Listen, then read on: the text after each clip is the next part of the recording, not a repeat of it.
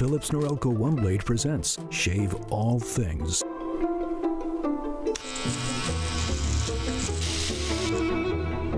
Your style made simple with Philips Norelco One Blade 360. Trim, edge, shave. Trim, edge, and shave with Philips Norelco One Blade. One tool for all you need.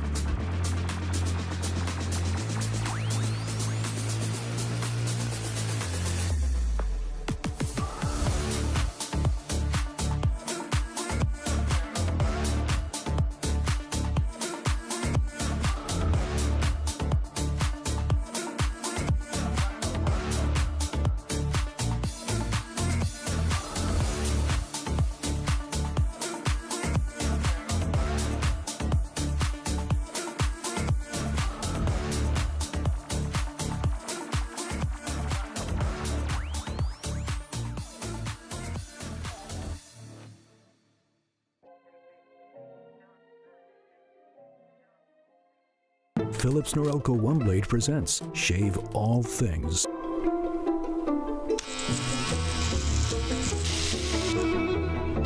Your style made simple with Philips Norelco One Blade 360.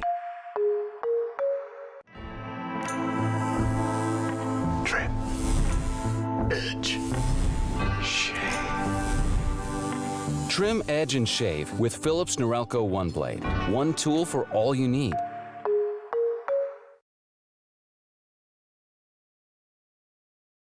Let's get her done. Nice shot by Xander. Let's saturate in to facilitate solely Salada, but that's not what Xander's looking at. The collab with the Outlaw. Found in one singular shot, but Salada close quarters can trade it back. Xander on track for the ace! And he does it all on his damn own! Sacred as the bubble comes down. You're looking to burst it metaphorically as the blind, but the jump scare from ADG. You is alive and well, blossoming when ADG needed him to the most. Derek is taking care of business. Your shift is almost over, Derek. But Sacred, your shift is, you're fired. And you're all fired! Everybody's just gonna go drop, yeah. Just made this a 1v3. Needs to get a couple more though. Still with a flank, 1Z ends up going down. Now the 1v1. Get knives, straight to the dome, over the top. Dynamic saves the round and gets the defuse.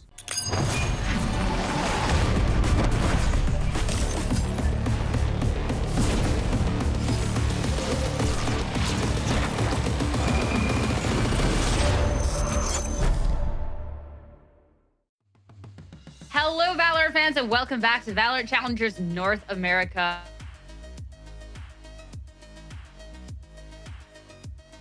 Roller coaster.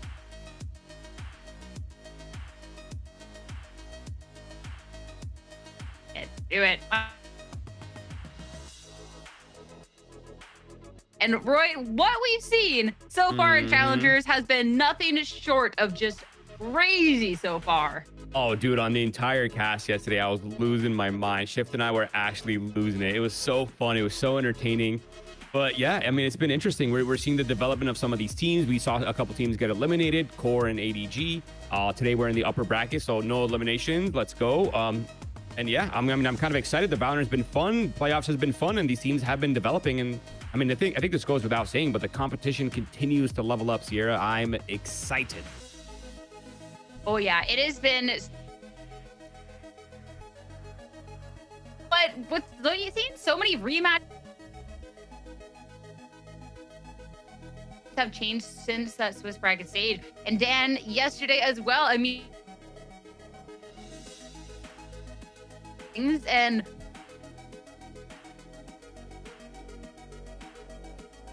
yeah, honestly, I feel like it was really hard. I've been talking a lot about ADG. I feel like they have been amazing. They had an amazing run in the Swiss stage. I thought a lot of the players had a lot of potential, but unfortunately we had to say goodbye to them.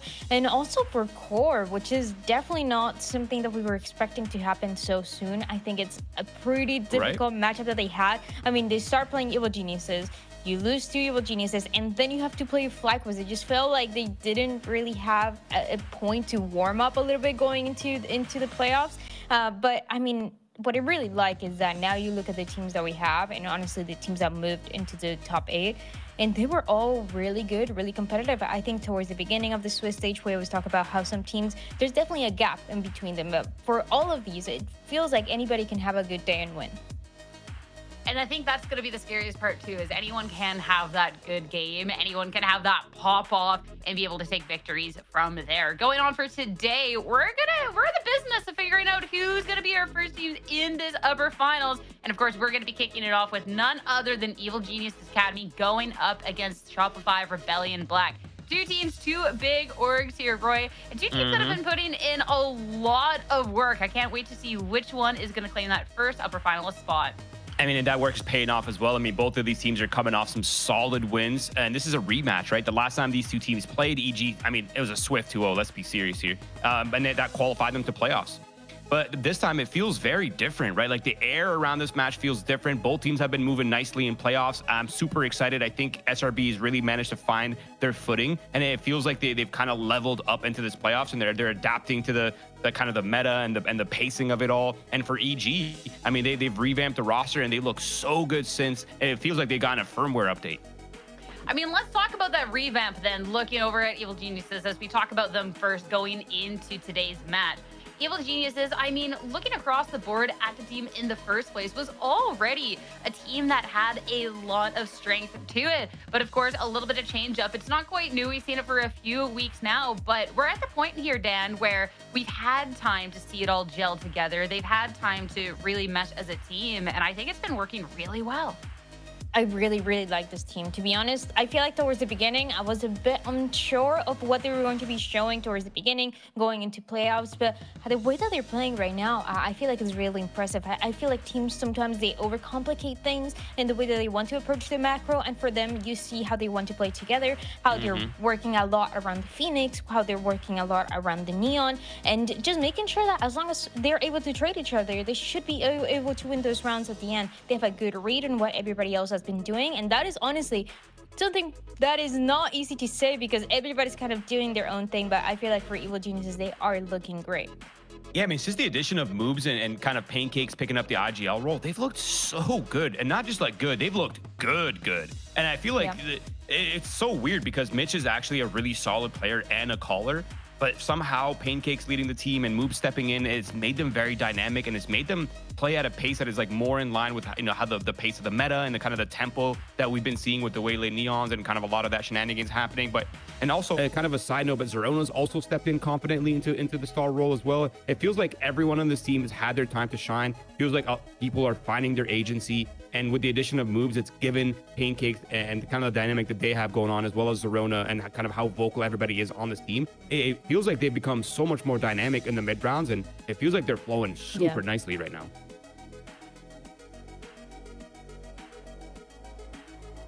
Zerona here, especially to the performance we.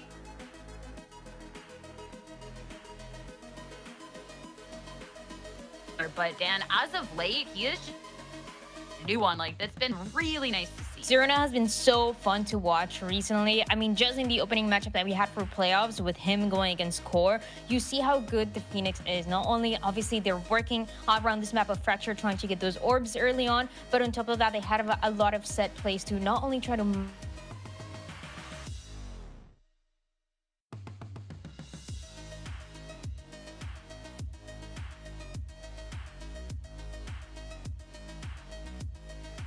bit faster, relying on that Fade and that Phoenix to lead that charge, and they have been doing so well. I mean, Roy just talked about it. They don't just look good, they look great, and it is because of this.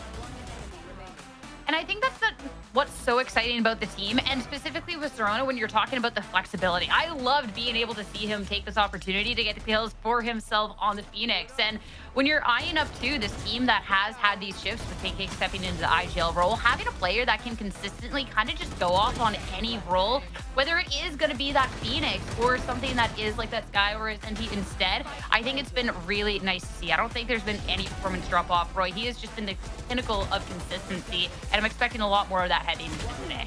Oh, dude, he got so many like Phoenix ults in the last series. It was absolutely disgusting. But I think we're going to be going shortly here into a Be Right Back. And yeah, I think we'll be right back after the tech issues, and we'll get the show on the road.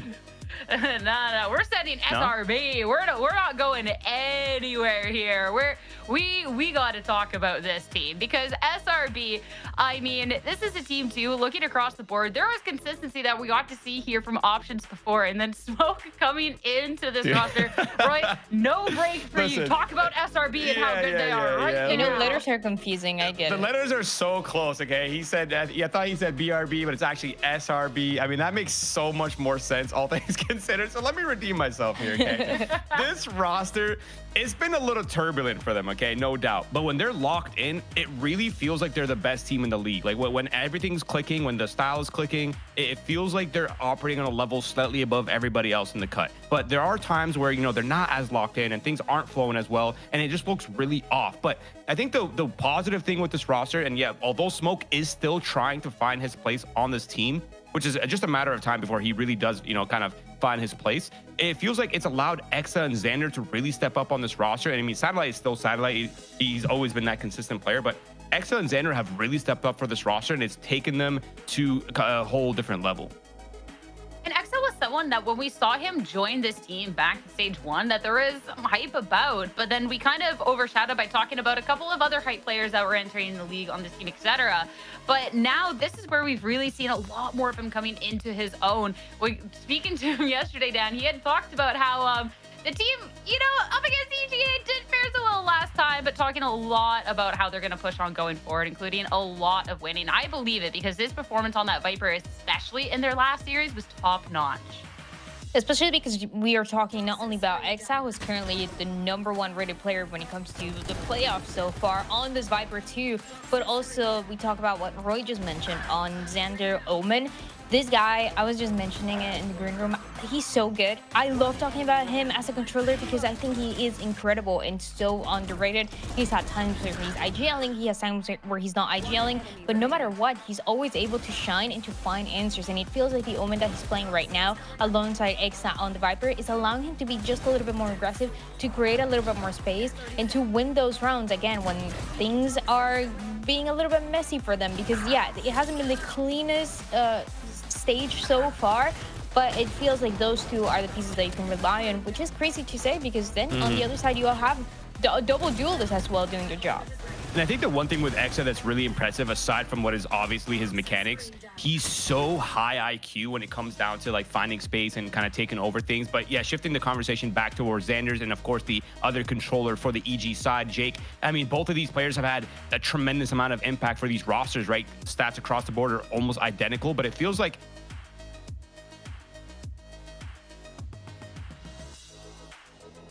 recently Jake has been consistent. I mean, he player for a while now, so I think this is a kind of this head-to-head makes a lot of sense, and I think both of these players are going to be a very important formula and variable, excuse me, in this formula.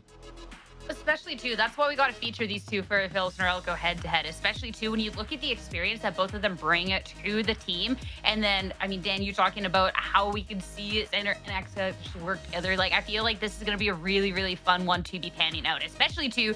Both of these players, we've seen it throughout this stage. We've seen it even before in their careers. Like, there is this potential to be able to step up at any point in the match. They both have such a nice clutch gene in them, and I cannot wait to see who of these two and of these two teams is going to be moving on into our upper finals. Of course, this is a rematch. It was a pretty one-sided affair last time, but I'm excited to see heading into the map picks and bans how we're going to change things up heading into today's series to try and level the playing field just a little bit here.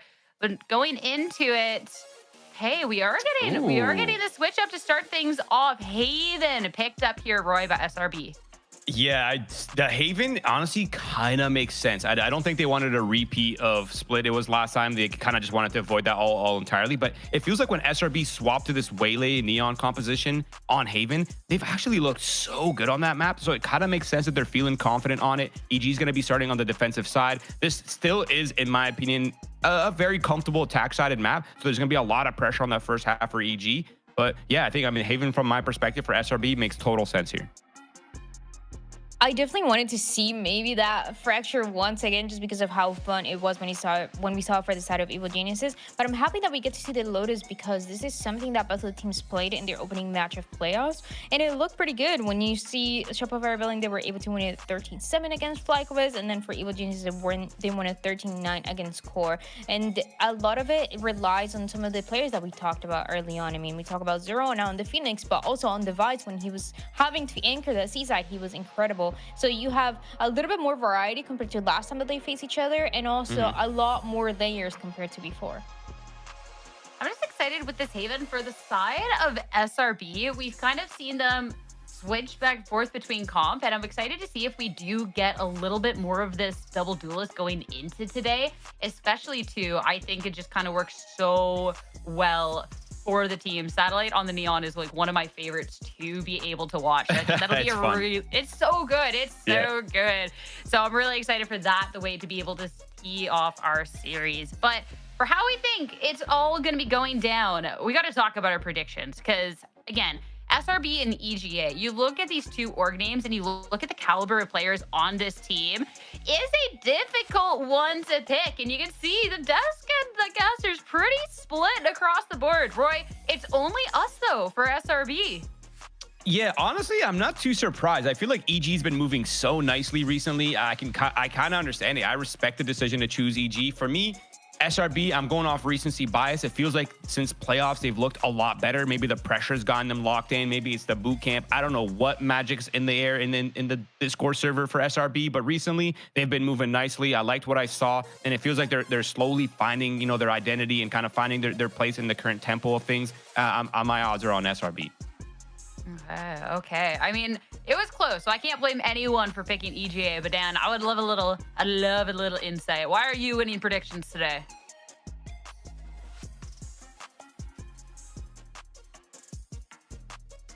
Dan, hello? Dan? Oh no. Oh my gosh, we lost Dan. All right. Well, I guess that just means SRB wins, right? If we no longer have our Evil Genius ambassador in the desk, right? Yeah, that's right? yeah, just cash it in already. Let's go. That's how this works. Let's go. We love technology. All right. Well, I'll talk on behalf of Dan then. EGA won last time. Pretty strong. That was the first look with Pancake's IGL and it moves on the roster, and it looks strong, and they've only gotten better since. So You know what? yeah, that is why Dan's winning predictions today. Yeah, you know, I'll jump in there as well and add in 4 win streak for EG. I mean, I'm completely devil's advocate at this point, but I mean, they look good. 4 win streak. They're looking nice. Moves has looked good within this roster. It feels like everyone on this team is kind of playing on the same frequency. Serona's been stepping up. I can respect it. I definitely understand it, Sierra. You and I, though, we're optimists. We're out here. SRB, it's been a bumpy ride, but it's been a fun ride nonetheless, and we're here for more of the SRB train. So let's get this rolling. Well, let's get this win. That's right. You know, we don't need our third analyst here. We can take this win all by ourselves. But let's talk about the first map and win conditions here looking over at Haven, because as called out, we've gotten to see a couple different looks coming out from SRB. I really do hope that we get that double duelist heading into today. But for the side of Evil Geniuses as well, I mean, they have been looking pretty strong, and it's only been leveling. Yeah, and honestly, this map has been, it's not like it's a weak map for EG. I don't even think it's really, I think SRB is just playing to their own comfort, and they really did not want to go up against a split defensive comp that EG had as well last time. So the Haven kind of pivot makes sense, but it's a map that both teams have been pretty comfortable on. And I think both teams are happy to play this map. It really is going to come down to kind of the stylistic differences between the comps and kind of how the players are feeling headed into this map. But this is an upper bracket game. In worst case scenario, I mean, you get bumped down to the lower bracket, but I think the pressure is a lot less up here. So I think overall, in terms of that, on that end, should be chill. I mean, that lower bracket is scary. We saw Fly versus Core yesterday, okay, for elimination. True. Like, yeah, right? First I round. don't want to hit that lower bracket. I think what's going to be really interesting for Evil Geniuses Academy on Haven is they had success before over on Haven, but that was also the old iteration of their roster, right? So I'm kind of curious then going into today if we're going to kind of see their most recent look just kind of revamped for the addition of moves onto the team, or if we kind of get to see a little bit of things switched up to kind of fit more so how this team stylistically has been with Pancake's calling. Yeah, it's going to be really interesting. Part of me feels like the formula on this map is pretty well laid out. I don't imagine they're going to be playing that differently. But, I mean, if we're going off like a 3-map site logic / parallelism, if you will, I mean, the way we saw that EG play Lotus yesterday was very, like, high tempo, depositing lurks, pivoting quickly, like, doing a lot of these, like, push-pulls on the attack side. Now, this is the defensive side, so it's a little bit different. But I think the one thing with this EG roster is they're all very confident and they're all very aggressive. And I think we're going to be seeing a lot of kind of disruption happening from SRB. They're not going to want them to, you know, have the Neon and Waylay dashing on site for on the C side of the map specifically. And even like on the B part of the map, like you almost want to interrupt them. So I'm expecting there to be a lot of like early fights for map control and a lot of reactions happening on the macro level for EG Academy. Okay, so yeah, EGA too. It will be the same comp, just kind of switching things up with instead Pancakes on the KJ. We'll get to see him on the Sova, which is more than completely fine. But yeah, this will be then a known quantity for the two teams. This SRB does bring out this double duelist yet again, which again, I'm so excited about. We were talking in the green room before, but this Waylay and Neon, like there's so much strength to it still. Yeah, I think there is too. And I think the one thing for SRB's perspective is they also have smoke on the Waylay, which kind of allows so much versatility in the pacing, right? Like yes, they can slow down and play scope weapons, but they can also, there's so much pop pressure, especially if you give up the A space. So I feel like if SRB's kind of maneuvering and making sure they're not getting interrupted too much in the early rounds, I feel like the late rounds will be very comfortable for SRB, getting on sites, brawling, eliminating people.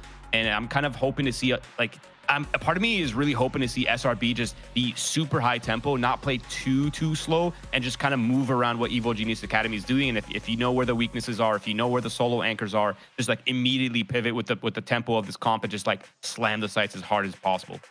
I mean, for both of these teams, the form that they have hit in the playoffs so far has been crazy. It's time to see, heading into this rematch now, how these two teams are going to fare with a new battleground ahead. Let's get to it and head into the first map here of our semis and send it over to your casters. It's going to be today, Shio and Jaws to take you through. Have fun, boys. Yes, thank you very much. I'm not sure what happened to Dan Dryad, unfortunately. Internet blew up or something. I'm not entirely certain there. But Evil Genius Academy and Shopify Rebellion Black going at each other upper bracket. And that's a scary lower bracket to drop into if you lose today. No, absolutely. And honestly, for Dan, if she was going to be preaching for SRB today, it might be better that she's not talking too much in the actual analysis over there. Because for me, I'm on the side of EGA when it comes to predictions. Looking at this one, Jaws, I think we're both on the same page. Looking at, I think things not changing as much for the team. You know, SRB are coming in with a few changes overall into this one. And I feel like EGA will be locking it down and looking pretty good. Yeah, what do you think about these comps too? We spoke about a little bit on the desk about the Neon Waylay. It's just so consistent right now. It feels like just being able to execute on some of these sites. Absolutely. I feel like B-Dog and the solo duelist as well is an option that I think EG are getting a bit more used to overall, but the smoke satellite, like, you know, ping pong action when it comes to trying to hit a site using both the util, Waylay being one of the only agents in the game that can actually keep up with Neon the entire time, it is huge. And I feel like the pressure from SRB will be so much for Evil Geniuses to be able to deal with. Biggest thing though is that I feel like in execution as well, a lot more things can go wrong for SRB. You have to be on good timing with the Waylay and the Neon at the same time. And when it comes to some of the stuff we've seen in the weeks past for this team on the attack side right now, it has been that execution. It has been the timing and the teamwork that has sometimes been on different pages for the team. They're the right ideas, wrong execs, and then as a result, the team has kind of fallen apart when they should have been easily winning games. So as Roy said, when they look good, they're amazing. When they look bad, things are looking dire. I hope we're looking at least average today in approach. It'll be them on the attack side for Haven. They'll have their lock in first. They get to dictate the pace of the game, but EG are no joke and will not just roll over for free. Yeah, absolutely not. Really aggressive turret placement there from Moobs before he gets taken out. But we talked a little bit about it too. I mean, their matchup against SRB, that being EG Academy, it was a 2-0 in the Swiss. Like Split was not close, man. That was like 13-4 going EGA's way. And then the next game, the Lotus, it was a little close, like 13-7, sure, but it was Pancakes and Serona just clapping, honestly. It was a tough game for SRB. Like that for the moment, just in almost every single matchup, but hopefully things have changed now. A little bit of a break between these matches as well. They tap in though, pistol round, getting some A control, looking at dictating pace on their side. Immediately, Exa is awake this time. So First good. blood. Yeah, Pancakes gonna be a little bit of trouble here. Might just want to pop out this smoke, actually. Two players jumping straight inside of it to end up getting the trade, but they're already on the site. Neon in Heaven, already 22 HP is B-Dog, so pretty low as he goes for the re-entry. We're taking to be tough here as well. Nobody on flank. Once you have this thing locked down, it's so hard to get right back in. Paranoia going to be here from Jake, but is it going to be enough to get the team on the same page as they push in from the defense spawn? Yeah, Moobs is going to have to pop off here. Paranoia does hit for a PT. They try and go for a wide swing, but it's not quick enough. SRB looking to take pistol. It's just Jake versus 2. Gets another. That's a double kill for the Omen, but SRB take the first pistol of this series. That's how you want to start it off, especially if you have that much control. You're playing it slow. You get off into that A site. Nice little pick there from Exa as well. A slow approach from the side of SRB. Obviously want to make sure that things are going well in conversion as well. But after the fact, in those rifle rounds, that's where things start to get tricky. After winning pistols, you would hope that at least 5 to 6 rounds go on the way of SRB. If you're a fan of the double duelist comp more than the single duelist action as well, you're happy right now because, you know, SRB have the lead. Sound like we're already picking up the rifle too. Love to see that. Pancake's trying to get a bit of early information. Dart was broken, so he knows someone's lurking around. But look at this push too. Pure confidence. And if you're a team that is up or down, it feels like a lot of that is relying on that confidence factor. So taking pistol early and taking this round as well back to back should be what they need really to fill their tank. Yeah, nice double shot. And now here comes the rotation. It's unfortunate that the rotation has to come in this late. C stack from EG. Not going to find too much here for the moment. And all they can pray for now is some exits on this side. Haven, for you, is it usually like a Jaws attack classic, or are you more of a defensive side guy when it comes to playing this map? Defense every day of the week. Really? Chamber top box on C every single round. And they suss me out round 2, and then I die on entry every single time. So yeah, it's great. Yeah, I mean, defense for EG on this one's going to be a bit more tough. I feel like set pieces are going to be needed. I'm liking the fact that SRB is actually, am I even liking it? Taking the fight all the way to spawn. This is kind of crazy. Could be risky. They're not risking too much in terms of weaponry. They got a little bit, but you got a sheriff. I mean, sure, you don't mind throwing this one away for a couple extra orbs. Spike's gonna go off. Gonna go for another swing. Oh, I mean, there's 3 people. Got a couple of them pretty low, but yeah, no, that'll be the bonus there. SRB picking up the second round, saving the rifles, which is the important thing. Orbs away back and forth, but yeah, I mean, one of the best things to do, I think, when you're playing chamber or something more you know, weapon oriented on the defense side. 100% top C box is an amazing option, and they've got some cool things going down with having Killjoy on moves instead, right? Having more of a passive information based thing. I feel like C sometimes, at least on the exec, might be an easier thing for SRB to jump into. Move. Looks like they want to do that now. Drone up early. Well, looks like Moves is trying to get a little space there. Starting really far up, but already down. Killjoy util. Nothing, no longer. Smoke is going to pop out of the smoke itself as Jake, luckily, the grazed smoke, and SRB can live another day just taking that one kill. Breakfast eating for SRB. The rest of the team gets scrambled moving all the way across the map. Link is covered from both sides, and suddenly he's the focus. Airplant's going to go down. It's going to be a blind first that Molly, but a quick teleport away, not quick enough. Xander gets the plant, though, luckily. Going to be a lot of spam now. The Cypher Cage is going to block vision for the time being as B-Dog now trying to just dash into the window. Gets a nice stun as well. Good slide, too. EG. Yeah, easy round. My goodness, it was a very fast plant there from SRB. Even off that first contact pick, bro. I mean, they got a pick on C real quick, pivoted to B, but SRB, they're unable to confirm anything else.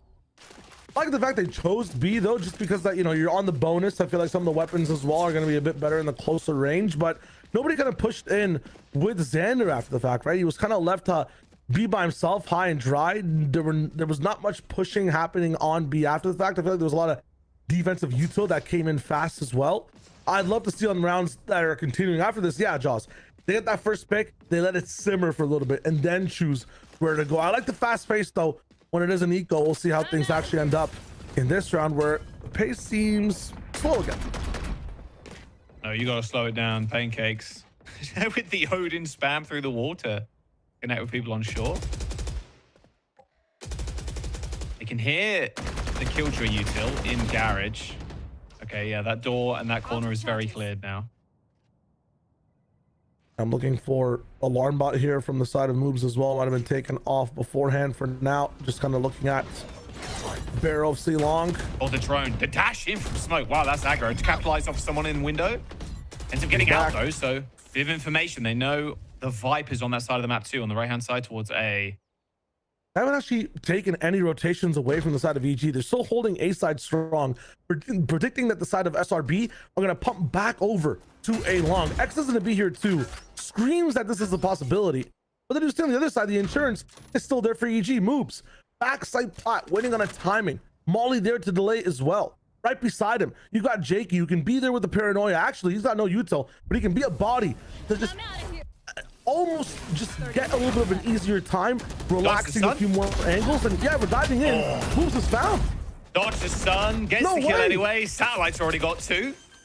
All right, this very, very fast hit. Like you said, there was the Cypher kind of lurking around. You had Exa pushed up so far in A, like, it didn't matter. They had the right read. They had the right read entirely. When it came to the side of EG, like, they knew that from one of the sides that they might have been a bit more weak. They had still an anchor all the way over towards the C side, but Satellite's just that guy. Dived in, easily balled out, and you can have the best reads possible, the people in the best spots. If you don't shoot, it doesn't matter, and that's just the difference there for this round. Yeah, and they're all going to get out too. Yeah, the Econ's going to look so good after this one. Barely a scratch on him. I mean, Satellite doesn't really need to rebuy armor here. Only, you know, sitting at 32. Just a complete save from EG. Fast and Furious, SRB, look good. That's another round. That's 3-1. Like their pivots back and forth as well, and now you're getting kind of confused. What did you learn from that round if you were EG? Not much, because yeah, you might have read that Exa was on one side. Your holds in garage, your holds on C seem kind of flimsy right now defensively, so might have to change things over, switch up anchors or how you rotate onto that map. The 3-stack A just was not it for that one. It wasn't at all. I like the slowing down after the pistol. I think it's real nice. See if you can fish for that pick. Yeah. And alarm bot is going to be garage again. Turret towards B this time. Pancakes, early information. Wow, they're ripping the Hunter's Fury instantly. And Pancakes has to defend himself. Oh, okay. Well, there's still a kill onto Satellite there, but they end up trading for Exa once more. I mean, my God, how do you get 2 there? That is just insane. And now EG their C players having to rotate. Well, I guess Zerona's been playing a little bit more A/B sided, but man, this is painful, punishing, going that quick. B-Dog's trying to bark at Exa there down in short, but Exa does not want to hear any of it. Just double shorty straight to the dome. I mean, I haven't seen something like that in a little bit. I didn't know we're starting things off this hot. Again, like you have the Hunter's Fury pace change with the Neon dashing in towards the A long side. SRB feel like they have the total package right now coming into this Haven. Moves again kind of completely taken out of the round. One of the best things you can talk about for the defensive side on this map. You can have ultimates coming in, you know, they have a chance to bounce back. Pancakes is still 3 away. Moves is nowhere close to getting a lockdown, and instead of being ignored as a character in this entire half so far. And Hunter's Fury just got ripped open by SRB. They can work on getting a second one on this half as well. So really good ult usage very fast. Lekin is going past the Viper Orb entirely as well. And people are just moving back and forth. The duelists are just doing a really good job right now on the side of SRB in holding this pacing. And as a result, EG want to calm it down. They're going to talk about what to fix here because they're kind of losing control of this game. Yeah, they're making some unfortunate errors there. I mean, look, C, like you said, hasn't really been touched. There was a time where moves just got dinked in the head and then they walked away, hit B. That's the round they end up losing. And yeah, I mean, moves has just not really been in the fight. I mean, I want to pick up what Roy was saying on the desk too. Like, you know, moves stepping in, it's actually working super well for the team. It's been looking real good with moves. And Pancakes being IGL as well. I think it's been looking good for Evogenesis Academy. And this bracket is so terrifying. You're dropping down this early too. I mean, sure, it's the semis. You know, eventually someone's going to have to make a lower bracket run. But Evogenesis Academy don't want to be there that quick. And, you know, SRB, they got 2-0'd by them in that round 6 Swiss. And that game really wasn't pretty for them. So, you know, SRB coming back with a little bit of vengeance. Maybe clearly learning a lot from their previous series. Quick technical pause now after the timeout there. So hopefully everything's fine. But, you know, a little back-to-back is chill. It's cool. Yeah, maybe learning a bit too much, overheating some of the servers on their side. Might be the case. But you're not wrong. Like, I think from loss after loss after loss, you can really pick up some of the stuff that, or pick up things easier that your team needs to work on and work on it faster as well. A map like Haven starting attack, winning pistol, all things going right to be able to implement those learnings as well. For the side of EG, we have to start to get active on this defense though, right? We've kind of reacted to SRB the entire time now. They're playing great. It's time for them to be proactive, take some A space, fight for mid a bit more. They're staying behind their equator line this entire time. I think this timeout is more to get life in these guys again. Why does Pancakes have this Odin, right? What is Moose going to be doing on C? If he's playing passive, the rest of the team can't match his line. They have to get a bit more active than him. Yeah, it feels like as soon as that site does end up getting taken, or at least there's bodies on the site for them, even without the spike down, they're like, oh, a little bit more hesitant. They're a little bit like, oh, well, maybe we need to rotate. Maybe we don't. Like, oh, let's just go for a save type beat. Yeah, it's not feeling great. As soon as the site crumbles, they end up just giving it up. So yeah, we'll see how they end up doing it this time around in round number 6. Off the tech boards now. Everything should be fixed. Everything should be sorted. And you know, this is it right here. Look at this. TP from Jake going super far up early on. Even B-Dog accelerating through short. And this pushes people back over towards the C side. A big switch piece from EG already. Having Zerona on that side set up to actually help the stoppage and the interruptions of speed. Suddenly, a long control. Garage more bolstered up with both the wall, double mollies. EG, a much better hold earlier in the round. Turret's going to be sniffed out there by smoke. Going to be hearing that one. Drone doesn't end up dying there, unfortunately. That was a 1 bullet away as X now tries to make his way across. And unfortunately, that's what the Odin was for. Yeah, a little spam through the cage. You take that. Pancakes for 1. Jake still inserted here deep in long. They end up trading, but this is EG Academy biting back. That turret's not even being cleared. 2 players left, and they're already on the hunt. Look at Zerona's positioning. They're ready to flank. Really good drone here as well. Kind of just acting like a camera. Does see nature, I think, on one of the sides here. Pancakes is going to be able to play off this site. No teammates, so he doesn't want any problems. Playing numbers. EG playing the smart right now. Dart for retake. Lots of opportunities to get active as a group.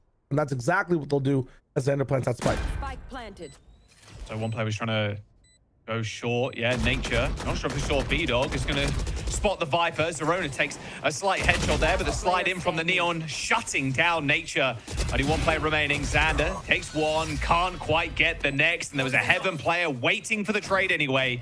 Evil Genius Academy. Okay, some spring in their step. They got the moon shoes on show. They're ready to rock and roll. Oh, they are soaring past them when I feel like that was a galactic round. I mean, I asked for it. Push A a little bit. Try to bolster up the C side a bit more too, right? If you have a lot of people A, you get shoved in towards Garage instead. Viper's there, KJ's there. You have a two-prong hold.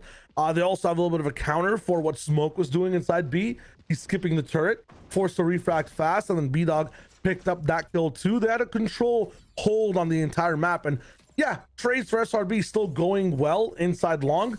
If you're trading that much and there's some people getting a little bit more value from the EG side, the trades just don't go your way. So I'm liking the adjustment from EG. What can SRB do to counteract and clap back? I mean, this is it. Fight and use more util. Get the A long space immediately. What do the C players do on the EG side? Then they're just kind of staying static.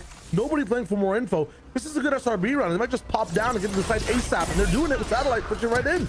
Alarm bot's going to get triggered there, but B-Dog with a kill already. Oh, once again, Pancakes on the off angle, sitting Graffiti with the Odin. They pushed up, sure, but can they actually get any kills? B-Dog dead, that's fine. Revealing of the locations here with the neural theft, but X has got a tall task ahead of him now. Look at where the spike is show. You cannot get that spike. It's impossible. They have got the ult from Xander, sure, so they can try and make some space, but this has already been read. Zerona's here, ready for this punish. They know what's going down. This time he's not fighting by himself. He's not making the same mistake that EG made as a team 2 rounds prior. He's waiting for everybody else. They understand that spike can be taken away. Actually, they've given up spike entirely. They've moved away from the A side. They're really playing for this from the shadows from Xander here. And Xander understands that too, so he knows what I'm doing and I know what he's doing. So I'll know and do what he thinks I'm going to do instead of him doing what I know that he's going to do. Right, Joss? That makes sense? Yeah, exactly that. Yeah, bro. I picked it up what you were putting down. And exactly, look at that. They knew exactly what he was doing. So and they knew that he was doing that, though, because they knew that he knew. Bro. Right? Exactly. But does Exa know what they did? Is the question on that site, because they got the spike. They're gonna chill, man. They know he knows exactly what's going on now. He's just gonna have to save.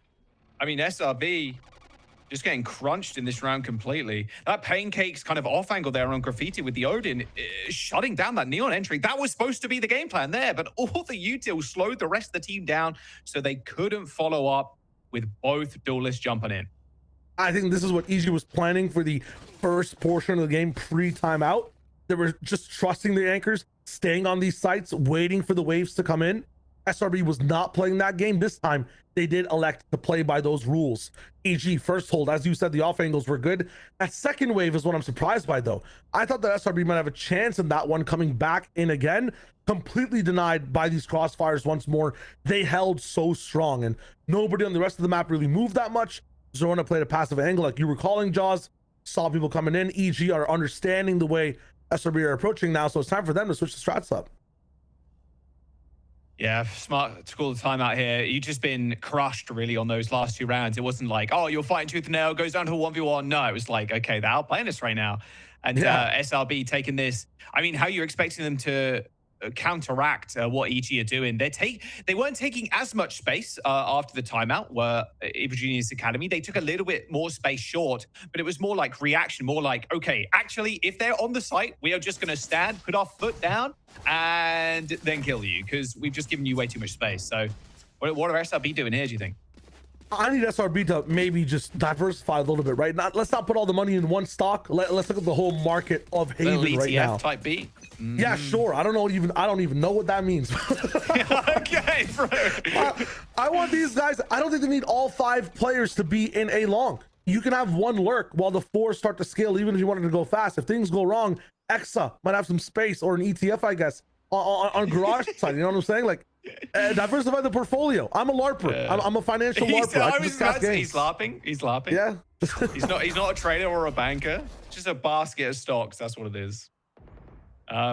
Anyway, let's see a basket full of wins. SRB, come on now. Satellite's already on site. My word, that's quick. And back out again. Expecting that beeline. I mean, Smoke does it with the dash. Satellite just walks in. Trap play almost there, but B-Dog with the timing. What is this? This timing is absurd. There's no shot. They're expecting the Neon walking up this far. Hello. Oh, can't refract. Are you gonna refract? Are you gonna? They're gonna have to clear this grass. They end up doing it, but they do end up getting a trade. And now the Odin play here is gonna force Smoke into a bit of a precarious spot. And in fact, they're gonna cancel. They're gonna try the other side of the map, but look what's on the other side. It's the Killjoy setup. Yeah, they got a bit more active towards the B side. Haven't given away what's been happening on C, so I'm not sure if SRB realized that all the stoppage, all the delay, the anchors, the sentinels are on this A side. They're walking into a devious trap right now. Yeah, alarm bots on that ramp as well. There's only 20 seconds to go, so they have to hit here. And EG Academy know it as well. The mollies are just too good. They physically cannot get into the site if they wanted to try. Look at that. It's a line of mollies. The Killjoy, the Viper, and then Spikes down. I mean, fellas, what are we doing? SRB, again, just getting run around. Evil Genius Academy up another round, making it 4-4. The A hits were not working as 5, so the timeout kind of told SRB to just spread out on the map a bit more. Play that default challenge B a little bit, and then let's end on one of the sides of the map. It's a full buy round. The timeout differences were implemented, and EG still have a better read after that 60-second break. Coming to this now, another buy round up for SRB. The bank only gets larger for the side of Evil Geniuses. Their master plans will continue no matter what happens in this round, but if SRB loses this one, Jaws, they might lose momentum in this story. A single already for Nature. They're broke after this one as well. It's going to be looking tough if a loss ends up showing up on the screen. And look at this too. They did manage to push up fairly far on C, so a big rotation. It's all 5A again. They have no map control on the other side. Fast rotations here. It's going to be up against two anchors. I mean, come on. Yeah. They're going to rip the Hunter's Fury as well as they get onto the site. There is going to be a blind backside too, but Moves has got to get another one. Pancake shuts down Exter, and B-Dog can just sit there. They have every single opportunity to punish SRB, and they are taking it. SRB just struggling. No map control anywhere else. They're allowing players to walk up C long and no punish, no information, no intel gathering, and they're getting ripped to smithereens here. Imagine X had a bit of a garage walk down as well. I think Pancakes went for a drone, so that's why he was so safe in using Hunter's Fury, but the trap is working across the map. EG have a complete understanding of how SRB are moving into this one. And again, the switch up. Both anchors on C for the eco pushing in towards the side. They're going to be looking at the Viper's pits. Yeah. I mean, this is actually held up by an alarm bot as well, so once you get close, alarm bot procs, Molly in. It's awesome from EG. Forcing the sideline, no refract, no dash. Like, yeah. And they have to back and look at this A presence too. They're already waiting for it, mate. Evil Genius Academy just going to be able to run them down. They know at least a couple of players over by C that were testing that one. They're actually waiting behind their own trip currently. Maybe hoping the pit falls down, but they're running into just absolute disaster as Pancakes mows them down. And the quick turn around the corner. Evil Genius. It feels like they have so much real estate on this map. The attacker spawn is the only place SRB right now have control of. Genuinely, SRB were locking in clean the first few rounds of this game. One timeout, EG installing a virus into their minds. I feel like they know exactly how they're playing, and now they're infecting this entire spawn side of the map as they try to pop in towards the C side. Keep shaking it up, dice rolling their setups on this defense, and SRB cannot find the numbers or the read. This time a 3-man operation on B. Seems to be a crunch into middle. They're waiting for a push, nothing coming in. SRB just sitting in their spawn, can't even push in. Get A space really fast. Yeah. Triple stack in B right now with a player in Garage. They have the alarm bot on Garage as well. They got the turret too on C. Like, they're very fine trying to go for even a retake here. There's a small exploration for SRB onto grass, but gun barrel spotted and a free kill. Evil Genius again walking up for free. Nature goes to punish, and Zerona doesn't need any help. A little double for the Viper. There's gaps everywhere being exploited by EG, and the timings are getting even more perfect for them over and over again. They're not only choosing the right places, they're also getting lucky. Smoke walking up, blocked off again by that turret sight line. He has to try to find Valor. They actually smoke it, but I feel like Moves can hear that. Oh, good swing though. Smoke actually ends up killing Moves anyway. Yeah, you would be able to hear 8 that smoke HP. there on the turret, but 8 HP for smoke. And look at the garage push already. There's 2 players already up. Nice little heady from smoke, but he'll only take a single bullet, even through cover there, to get that kill. And 30 seconds to go. Exa has a little bit of space here on B. He's pushed all the way through A short, understands that A is a free site for now, but has to do everything to win this fucking team. Oh, shut down though. Spike's gonna get planted. A quick rotation now for B-Dogs. Gonna go that long way as, well, the information gathered. Xander on the site, gonna try and smoke that defender's side. And now just gonna hope and pray he catches B-Dog on a timing, but that's not gonna happen. Well, there's the smoke, tapping the spike. Jake can just pop out here. Nice little headshot by Xander. The stun comes in. Xander stunned up. You just got to peek out of there, but the shorty's too good. SRB find themselves back in this one. Nice little spike plant and a Xander and a 2v1. Insane clutch there. Not going to be able to get out of heaven for the side of Jakey, so it just looks nice for Xander to isolate these ones. Playing the right 50-50s as well for that smoke. Very impressive from that man in the clutch seat there. Exa 2 getting the space. This is what I wanted to see from SRB. For hitting action on one side of the map, we have to be developing the other side of the map as well. The push-pull works for them. It is a bit scrappy, but I think this round matters the most here, Jaws. Whoever gets this one, you need the momentum. Either gain some distance as EG or close the gap as SRB. Oh, Moves is so close this lockdown as well. Oh dear. Moves might be in a little bit of a problem. We're getting conversion paths on broadcast. Yeah, I was like, hang on a second. Did the way they lagged the whole stream, or was it just me? All right, Xander ends up picking up Zerona. Oh, what? Okay, Moves just walks in for free. Satellite, you gotta move, man. SRB, they end up winning the round. Just Satellite. What was that? I don't know if everyone's just Yoru cloning in. I'm not sure if the lag's hitting their brains or... I mean, I can't even analyze that. That was just the perfect timing. I mean, you couldn't have wrote it any better. That was ridiculous. 6-6 though. This is nice from SRB to kind of gain some of the traction they were losing after a few of those timeouts earlier in the middle of that half. This time, what are the options for EG when it comes to this attack? Lots of support for B-Dog from a distance, right? Paranoia. You've got the recon coming in as well to be able to clear things, just like Satellite has on the other side. Biggest difference is, I think when you end up hitting a site now, it's going to be harder for SRB to get that retake. You have the KJ stuff to lock things down. Viper's available, Zerona on side as well. Kind of this double Cinti situation going on.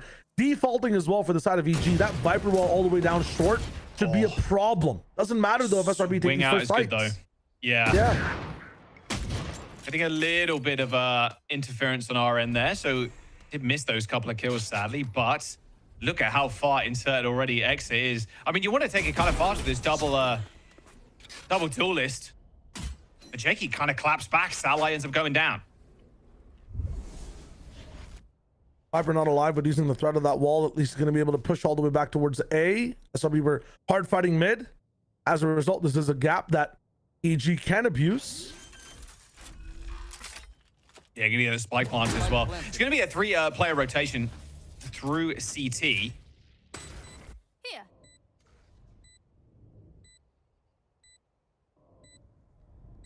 I mean, it all rides on this. This is the momentum for the half when it comes to winning this pistol. And it's very possible for the side of SRB, but doubling up heaven, getting that drop down, that'll be the tricky part.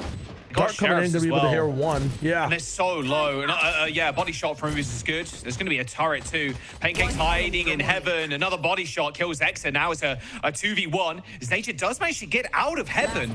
Does he? Does Maybe he? Yeah, he he did. He did. EG ended up winning that pistol. The nice 3K, in fact, coming through. Yeah, a bit of lag on our side. That's on us. That's not the players. It's just on broadcast for now. So we're gonna be keeping up in tabs as to what's going down and what's not. It's all good.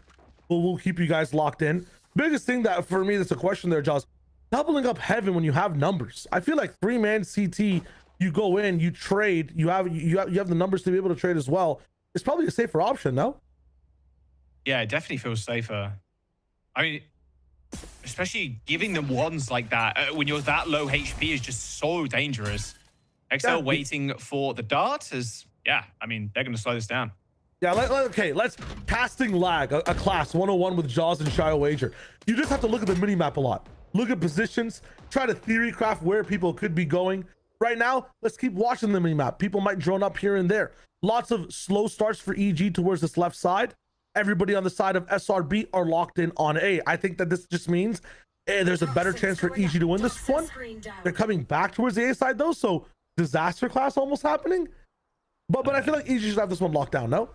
Yeah, they got guns, you'd think. They can hit this drone too, so... Again, pay attention to the mini-map. You might be seeing some lag. They move back over maybe towards the C side.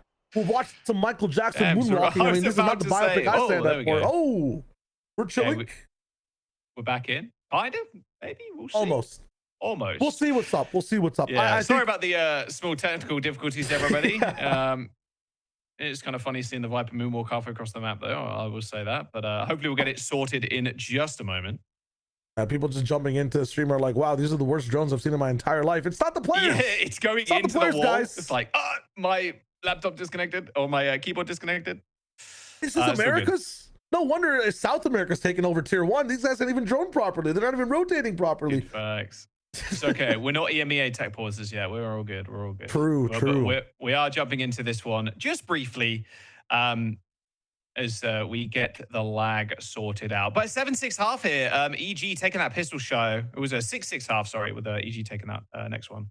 Not bad from SRB initially. I think being able to play and just take so much free space for Eva Juniors Academy has just worked out so well. I'm curious of how SRB are going to even respond to that on their own side. Because are you going to be doing the same thing EG Academy were? Are you going to be pushing out as much as possible? Or are you just going to be hanging back a little bit more, playing more for the retake?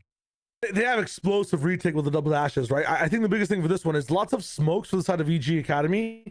Not enough flashes for the side of SRB in these retakes. I mean, one of the things that's missing that I see a lot on this map all the time, Jaws, is a Phoenix. And honestly, Phoenix is missing. Right. We might also go missing here really quickly. We'll be right back. We'll figure out these tech issues and then we'll see what's going on. Don't go anywhere. A small break. Stay tuned.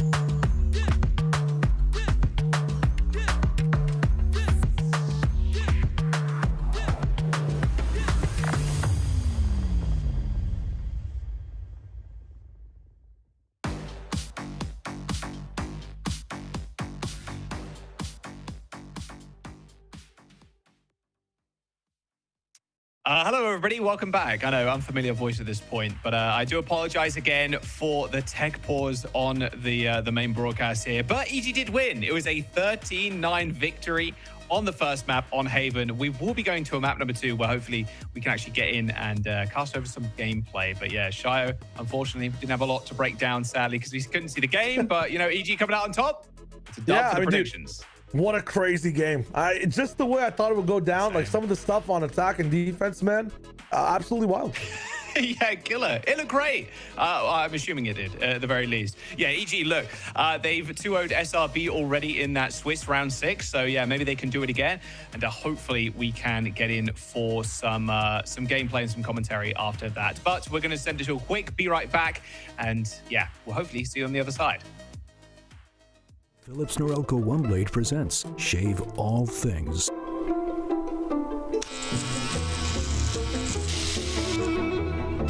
Your style made simple with Philips Norelco OneBlade 360. Trim, edge, shave. Trim, edge, and shave with Philips Norelco OneBlade. One tool for all you need.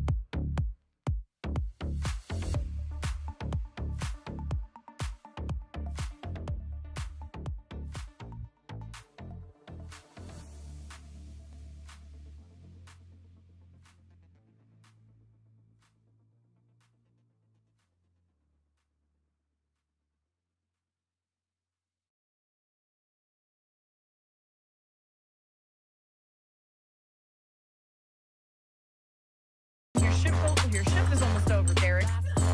Sacred, your shift is fired. Oh my God! You're all fired. You're all fired. Everybody's just gonna go drop, yeah. Let's make this a 1v3. Needs to get a couple more though. Still the fight. Monzi ends up going down. Now the 1v1. Jet Knight straight to the dome, over the top. Dynamic saves the round. Everybody, thank you so much for bearing with us. Tech issues beat tech issuing. It's Big Friday energy in here on a Thursday. But, you know, it is what it is. We still have a match to update you guys on as we look at the very first map of the series of Haven. Getting into it as a start but EGA, they figured them out and ended score 13-9. Roy, I mean, EGA, we had been praising Pancake's IGLing. We had talked about this team and kind of the ramp up, and even if we didn't get to witness all of it, it's going to hold true. Yeah, but from what we did witness, I mean, okay, it started off with what looked like an SRB complete domination, right? Like they were doing so good. They're flooding, they're like punishing a lot of the isolated anchors, but it feels like they took a tactical timeout, and immediately the game plan was different. And after that timeout, it felt like EG Academy were just so aggressive on the map control. And that's exactly what they needed to do. We highlighted that being a kind of a key condition for them in terms of cutting the space away from this composition, because I mean, you don't want it to explode on you, right? You don't want to get dove by Neon and Waylay. And it feels like overall EG was just so proactive on the map, and they must have just kept it going until the end. And you saw a mix between the two, right? You see an EG Academy on the defense that was getting a lot more aggressive. I mean, you see that a lot of the highlights that we saw towards the end were exactly this.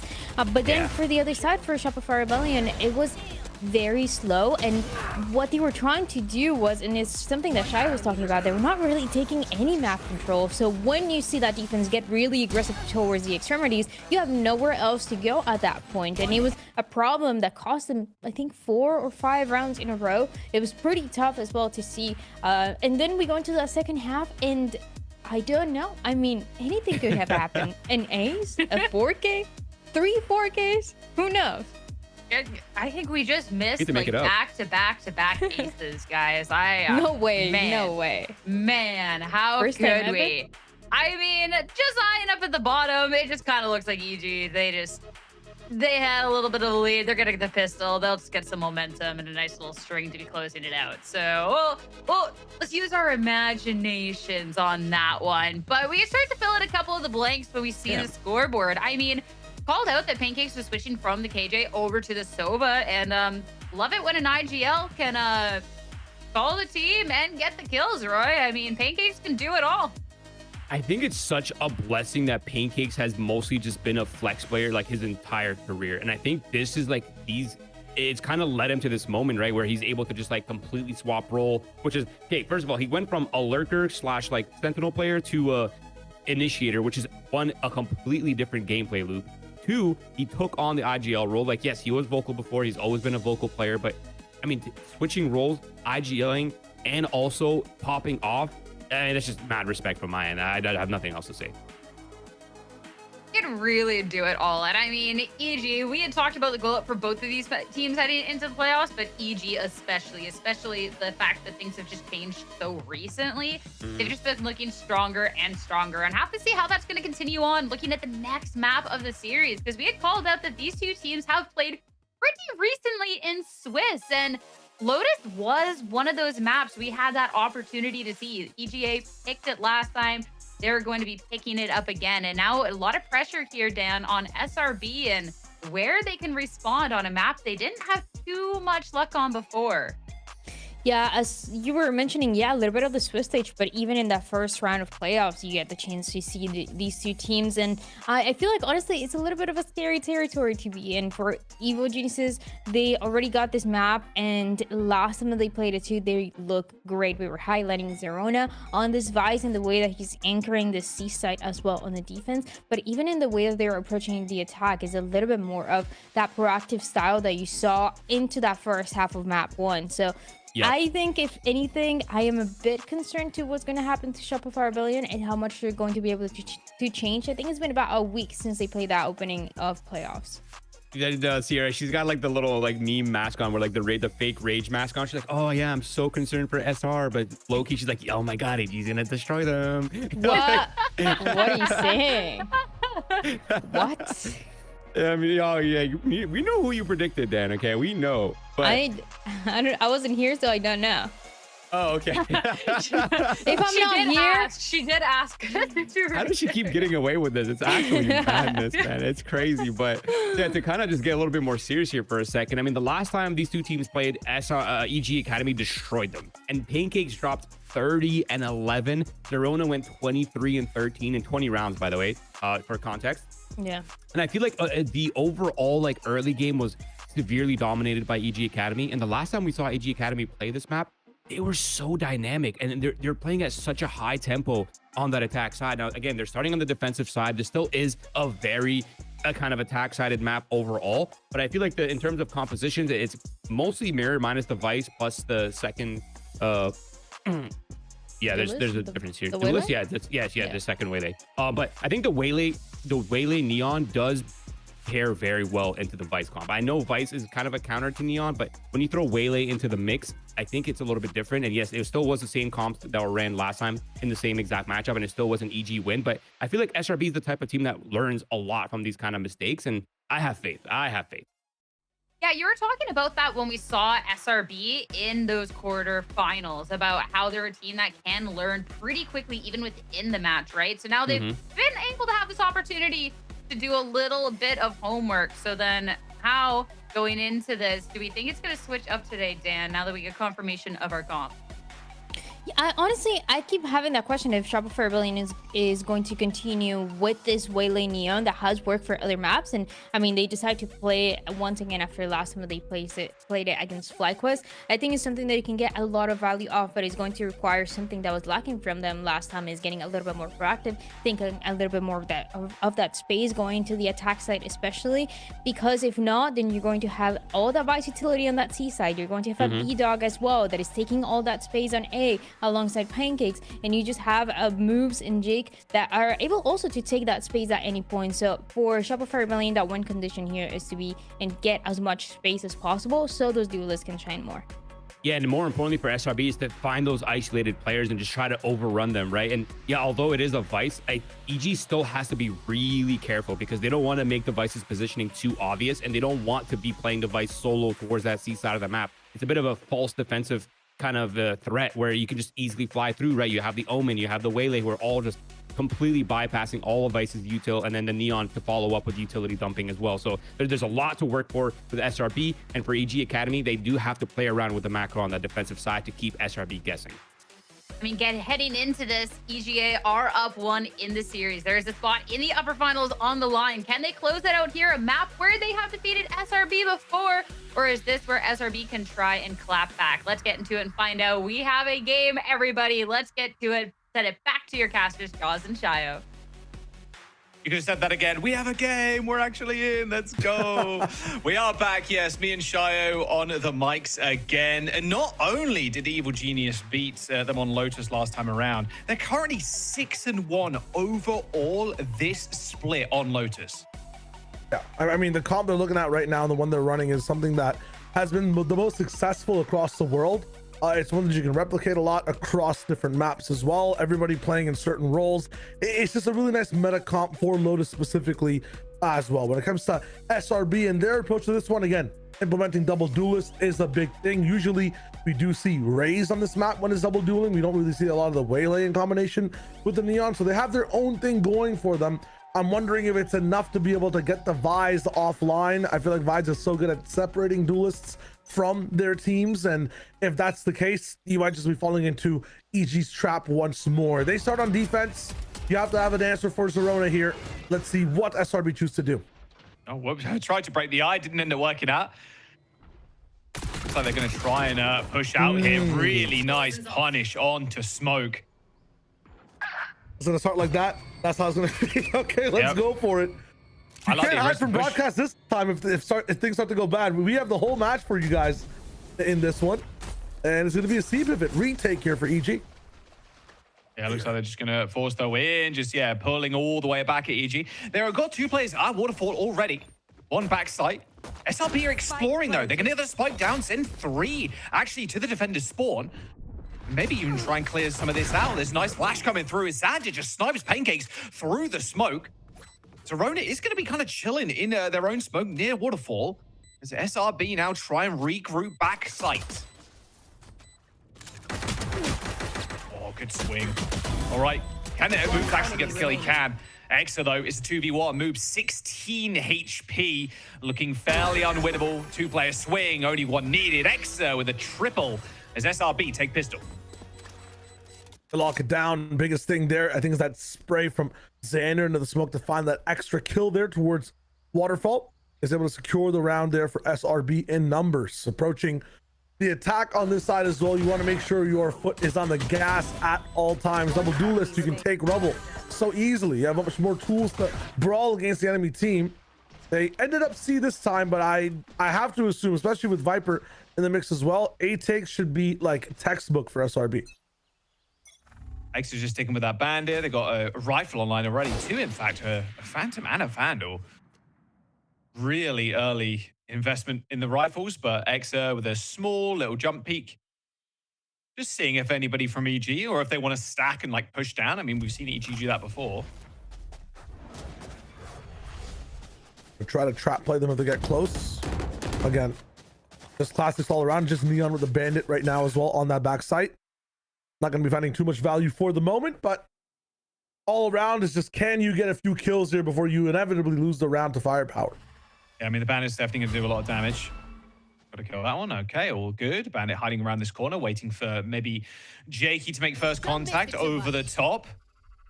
Looks like Smoke's actually going to refract here. They're going to be able to hear this one. Viper Orb goes up, and there's the kill. Okay, you got one gun out of their hands, but it was only a scope. Only that Marshall, so nothing too great of a loss there for SRB, who just instant rotate to A. Slavs are waiting over here. Might not have any thorns, but the flash and maybe a right click with the classic close range might be enough. Gets tagged up a little bit. 30 seconds left. And the momentum here from SRB is coming in. One more chance for Zorona to just try and hinder them as they come through. Yeah, there's going to be a slight smoke here. They're only down to 1 HP, though, thanks to that tether. A little swing round from Satellite, finds one. Oh, a little whiffy on that second kill, though. The bandit doing its work. Nice little headshot onto Satellite, but moves swinging around the corner with that scope, and now it's a 2v2. However, still, rifles, weapons, very much in favor of SRB. Spikes down as well as Pancakes has got this rifle, and this is a double stack up from SRB. Could be disastrous. EG take the second round. Moves, quick scoping, and Pancakes making sure that the pain gets delivered after the fact. I mean, complete disaster for SRB on that one. Losing the rifle towards backside as well, giving them access to it. Jake also picking up the bandit that his teammate had earlier on, giving it even more value later into the round. I can't believe Moobs is able to hit that shot. Insane. Suddenly the tides shift over towards the EG side. You can't be losing an anti-eco like that. I mean, that's insane for SRB. Yeah, you got a free weapon as well, and now look at the buy for EG. A little bit empty in the pockets there, unfortunately. A few pistols, a shoddy for Satellite. I mean, they're just gonna try and hit a site fast, I'd imagine. Satellite and Smoke just getting in there with shoddies. Let's have a look. B-Dog actually just playing in mid-B. Playing really far up. A dash in. Oh, shut down, though. Smoke couldn't even get over B-Dog's head. Judge goes in, and even at that range, is dishing out some mean points of damage. And Zorona once again just trying to anchor. However, the wall ends up going up. Might just isolate a player here. Satellite swings around the corner. But you know what? They can pull out the shotgun. We can as well, as the spike should go down. Still trapped overall. Nobody left over towards Rebel side. Nobody in tree just yet either. Have to re-clear a bunch of things before you start to stamp down on site. Firepower also not there. Judge and Sheriff. You're gonna have to go ballistic with this one. So accurate if you want to have a say in this round. Yeah, Satellite's on a nice angle, but they're going to smoke off tree to start off with. Satellite with one. Pancakes goes down as Jackie does end up getting Exa here, but Nature's going to pick up a free rifle. They're not careful. There's a judge right around this corner. Oh, from that range, though, you're expecting that to be a one-tap, but Move swings in. What a beast. Moves right now is the reason. Clutch. Yeah, he is the reason that this team is where they are. The double quick scopes on that anti-eco or on the eco round for them, and then in this round too, solving a judge angle and pressure, and then being able to fight through utility as well and another off angle. I mean, B-Dog opens up the round, but he's the one closing a casket onto SRB right now, who found a gap in this one, but we're not able to shut the round out. Yeah, there's the smallest of gaps, but I'm doing really wrong. Unfortunate. I mean, it was just kind of unfortunate there. I mean, EG just, they got moves sitting at 5 and 2. Is one away from Pit as well. They've got an op too. I mean, this op line's going to be rather devious. They're going to go for the one way. Now SRB pausing slightly. Good fade eye though. Actually reveals both players from EG. Having trouble getting those eyes down immediately. Also value coming in from SRB right now. See where the op is, want to avoid it completely. Yeah, no more gate crash your room meta. It's not going to just blink to the other side of the map. You have some gaps now with this neon stuff going on. to at least push this side. They scale up the Viper wall, have access to tree, and here's where they need to find some value. Zerona, though, cancels all of it out with thorns. They've missed their gap. They've tripped the wall, but now they don't have that Viper wall to be able to play off of. Nightfall to be able to use it with, but again, Starlight's already backside here, but they've already killed the anchor player. Zerona ends up going down. Pancakes now in drop, but he's going to get seized. And he's going to get reflected. I mean, come on. The pain that this man is under cannot be understated. Satellite with a double. And that is an SRB round you can be proud of. B-Dog with the op is just going to save this one, running all the way to C. And SRB, not only did they win that round, they got 5 players alive going into next. I thought they'd be in trouble again. I thought that Zerona did a good enough job to be able to hold that site down, but instead of just caught out in the middle trying to dodge Nightfall. I'm liking the scaling of that from nature, using that ultimate to just fill in the gap, which was the stoppage from Zerona on the defense side. They find the wall, break it down, saturate to the double kill slide as well is amazing. Dodging the op at the start of the round, playing as a team and scaling as well, even when things get messy. SRB are definitely locked into this one a lot faster than they were in Haven. Things are looking nice. They're playing this double duelist comp exactly the way it's meant to be played. Yeah, not going to give them any kills over either. They don't want to go hunting for this op. They're all just going to group up. And yeah, speaking about the next round, EG, they can have an op. They got to buy here, or at least a lightish one for a couple of players. But I mean, it feels like it might just be the same strat here. Shio from SRB. Figure out where this op is. You know they're on a bit of a weird buy. Go the opposite side. But this stack here from EG, this is looking like almost all A. I mean, this op line's going to be good. Oh, okay. 2 players B now as Zerona makes a rotate. Big thing, though, the reason they could win that last round, they didn't just have a neutral game plan. They had that ultimate. They had something big, a 4-man skin. That is a fade eye of the century. That was ridiculous. That's so much info. Look at the rotates. We have somebody on mound, somebody on B door close as well to watch the rotate. Zerona is here, ready to go. He's got a Bucky instant blind, though. Nice kill from Satellite.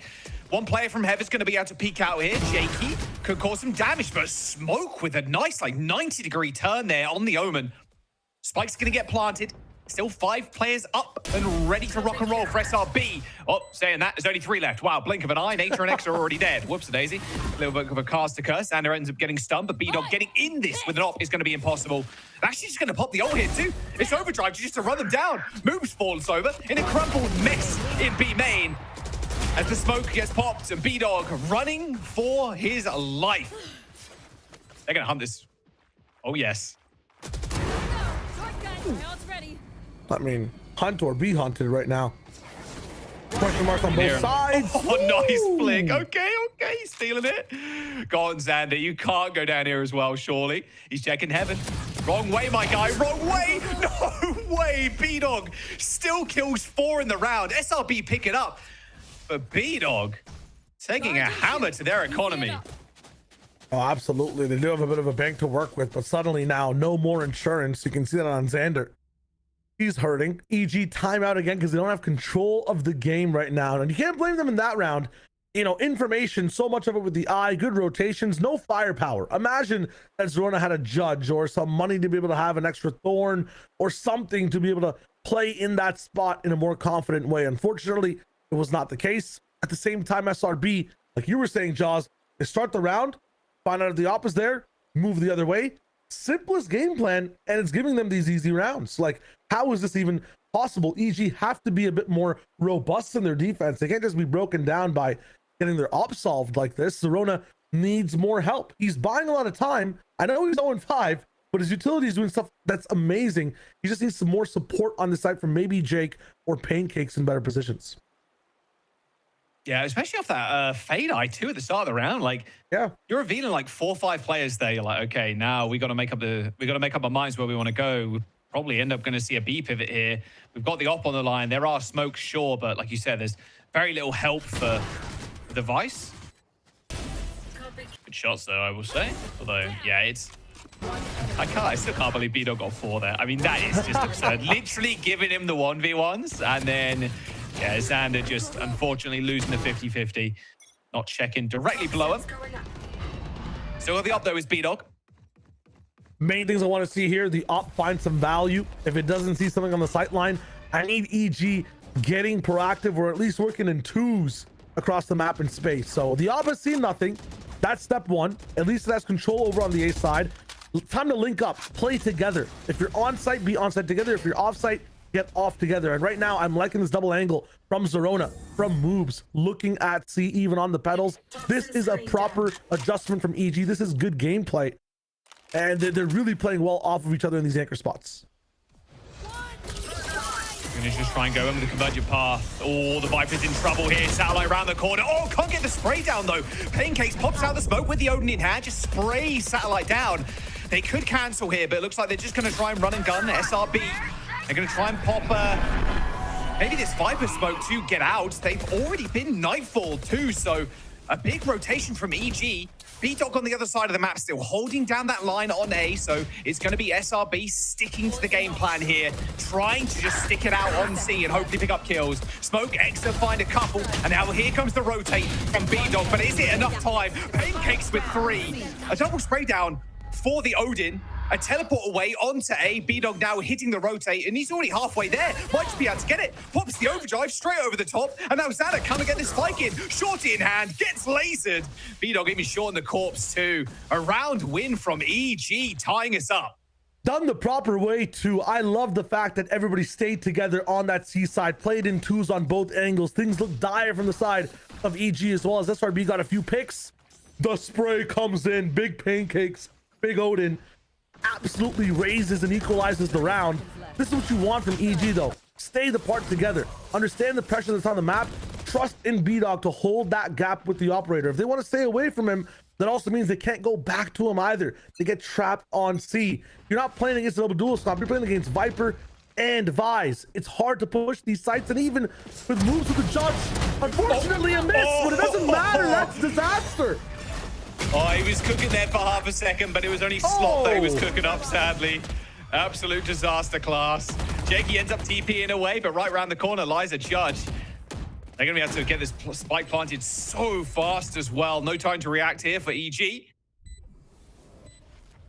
That's so tough. The Odin, the gap filler not here either. Drastic and desperate is this retake from EG. Satellite's weighing down here with this thing. I mean, these guns, this range you're playing at, the rifles, you know, they're great to spray people down, but sometimes the shotguns and the SMGs do it a little bit better. Zerona already dead. In fact, just the most punishing off angle here for B-Dog, sadly. You can't really do anything. They're even just gonna, they're just gonna back out. They're gonna say there's no chance they make it back in. Both players here now, they know exactly where they are, so it's easy to be able to go all the way through spawn and save everything down. For EG, not a bad setup. Unfortunately, sometimes you whiff, and that is just the round. The biggest thing for me is Pancakes dying off that spray as well. I'm liking the entry and the confidence from Exa, I think, who had that stinger to come in with. A tough for the side of EG to lose a round like that one. Good for SRB to be able to clinch a round where, you know, they lost the anti-eco after the pistol. A ball don't lie. Now things are even overall. We got lucky there. You got lucky here. Now it's pure rifle gameplay. I say that, but on the side of EG, triple Bucky with a rifle and an op. It feels like a rifle in a Jet Sands or a Neon Sands, but B-Dog is... Oh no. This is Probably bad for SRB. A little suspicious. Oh, nice little teleport. The stun's going to come out. They're just going to run him down, though. Oh, B-Dog still gets away. Only grazed on the head. As Moobs hoping the shotgun aim is going to be a little bit better this time around. B-Dog sent down to 16 HP. They're happy just to hang around for a little bit. Get some util out of the defending team. Strat book stays the same though. We're on the same page. Find out where B-Dog is, where one of the more powerful rifles are. Go towards the other side. Zerona here again, but this time different. Not playing on site. Playing in stairs with a stoppage. I think maybe coming in after that door gets pushed. Double pedals will be so hard to dive past for these duelists. If they go towards B, that's playing into EG's hands. That's the trap. They have to just lock in to A here, but they need to spring these pedals down, these thorns down first. Yeah. The thorns, the wall, there's so much to kind of deal with here. Satellite takes a full Bucky shot to the chest, but still stands up, stands tall, somehow with 40 HP remaining. Another small peek there out of the door, but the rifles are they're just too strong, unfortunately. And B-Dog's rifle, which has served him fairly well over the last few rounds, is just going to get saved yet again. Almost out. Always about financial damage, nothing about impact and winning the round for B-Dog. So unfortunately, not going to be able to have a say in this one again. I have to mention it once more. SRB choosing the right option. There was a lot of mystery in that round, lots of silence from EG, lack of information, and even through that mystery, they end up solving the case, knowing that A is the site to take, end up springing that thorn trap and still playing through it. Oh, the timing there is ludicrous. Oh, still gets it. He's too Checks smart. the other box just in time. Yeah, knows people are going to be flanking here. Come on, get out of there. I mean, you're a Neon, surely. Oh, ankle clipped. Unlucky. Lost the op. I'd be able to buy another one. I think he had 3,100 there, so A lot of money. He's been saving that up for a long time. 4,200 this time. Has to switch up the close. armor maybe to get one. There we There go. it is. Region armor operator B-Dog is alive again, 10-3, and for Satellite 10-5. Both these Neons playing in such different ways. Satellite getting the space for his team. B-Dog getting a bunch of eco frags, I feel like a lot of the time, and not actually having that op online when it matters in the round. I mean, 5 of those kills were the kills when they ended up losing the round. That 4K with the sheriff. So again, they have an inkling that this operator might be towards the A side. They're actually pushing towards the pit on C. I mean, Waylay can dash above it. Omen and Neon can kind of dash past it, but it is supported by a wall and thorns here on the C side. So, I mean, if SRB get past this one, give them the map. This should be an unwinnable position. There's so much support here for Moobs to do his thing. yeah, they're going to try and dog out the Viper first just to get their locale. And yeah, they've done that. And now they're going to try and go in. B-Dog with an entry frag, though. Ends up killing Exa. Both moving next to dead. The Vipers are down. Oh, B-Dog with another kill. I mean, that is a little absurd as they try and spring a trap in Waterfall. Nature's going to hit the plant here, but getting spammed out. Going to plant it backside. Playing on the side is going to be rather tough. And Xander has left Nature on an island, just trying to make sure there's no flanks coming in. I'll find you. He has to find a way back to site here, or just play off the cross with Nature. Still, it'll be on EG to get in first. Smokes will die and dissipate, and this is where the fights happen. Blind's good. Blind is really good, but they're too close to that wall. They just dip right behind it. And Jake He's is crawling. creep walking up around the bend. B-Dog is going to go down. Nice little headshot there. Can Jakey actually get through? I mean, Nature's killed Pancakes. It's a 1v2. Jakey hits the tap on the spike, finds the kill onto Nature, but the spike's still ticking. A teleport onto the box for Xander. A shorty in hand, straight around the corner. A double tap will do it. SRB with 6. I can't believe the way this round went down.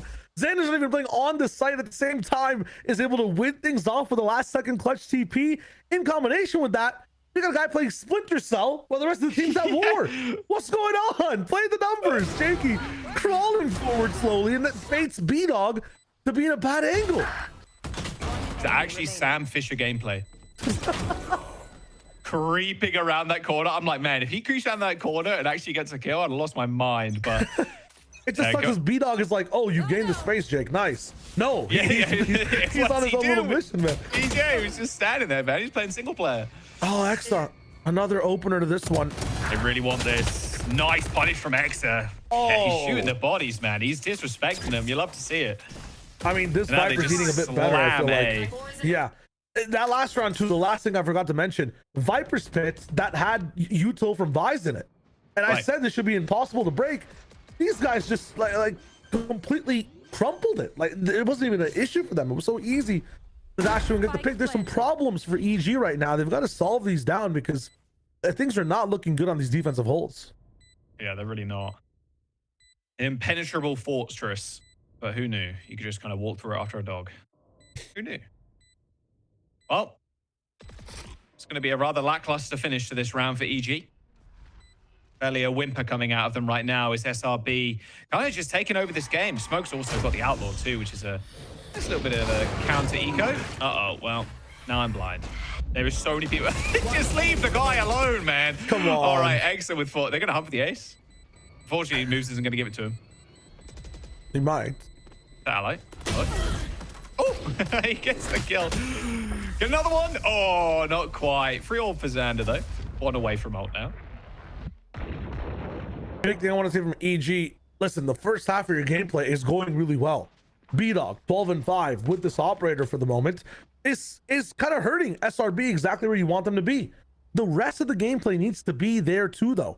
If B-Dog is pushing people away from A, help moves in the pit, get people together side by side. They're not playing in twos, they're not being teammates right now on the other side of the map. B-Dog's doing a really good job at being this lighthouse, kind of guiding people away from his actual location. I guess lighthouse is kind of guides you away from the rocks. Maybe not the best analogy. Yeah. Okay, I mean, that's you know fine. what I'm saying. He's the high beam. The rest of the waves from EG though are just crashing on the shore. There's nothing really happening on the other side of the map right now. I need these guys to just get into tandem with each other and play off each other like a team.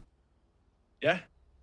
That made less sense the more you said it, but yeah, I pick up what you're putting down. Ride the wave. Ride the Yeah, wave. they're trying to ride the wave. They're going to try and do that after this timeout. I did want to pick up something here too. From their last series that they played, Evil Genius, they did end up winning 2-0, right? That Lotus game, a little closer than their first one on Split. It was 13-7.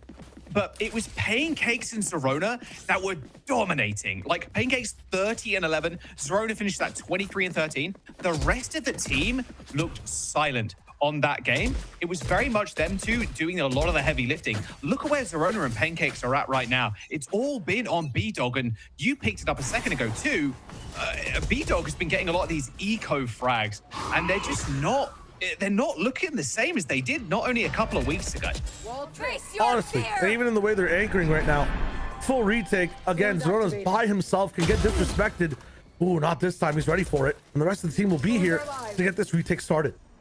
Yeah, wall tripped already, so they're just walking on the site for free. They got tree control. And they do have a pit too from Exa, and actually they're going to use it. Half covering tree, half covering the site here. The smoke does a little bit of exploration in heaven. Oh, but this isn't good. Steel Guardian ends up getting popped, and Pancakes is already in, but they're going to just sit inside this pit until that runs out. Shorty's in hand. There's one kill. Nature with a lineup, and there's another one. You don't need primaries when Shorty exists, is all I'm saying. A drop down from B-Dog, an op v4 in this close quarters. You got to walk on water after this if he clutches this one out, but there's just no way. They have no idea where B-Dog is as well. He has no time. He is going to be tapping the spike, but he's, yeah, no time, unfortunately. A teleport just as secure. And EG, they end up losing the op as well. An 8-3 on round 11. Time is running out for EG. Jaw, sometimes they say you're like the judge of Valorant. You get to dictate what happens here and there. You know, you get to call it like you see it. I have a question, Judge Jaws. Can I treat this team as hostile on the stand? Can I treat them as hostile? EG. Yeah. Yes. Can I for a moment let me crash out? Permitted. Man, they have an opping Neon, which makes it so that it's so hard to retake 24/7. No one's really dashing and sliding in. You got Pancakes with an Odin slow walking into the pit. You can spray the pit if you want. Have your teammates coming after the fact. There's so many answers that they have, but they're choosing the wrong questions to answer in a weird way. What are EG doing right now? They're not playing for their outs. The first time we don't see an operator, though, is where they look the strongest. People actually playing with B-Dog now. Two Sentinels on their own on the other side of the map. They need to get a grip and a clue on what to do here, though, on these retakes. Like, you can give this side away. You can have this A rubble space, but you're not on the same page walking into these sites, man. Okay, this time, Zerona alone again can buy time for the rotate. No one's really moving on the map. As a reaction to this C-take, they've done this every time. SRB ignore you, wait for the util, and they hit the site. The wall is back site as well, by the way. But no one's playing off of it. Extremely defensive. They're going to trigger the wall, but yeah, like you said, no one's there to actually pick up this kill on the Neon. Spike ends up hitting the ground. SRB, 5 players on the site still, 1 in sand. B-Dog's flanking, has a judge though. How will he do anything from this position? There's 1 on sand. I mean, X is just going to shut this one down, surely. I mean, he swings this, he's dead. He's going to get his head ripped off. So how do they enter on the other side? They have no duelist to come in for them. They've seen him for now. He's gained some space. There's the stun. Here it is. B-Dog trying to get in now, but there's 4 players looking at him through the smoke. Oh, it's an absolute massacre. SRB at the half, hitting 9 rounds to 3. This is the exact opposite of what happened in that Swiss stage game. This is EG just losing their way in this map where Shio in the Haven, yes, we only saw half the game, But the half the game we did see, they were in full control. It felt like they were setting the tempo. They were pushing early. They were catching SRB off guard. They were like pushing out of B main off rip. Like, come on, where is this same EG? Where is the persistence here? They're going to switch over to attack. We'll see if they can do things better. Hope they can. A few seconds to be able to just recuperate, understand what to do on your own side. I feel like over here now they can use B-Dog as a teammate more often than as a beacon to move the enemy team. He's not going to be opping, I hope, on this side. He's going to be able to have a rifle to be able to trade with and maybe make some space for the team. But that also means that SRB can be proactive, working off that one-way. Smoke gets all the way back. And, okay, they've really gained so much space on the C side. They're actually disrespecting it here, Jaws. I might go for the fight. Little swing around. They end up punching that door. 2 players go through, 2 players stay, 2 on sand. Oh, actually 3 players. Hang on a second here. And Smoke's going to get punished. But guys, we've already rotated. We might want to rotate back to C. What a perfect timing there and a perfect kill. I mean, the rotations couldn't come fast enough. But 2 players are only through B now. And Xander has to play retake. They're going to try and go back CT side. Yeah, a bit of a wrong read there from SRB. But the fact that they're still playing as a team and going for this complete spawn retake as a 3 is huge. Can they actually get it popping here on the site? B-Dog's going to be the first point of contact. Molly, stun, and, well, the flash as well. Everything thrown at B-Dog, but he stays up. Smoke on the site too, spam of it, and Jakey ends up coming up with a kill. Good swing from Satellite, but instantly gets shut down. SRB, they're going to hit that defuse too. However, Moobs is standing in their way. 1 HP. Nature actually just jumps off the high ground looking for this double. This 2-piece ends up getting one, but doesn't know where the last player is. And Moobs can just play off of this one so easily. Nature's going to try and go for one more tap. Shuts down Moobs, but unfortunately, no time left. Moobs playing that one to perfection, running that clock down for EG's pistol win. EG looks so good when they're playing together as a team. So good when they get to trade each other out. And we didn't see any of that happening on the defensive side. When it comes to attack, though, retaking on C, you're forced into these positions to play as a team. Even on this pistol, being able to be all the way far back, Boom's kind of baiting things out towards the very end. It's looking nice as an approach from EG.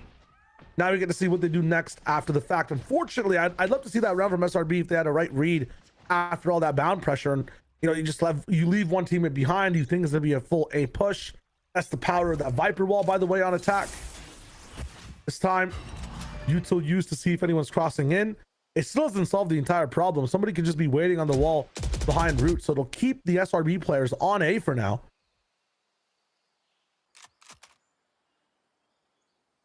AG had a fantastic second round.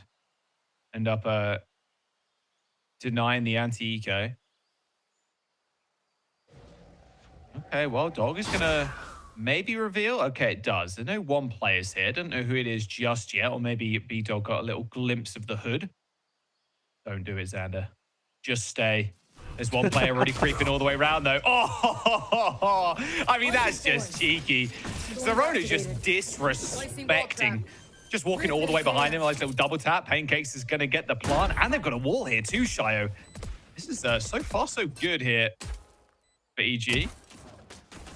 Yeah, Moose is able to stay on that flank as a body, so they can use the wall to hinder some of the dashes and the flashes coming in for sight. No flashes, actually, just util, I guess. Should be a harder retake for SRB. They probably end up just playing retakes or playing for exits for now. And that'll be the case. They're just looking to see if they can find anybody getting greedy in Waterfall. And I'm liking this from EG. Again, playing together. Playing for their outs, getting that insert in as well, playing off of each other's pressure.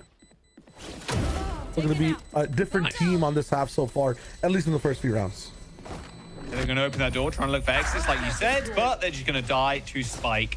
Perished have SRB as EG slowly but surely making their way back in this game. One of the things I liked from SRB on their attack side is the change-ups in their rotations and the way they were kind of crawling around the map once they got information. I'd love to see what things, or how that looks like on defense, right? Once you see some pressure versus once information gets canceled out by EG. I just want to see how SRB move after they've taken one portion of the map. We saw some really cool calls on the pistol round. They were wrong, but I like the attitude of it, disrespecting the one-way, yet getting traded. A collision course with Chaos there over on C Mound. Spike is down. These players are split too. Nature's going to find the perfect timing. Enemy remaining. Yeah, moves. Even better after the fact. Yeah, this is huge. Eviscerated. Have the spike. Oh, wow. Smoke survives that. Should end up going down though anyway. Zerona with one has got the spike, but the two players are flanking. Does get a bit of information though. Someone pushing out of A. And you read they're both together though. I think he knows about the one. Spike planted. Still worried about spawn here. Yeah, it doesn't know that they're together. Oh no. Checking that spawn. The double swing. Nice from SRB. Ooh. Okay, Exer. Honestly, you're doing that. I mean, look. Image's Academy, they 2-0'd them last time, man. I'd be doing this too. Yeah, empty the whole clip. You got 4 bullets left. Reload. Hit another 4. Final four. Yes, Nice. sir. That's what we like to see. SRB, 10 rounds here. Really want to go to that map number 3. I mean, yeah, this was chaos. The immediate push out was just so beautiful. I'm liking the, I talked about how this team moves though once they have information. I really like that push up from Exa all the way into rubble, right? Like you understood that there was a fight happening on C. Instead of staying back like a lot of the times EG would, he's actually moving up, being proactive, using the Viper wall from the offensive side against them and finding that timing overall. It was nice. I think Nature was actually the one who might have been up there too. Exa was one on B. So either way, listen, these guys on all sides, the A players are doing a really good job.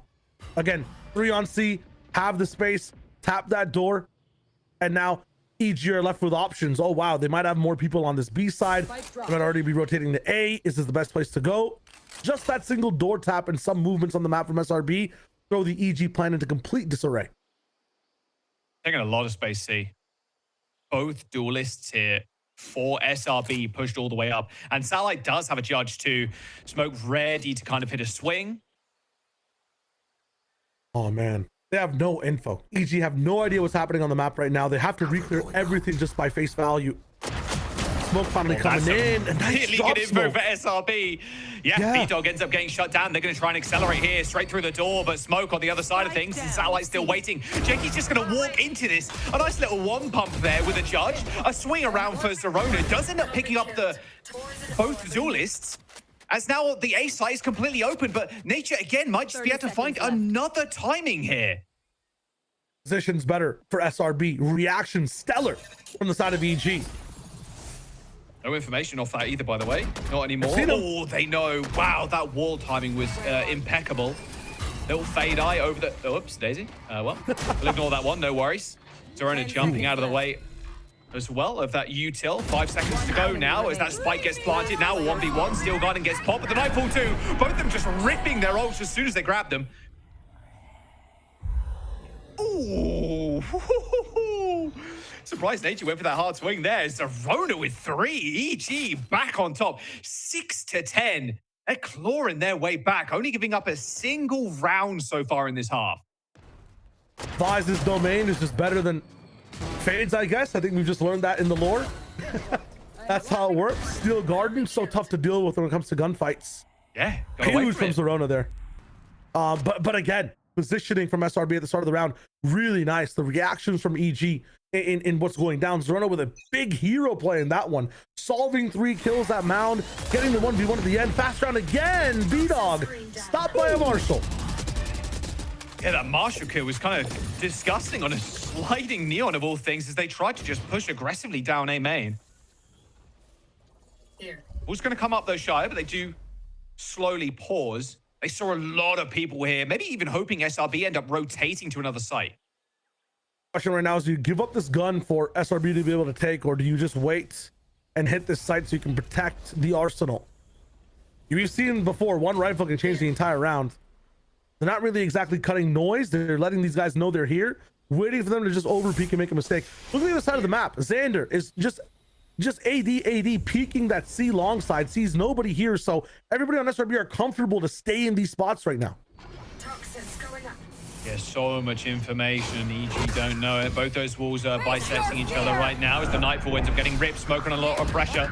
Needs another miracle kill with that Marshall to save his own life, it feels like. EG are on site, straight into the thorns though, goes Smoke as he does peek around the corner. Nice body shot onto move, but not enough for actually to get a kill.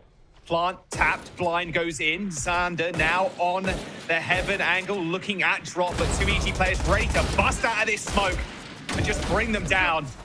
Nice little double pump there with a shorty. We'll take another one. Exa does end up getting a gun upgrade, though. And in a 2v2 situation, they're on more of a level playing field. Jakey from the heavens, though. Nice spray down as EG. They get 7. Jakey verbal in the cams as well, letting them know. Who knew that heaven could cast a shadow like that? I'm loving that from Jake to be able to secure the round for the team. It looked dark from them in that situation. Nature was able to get that rifle all the way from rubble, bring it up towards the team to be able to recycle. It was huge. X also picking up an extra one, but Jake's position holding things down. You talk about being vocal. They're very locked in now. 3-round differential, keeping up with momentum. They start over towards the A side, or pump faking back over to C. Immediate door press as a rotation maybe comes in from the SRB side. They hold. Actually hold for this one. Yeah, they really don't want to mess with the best on this site. Ooh, okay, SRB. so flood smoke coming in. They could be on either side of this one. Satellite's ready for it though. Dog comes in, spots one. There's the stun. Satellite with one already, pops the overdrive instantly. Well, there is going to be a seize there, but the flash is going to stop them from propelling themselves through that smoke some more. Extra still shooting bodies. But Pancakes ends up getting the kill onto Satellite. There's now only, unfortunately, this fade. Yep, life faded pretty quickly there for EG. Shut down. Happy about last round, but maybe a little bit more misery. Tempered aggression there from EG initially, but SRB up to 11. A door tap, bit of the pressure on A kind of forces EG to walk the plank into deep water there on the seaside.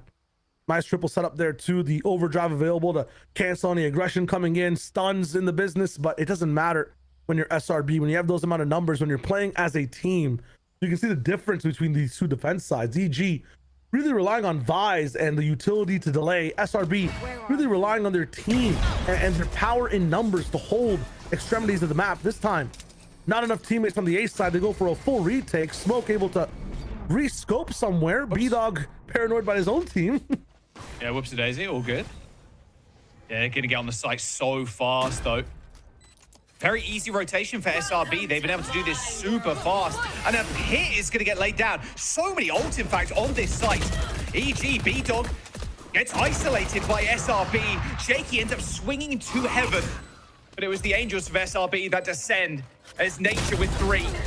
Moves in the pit, though, ends up getting 3 kills of its own. EG, they're standing tall here. Moves with 9 HP as they finish the round with a win. EG with 8. Come in from heaven. You talked about the Angels. That was a divine miracle, John. I don't believe that from the side of EG. It should not have been their round. That style of pit was amazing, though, for the team. Look at this. They get the isolated player, too. But moves with a double spray down, transitioning into a third is just ridiculous. And luckily for SRB, they've still got 2 timeouts, and they're going to pop one of those now. To finally talk about it again, I think at the very start of the round, usually these guys have a good read on what's happening from the side of EG. One of the kind of, I think, small moments, I think, on this map from SRB, where they don't have 2 or 3 people bolstering one of the sides. EG have found a site where there's just one person.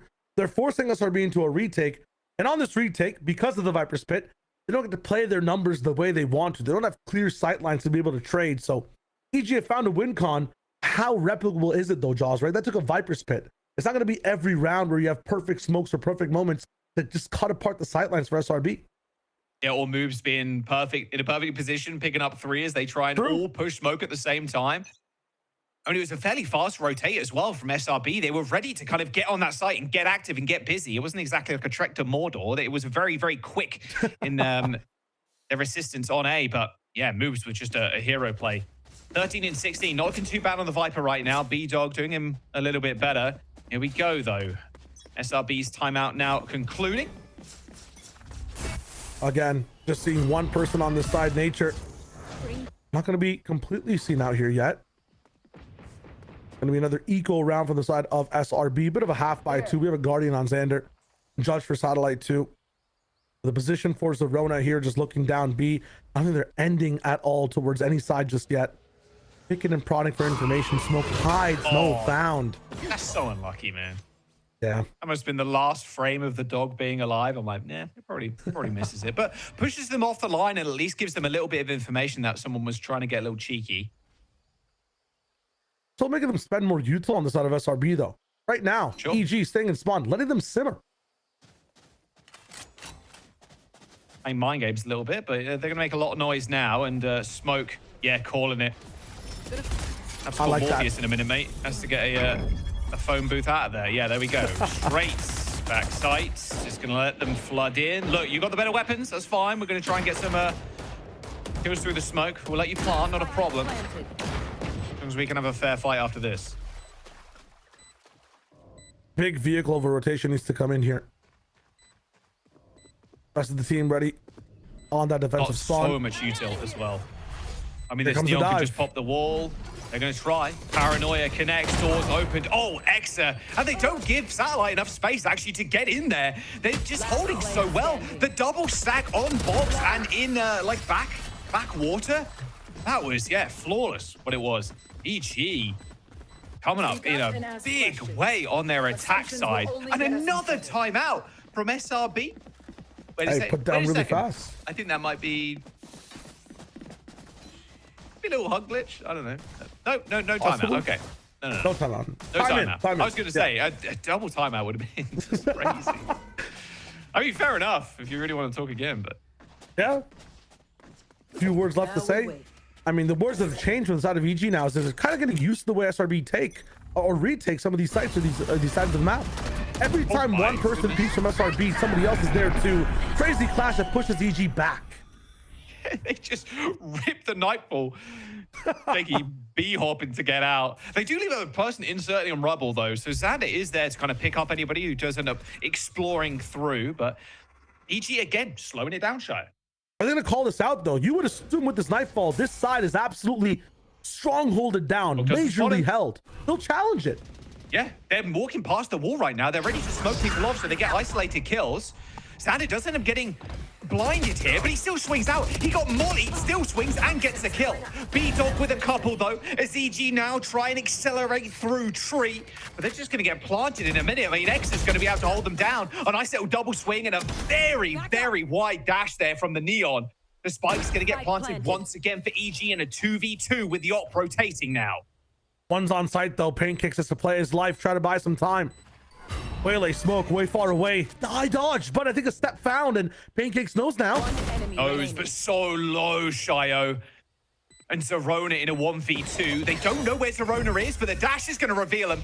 Okay, so now knows exactly where at least the Waylay is hanging around. Both the duelists as Zerona's setting up for their ones, and they're going to get them, but Smoke shuts them down. A quick scope with the op, and SRB on map point.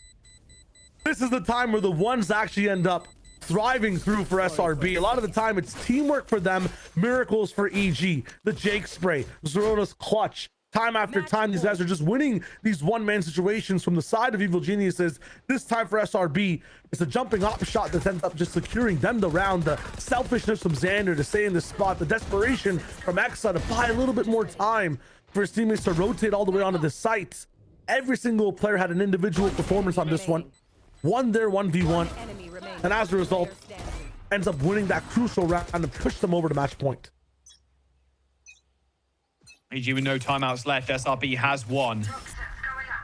Still op here for SRB. Different approach here, though. Look at this. EG pushing a little aggressive here onto this B site. Actually just getting past, making sure they can spring out on these doors. But there's just going to be Exa popping that pit down. He's standing at choke with a judge. Nightfall, whoa. Nightfall's going to come in. Exa backs out of that smoke. Doesn't want to mess with it just yet. He's 1 HP, 1 armor. It couldn't be any lower. But they're not going to test this. The pit doesn't fall. Well, now kind of wasted overall. They have still Garden as the option as well. Satellite, though. Crossfire with nature. It's a mega trap. Flash, there's a wall there too. Here comes the Steel Garden, but the Neon's already in. Satellite just runs past them, and B-Dog just shoots him in the back of the head. Satellite was trying to hold. No chance. B-Dog's pushing straight through. I mean, this is crazy on both sides. Xander finds another trade. Options on B door. Paranoia in will hit 2 players. TP play. Straight pass. Oh, it's so nice. Oh, Jakey, get timing. Xander is going to hit the teleport as well. Get some information on the site. TP does end up going down, but from the heavens again. Pancake's looking around, but it's all moves all day. Swings out a main, picks up a triple, and keeps EG alive on Lotus. Dropping these guys back down to what looks like another eco round. Xander is not going to be all in. Had a chance to maybe buy a rifle. This could have been huge. Look I mean, at this. So nice. Side coming too. I mean, back on the Jake too. The rest of the team coming through. This was a match point. If Moves even misses 1 shot, that could be a much different round. If not, this map completely ending. You talk about the timeouts. The final one now taken as 2 more rounds of regulation are left. EG pushing for this overtime. Oh, yes. SRB won a little bit of revenge, which they actually have already gotten revenge at the upper bracket quarters versus FlyQuest. Exa, a massive part of that. They even had that 18-16 on split, like a ludicrous scoreline. Like SRB, this is not exactly an unfamiliar situation. More revenge required, at least in their diary, which I'm sure they wrote this morning.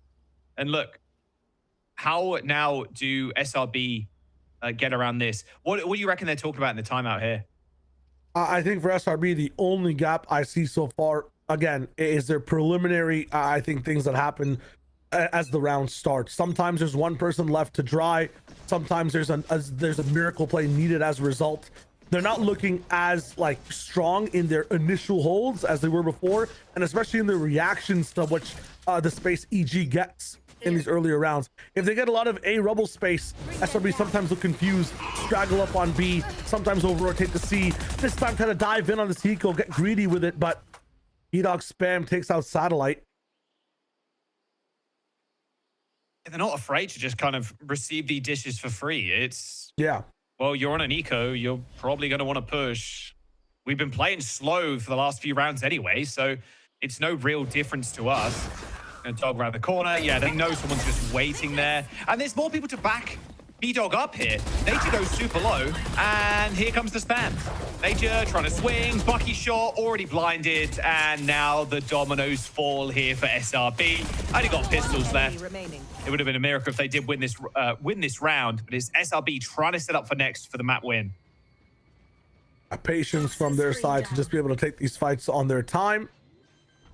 Some of the stuff I've loved from SRB when things are going this slow for EG is taking weird pockets of space and having really cool off angles. There was that one point where Satellite pushed down C-bound, was in the corner with the judge. Remember, all the way towards that one-way spot? Was able to get a pick. They had people pushed up in B main as well. They had Xander in that pocket position over in Rubble. They're trying to find these spots. They're trying to give Moobs the kill. Moves is 1 away from pit. Yeah, he's 1 away from pit. They're trying to give him the kill. You got to run. B-Dog, get out of there. I mean, Exa, get out of there. B-Dog and Moves was trying to chase it. Look, they're trying to get him. They're trying to get him. They're trying to give him the kill. Oh, Exa, how many will die? Come on, Moves. You have to get this, Moves. Another one's dead. Surely. Moves gets this. Hello? Surely Moves gets this. But there's 4 kills for Exa. Not 5. Okay. They really, that is just so insane. I mean, they'll be able to afford it now because it's last round, but I'm adoring their try on the min-max to get everybody all the way up to par when it comes to ultimate economy. Might be down to some regen shields. They gave Jakey the spike plant there to get the Omen ult, and then obviously the game plan there is just get Moves the kill. Yeah, I mean, he dies, so he also gets the orb. I mean, he also gets it, yeah. He also gets it there, but that's crazy. Oh my. Just ridiculous behavior. Ooh, fast crash on C, 3v3. And immediately we're back into that slow EG pace. Now, over here, I'd love an insert into Rubble. Fade's there, but Nature doesn't have a way to get out, so he can't really play too far up. Mound, though, retaken again. And so now EG have a few problems to cure or solutions to find in a round like this. TP coming in, though, clearing that Rubble inserts. And now they have space for A again. 1 minute on the clock. Might want to go back and retake that C side. Nobody in tree, nobody in B room. AG so far done a really good job at controlling what's needed on this map. They've got the wall behind them just in case. There is someone waiting at baby door though. Xander's ready to punch through it. Gonna smoke it off first though. This is where I'm confused. What is the option here? You're stuck at rubble, haven't gained too much forward space. Okay, it's gonna be A pressure. They have to end A here. Xander's already killed this door as well. Thorns, TP in hand, Mage just TPs the orb, but there's one player already in. Satellite gets shut down, Move's dead too. That funny round last round, not looking so funny anymore. SRB with Exit getting 3. Last player standing. It's one player left now. It's all on Smoke to try and clutch this one up. He's got an op, but the spike is gonna go down here on A. There's 15 seconds to go. Spike planted. Gotta find both here. Smoke too. Want to pick up a rifle. He's going to hear that weapon drop as well. They can just pop through this one, but they're both going to play in it. Smoke has got a little bit of util to kind of work with. Flash goes out, dodged, of course. Doesn't spot anybody on the spike, kind of lurking around, but EG are going to try and go for a two-player almost wraparound here.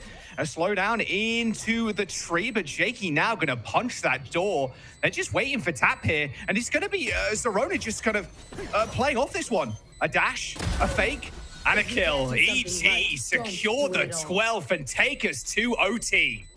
Even with Exa just popping off with that triple kill, even with some of the best util on that side, even with a lot of players over at A knowing this hit is coming, EG find a way to push right through and just win that round, make it OT. Now they're on that defensive side, side switch overall. And again, just the abuse of Heaven, the abuse of these TPs. They're locked in. Jakey did a really good job finding that final pick to equalize the round for EG side. Now, on this one, what was working for EG really well on the defensive side? I'm going to say not the biggest stuff, Jaws, right? They were kind of disconnected when it came to giving support to their Sentinels. They weren't really playing as a team too much. SRB were the ones leading this site with their double duelist takes. This time the duelists are a bit separated, and I see support for the anchors on EG, a double up for both Moves and Zerona. B-Dog also winning a few of these first fights. Smoke gone, no double duelists. This will be tricky for SRB to win.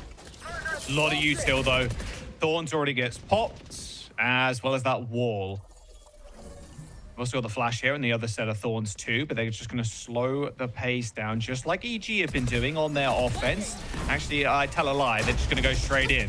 Nice little C's there onto the site. A double blind's going to be good, though. Paranoia connecting with 2 is going to stop them from pressuring this backside, at least for now. SRB continuing to mount on the pressure, though. One player playing in sand. Exa pulls back just momentarily as the spike goes down. All of EG are here, though, waiting, watching, judging the way SRB takes this site. B-Dog pushes back. Not going to win the ones just yet. The rest of the team ready to flood. Oh, the slide. Oh, the smoke is so good, though. Yeah, it's going to be impossible to get through that door now. You've got to imagine Xander gets the first kill on Zerona, though, as Moves goes for a swing, spots the Viper's orb, though, blocking off the vision. B-Dog sneaking through, fast late in, but dealt with almost instantly. Jakey now onto the site in a 1v2, gets spotted as well by the Haunt. Nature and Xander. It's got to be the easiest two-player swing of all time here for SRB. Shoulder peeking round the corner, shorty in hand, gets dominated. And SRB now on match point. Even with EG in the best spots for that retake, B-Dog stalling and buying so much time, breaking a few crosshairs on side as well. The one thing EG have failed to do on this defensive retake is really put pressure on this bend hold that SRB have every single time. They get 2 or 3 people back there. One person walks in from defensive spawn, gets headshotted. One person tries to play that door side. Any SRB player is just supported on the flank. It is very tough for EG, even with numbers, even with the right read, to outskill SRB on this C side.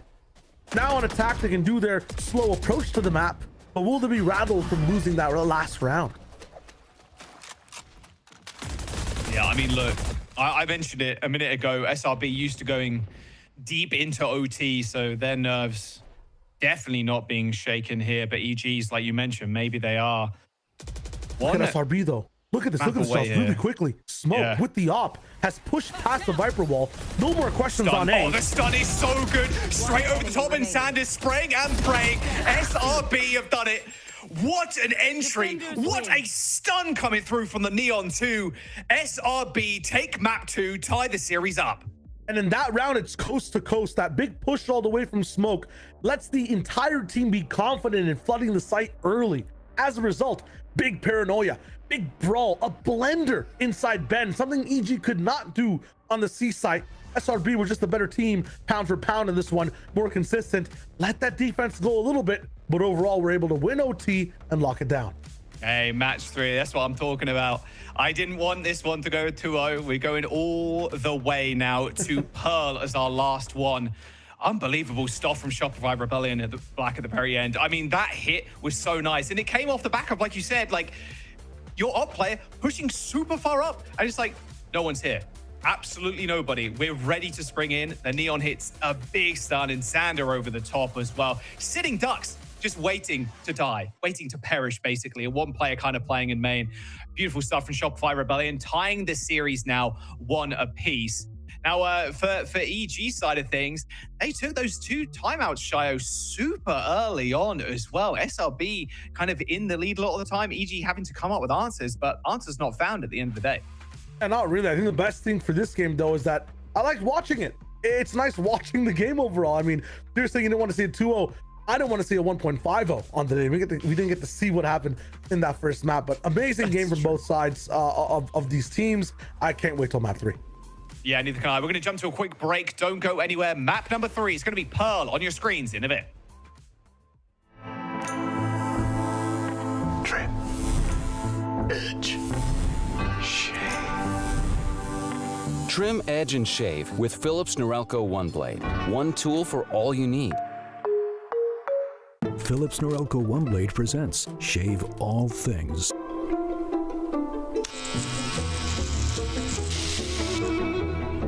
Your style made simple with Philips Norelco One Blade 360.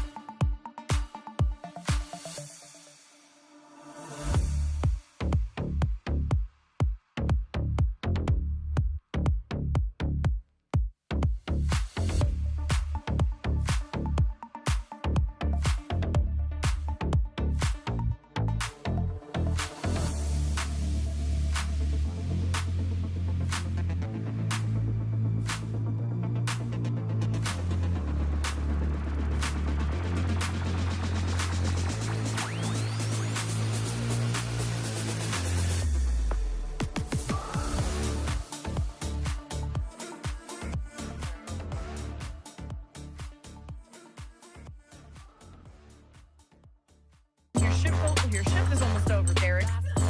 Sacred, your shift is fired. Oh my God! You're all fired! You're all fired! Everything's just going to go drop, yeah. It's made this a 1v3. Needs to get a couple more, though. Still with the flank. Bonzi ends up going down. Now the 1v1. Jet knives straight to the dome. Over the top. Dynamic saves the round.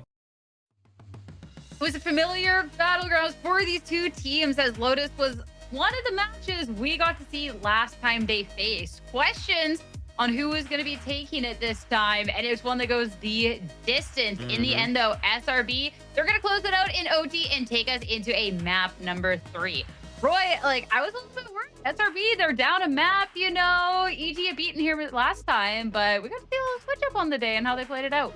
Yeah, I like the first, the second, and the third part of that game. The fourth part, it got a little bumpy. I will admit, it got a little bumpy. But the beginning and the middle part of the game was so dominant for SRB. I mean, this was like a massive turnaround, and it's not even just on like an individual level. It's like it felt like the team was operating on a much higher level. Like the macro was on point, the site takes were so good, the movement on the sites, the team play, the team fights. Like it felt like all the pieces that you need to have with this Waylay Neon comp were operational.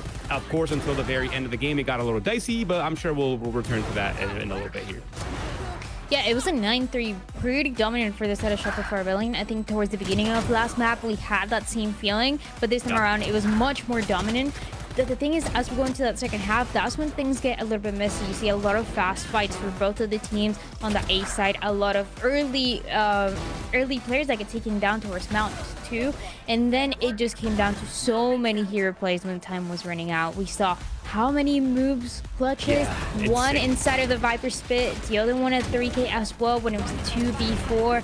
And you see Jake as well clutching it early into that second half. There's so many scenarios like this one, which is why we highlighted these controller players, but I think this was pretty insane for every single one of them. Yeah, from my perspective, I think there's 2 studies that need to be conducted ASAP. One, how people let Moobs be teamless for this long. I mean, the guy's an absolute animal. He's so good. His impact on this roster is almost immediately felt. The second study that needs to be conducted is what is in X's DNA, dude. This guy is so cracked. I mean, he's popping off consistently. He's finding so much value on the lurks. He's always cohesive with the team in these late rounds. Like, everything that he's doing is just working so well within this team, and it's really, I mean, we kind of talked about it coming into this game, right, where we talked about how, like, you know, Smoke's kind of integration into this roster, Satellite being that consistent player for this team, has really opened up Xander and Exa to be so good. And it feels like we're getting glimpses of the potential that SRB has, right? Like, there's some rounds where it's like, okay, this is clearly one of the best teams in the league. Yes, you know, it's a little bumpy, and sometimes it takes a while to get there, but overall, it felt like SRB was mostly in control of that entire game until the hero play started happening from EG towards the very end.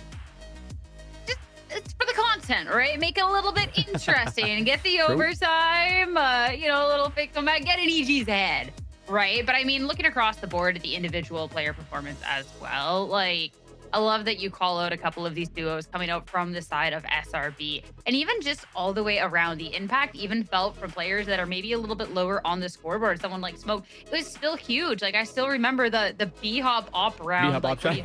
Yeah, like that. Is that allowed even? But or even like early on, like picking people up with a Marshall. Like, you get to see impact from everyone across the board, Dan. And I feel like, too, for SRB, like, it was just really nice in that regard to see that step up.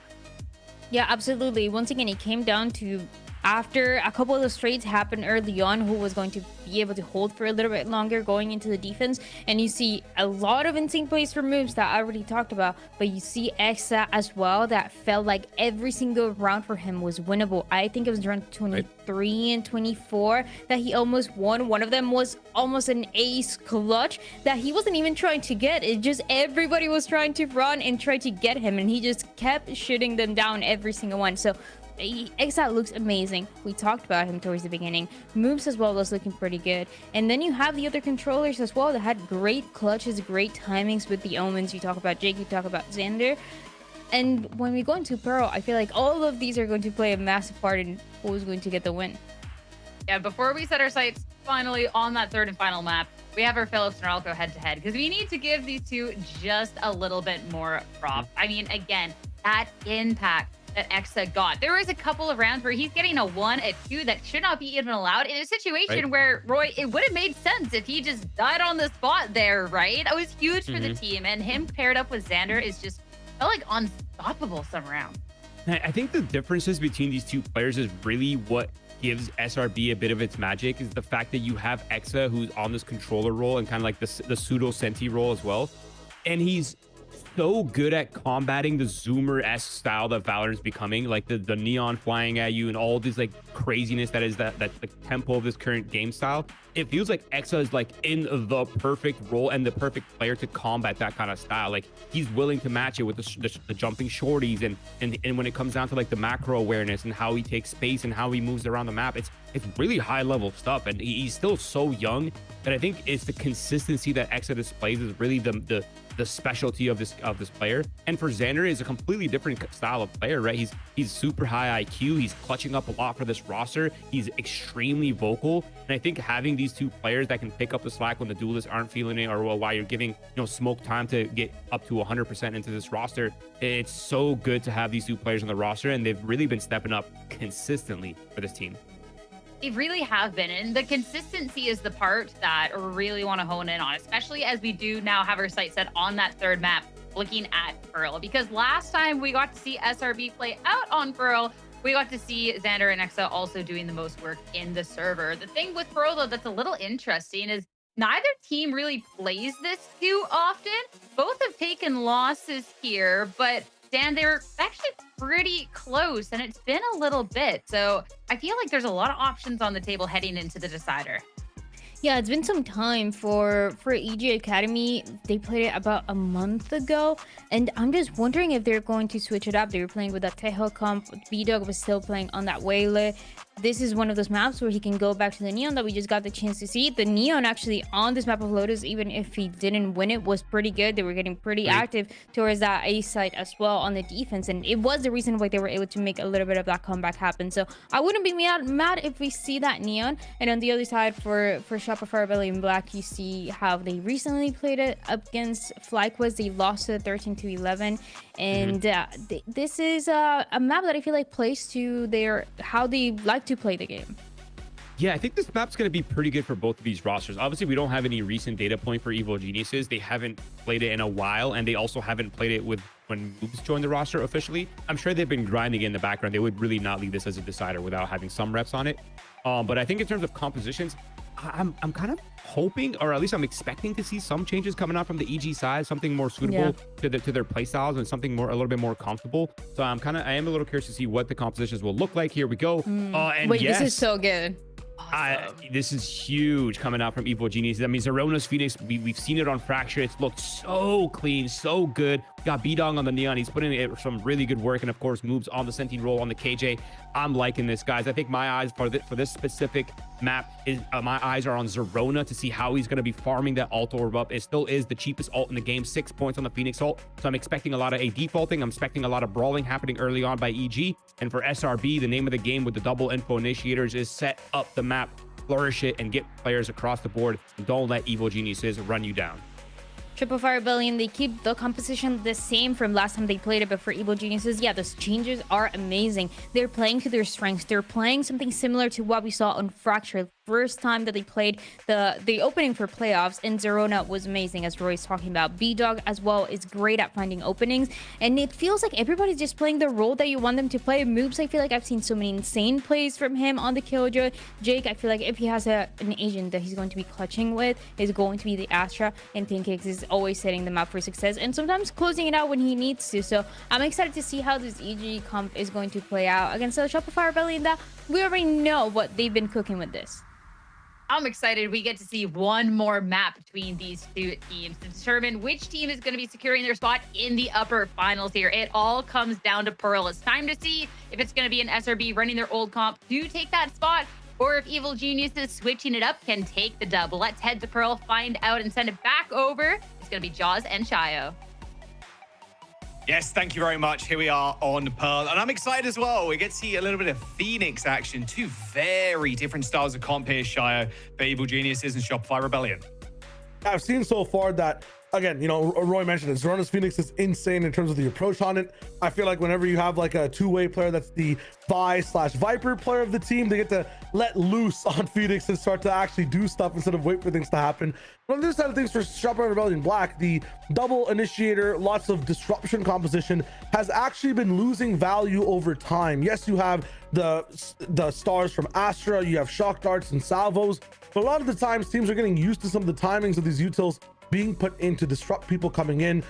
Neon and Waylay specifically, if you have them as an option on your team on attack, you're able to dodge a bunch of this util before it actually affects you too. I think in tier 1, I can think of a team like NRG who've been suffering on this map with this comp that looks so good earlier on in Santiago. So you come into tier 2, you have this composition against what is more of a double duelist meta read from EG on Pearl. I feel like they have the chance to really skip the game that SRB want to play on this map at slowing them down.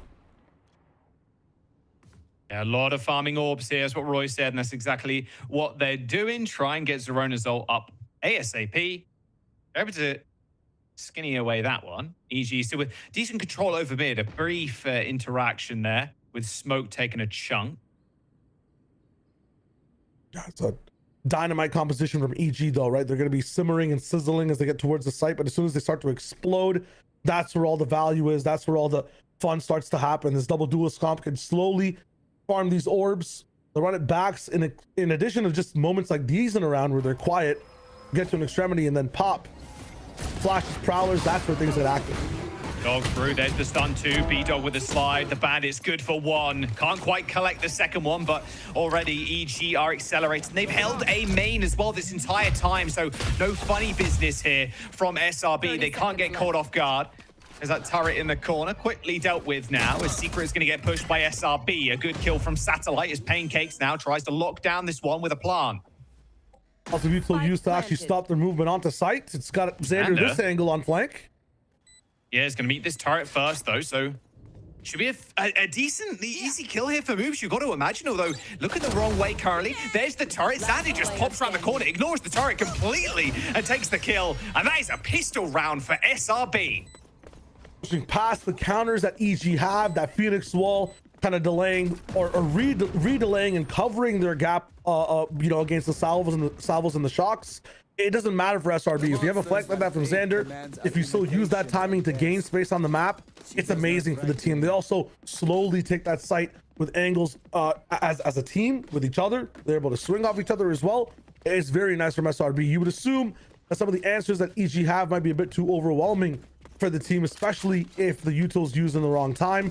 But I don't think it matters if they're also taking space like Xander did on the side of the map. If they're doing both at the same time, it should actually be very tough for EG to slow play with. There. Ooh, scope for Smoke. Quickly pop. Oh, what a shot through two smokes just like that, huh? Oh, give it more. Flash. Oh, hits the refrag. Can he get another? A little ace here for Smoke on the second round? Oh, not quite. I've done enough, team. You can clean the rest up. Nature gets Zerona. What a round. What a highlight play there from Smoke. Not sure if Zerona was able to pick up that orb either under the pressure of that Marshall. Just wants to just run it down and maybe try to get a trade-off on it. So as a result, the win cons having those ultimate stuff is going to be tough. Yeah, I mean, that's insane. Yeah, the orb was left over too as he tries to scale up. Oh man, so close, so close to the second round A's. He's really close to this conversion pass too, only 2 orbs away. Looks like they're going to try and test this, though. Just get that orb away from Zerona, who's very close to his ult. One left over on the B side if they want to take it, but that's also being seen by Xander for now. Judge and Toad, though, so can't do much all the way from the bottom side of B on the actual sites. This time not actually challenging the connector. Ooh, never mind. We double back into it. No luck here from Moves on his own. Gets revealed, no one to punish. Satellite might try and go for this one. Oh, wow. Move still gets that kill. Satellite, sit down, son. The rotation here for EG should be a B split off that position and the pick. As a result, they double pop back into A as a fake to try to go for where the weak side is. SRB are trying to play the normal way. Want to bolster up the site where EG have advantage. It's just X on this one to hold things down. Instantly pop that molly to stop them using that fast lane to get in. A chance for a re-hit on B here, so you know where they're going to end. A lot of 2 people on that B side, though. Nature's made his way all the way here. Is able to double up on Dugout and Secret with Exa. I cancel the eye. Oh, gets taken down by B-Dog, though. Spike planted. Yeah, all right, spike down. And a very tough way to get back into this one through Secret, but still Nature finds the ticket. Bring them down. Got stars on it too. It's going to be a really tough way to actually defuse. Oh, B-Dog. Oh, he's got the timing. He's got the wrap. I mean, this is... Yeah, you just need to wait for a tap to come in. I mean, they're just spraying through the smoke. B-Dog might not even be needed, to be honest with you. No, not needed at all. Nice flank. Nature's is going to go down to the spike. Nice round from EG. They got one on the board at least. And nothing left to pick up for Nature. It's a nice one. I'm liking the way that moves kind of use that position, and the rest of the team kind of subverted expectations. Didn't push that B side, went towards A, understood where weakness could lie for SRB. They cut noise so many times too, kind of reminiscent of how they were playing Lotus on their attack side, where they would take some space, quiet down for a little bit, take some more space, quiet down, and then finally hit the site. A 3-part attack is prevalent here on Pearl as well. Thing is, sometimes with this double duelist comp, being too slow might be a detriment, especially if they have this much stall on the side of SRB. You end up taking 5 seconds more than you need to, and the salvos might cancel your plant. The shocks might do too much damage. Stars might make you completely dazed and trying to approach that site. This time, AJ moved over towards the B site. X are going to be looking to delay as much as he can. Nano swarm for the back, but over at A main, Xander, not sure if you're going to see this one coming. He moves. Moves has an idea this is going on. Oh, but Xander still gets it. Moves saw Xander's elbow. Oh, there's a couple for Zerona, though. Pop the ult, too. Slide into back halls. Didn't matter. Nature up on the high ground in heaven. Exeter kind of burning alive, but dodges the flames for just a moment. Cinders littering the ground as SRB now only have to deal with Zerona. Ult's already been popped. There's a rifle, but there's 3 players, and the spike is on the floor.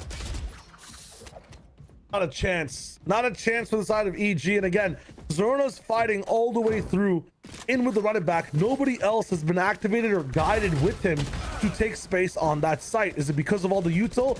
Yes, there's a gravity well happening at the same time as a Nova Pulse. I feel like there's more util being tossed in with salvos.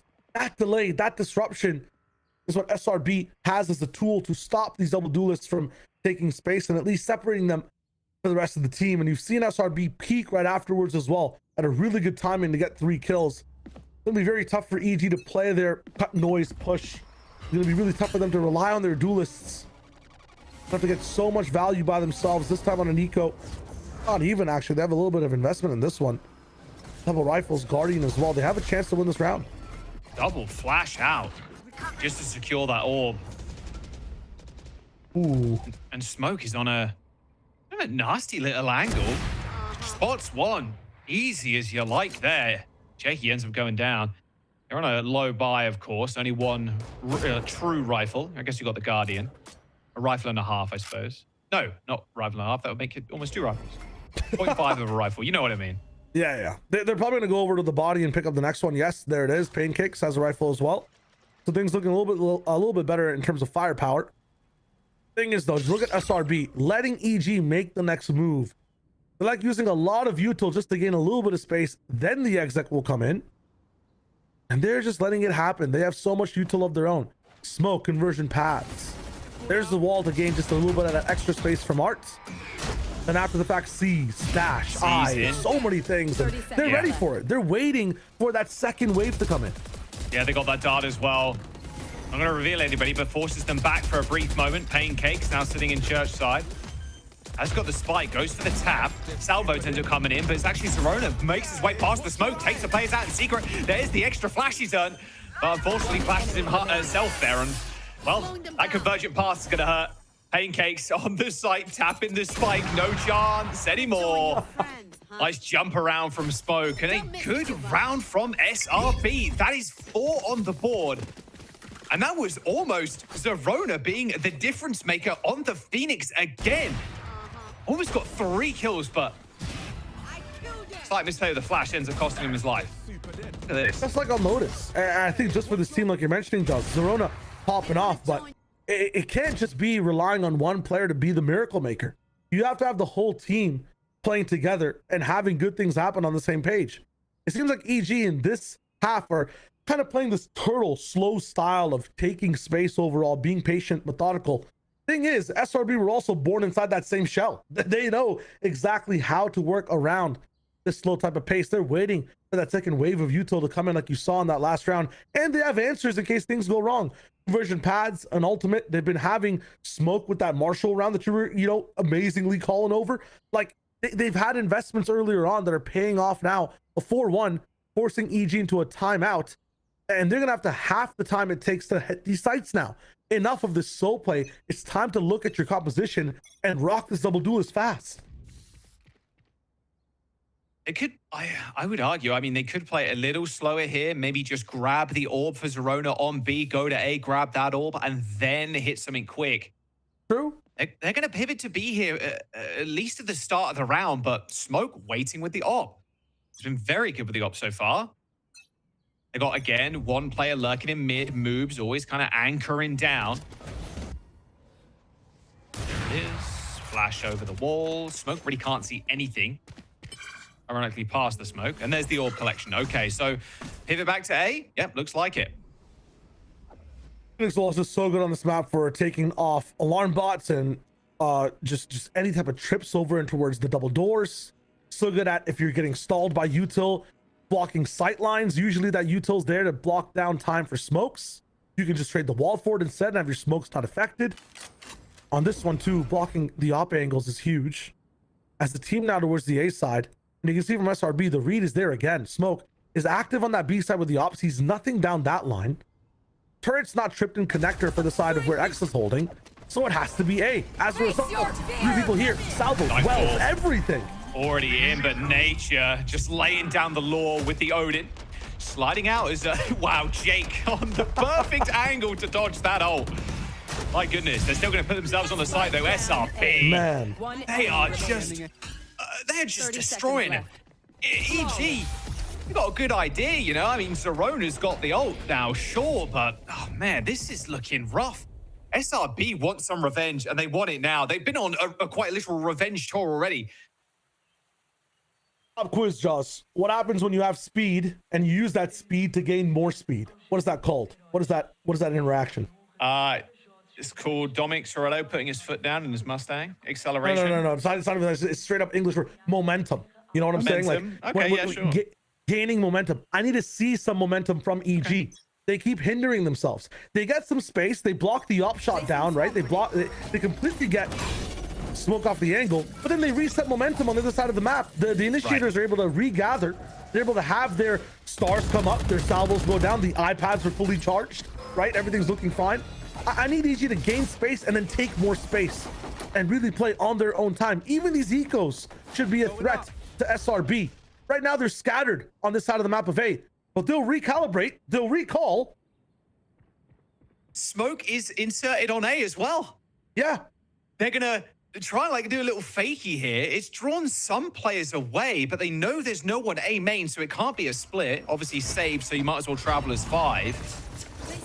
SRB gonna get the picture in a minute. Yeah, they know what's going down. Here comes the spike plant, but I mean, if anybody can be a thorn in the side, it's gonna be Exter. I mean, not even Extra. They've got an entire salvo kit ready to go. Stars to hit up for backside. Drones, darts, mollies, everything. Desperation play here. Hunter's Fury electrifying the team, dog. One enemy remaining. And now everybody's shooting the bodies. I mean, come on, lads. It is a save, but you know what? Just give it to him. I mean, SRB don't even lose any players either. I mean, this is just domination on their side. They make it 6 with EG barely scratching this defense of SRB. It's been kind of painful to watch, honestly. Not expecting EG to be in this situation already. Only taking that round 3, which feels like a lifetime ago at this point.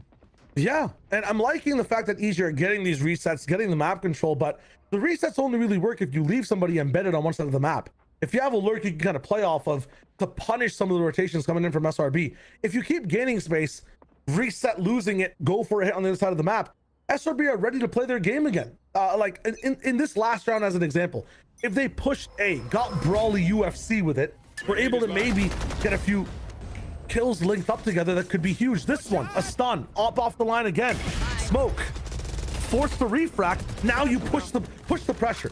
Get in there. Don't let stars spawn in. Don't let people rotate over. Well, Get the lockdown, go for it. Yeah. Lockdown, they're going to go for it. Moves already creeped his way up, but I think Smoke's got an idea. Now, Opshot going through the legs of the Neon there by the looks of things. They've also got to run it back. Again, pounding on that pressure. Oh, there's going to be a molly planted on the spike as well for some insurance here for EG. But they still need to deal with this lockdown coming through from SRB. It's planted for long, though. Luckily, they can try and at least swing off of it as they all escape. Gonna be pressured though. Xander has that cosmic divide. It's double divide as well. Cuts apart the site. Solve this map problem. Solve this one. Oh, the run it back got destroyed by a shock dart as well. X is already waiting. Peeks past the wall, gets dominated. Moves with one, B-Dog with another. It is an absolute cluster as Pancakes finally puts him down and EG get around. I mean, double lockdown into the double wall. Oh my goodness. The more util you threw at that, the harder it was to call. EG, though, with at least another round there. That's huge for EG. Those are arenas, though they look chaotic, the ones that they want to fight in. If you want a double duelist dive in, there's a wall you want to flash through. That is domain for EG to be at advantage. At the same time, we talk about momentum. They started off getting the op off the line. They continued with the lockdown. They got all the way into backside. Then they hit their reset, and that is really good. It wasted a lot of util from SRB trying to solve what was going down. And that cosmic divide in answer to Xander's just made this little box where the duelists had an amazing time dash flash sliding in. I mean, that's the EG I want to see. It's okay to have the soul round sometimes, but you really need to be working with momentum if you have both Neon and Phoenix on the team. Oh, they were playing Shipment. Any old hides again, that one? Literally. Yeah, all right. Quick technical pause here. Just trying to sort a couple of things out. Just a player monitor issue, apparently. So, yeah, making sure they turn that back on. The thing is, now, Shy, we're in round 9 of this first half. The amount SRB have managed to win here, their economy is going to be good for the next couple of rounds. Like, you still have Smoke with an op. We've got an Odin for Nature again, locking down this A side. Like, they're going to be big chilling for the next couple. And I wonder, are EG going to be able to pick them apart like they did on that B site on that last round without all these ults, without the run it back, without the Killjoy out, without the lockdown, without the wall from Jakey as well? Like, are they going to be able to get it done in the neutral? I mean, that'll be the tough part, right? I mean, that a lot of those answers were, or a lot of those supporting utilities were the reason they were able to challenge things. But on the other side too, from SRB, right, it's the same thing for them. Are they going to be able to retake with the tools that they have? Lockdown, wall. It's the same question for both teams. It seems like on neutral, EG truly won that last round.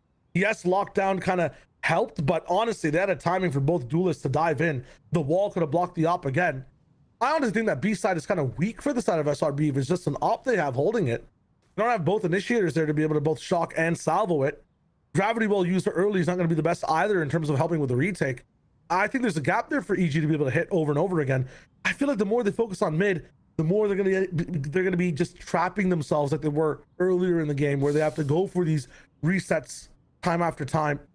Focus on one of these sites, use momentum, and lock it down. Lots of stars already hit up by SRB. Looking to see to just get some control here, I would assume. But Smoke's not there with the operator. He's looking at Art for the moment before this round locks, and EG just waiting to see what they want to do next. Yeah, a lot of heavy firepower. Yeah, they got the Odin there too. I mean, Odin and Op towards A. Very, like, fully expecting EG to be playing on that side of the map. Again, they don't mind it taking the round slow. I know you've been critical a little bit of that, but they don't mind getting the orbs for Zerona. We'll see if the same can be said for this round, although Zerona now doubling up with moves in mid. As Nature's already on a line here with the Odin. Eye is going to get broken, so no information gained. Lower pace as EG tries to find that gap. Always assuming the op is on the B side, yeah. But this is a surprise here that SRB have for this round. If they go towards Art, it could be catastrophe for EG. Slowly creeping around this corner. They've got moves up in it already.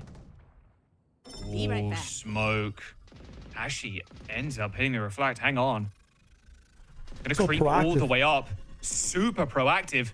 Gonna check up, sees the elbow and gets the shot as well. Moves down, no chance for like utilities to be used on a planted spike now. And now Exa can just back up.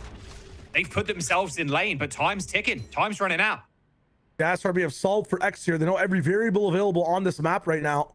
I think Astra's being the only person they haven't seen. So Jake's the question mark for the scene for the moment, but the reset hits again, 30 seconds. Are we going for a 4-man save here? Because with the amount of utility available for the SRB side, a plant is almost impossible without a miracle. Yeah, and look, quick, sharp, Nature running back with the Odin, and they're throwing everything in to try and slow them down, and it's good. It holds the Neon in their tracks. Eye's gonna get deleted. A quick dash away from Smoke, not able to do it.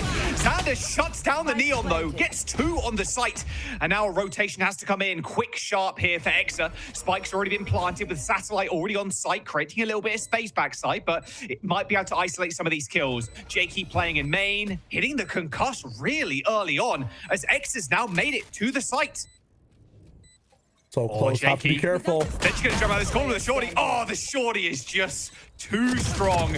Odin round the corner, the spam is good, takes care of the turret first. And this part is horrible for Pancakes. Can't swing that corner at all. And Satellite's just gonna stick it, knowing X is gonna clean up.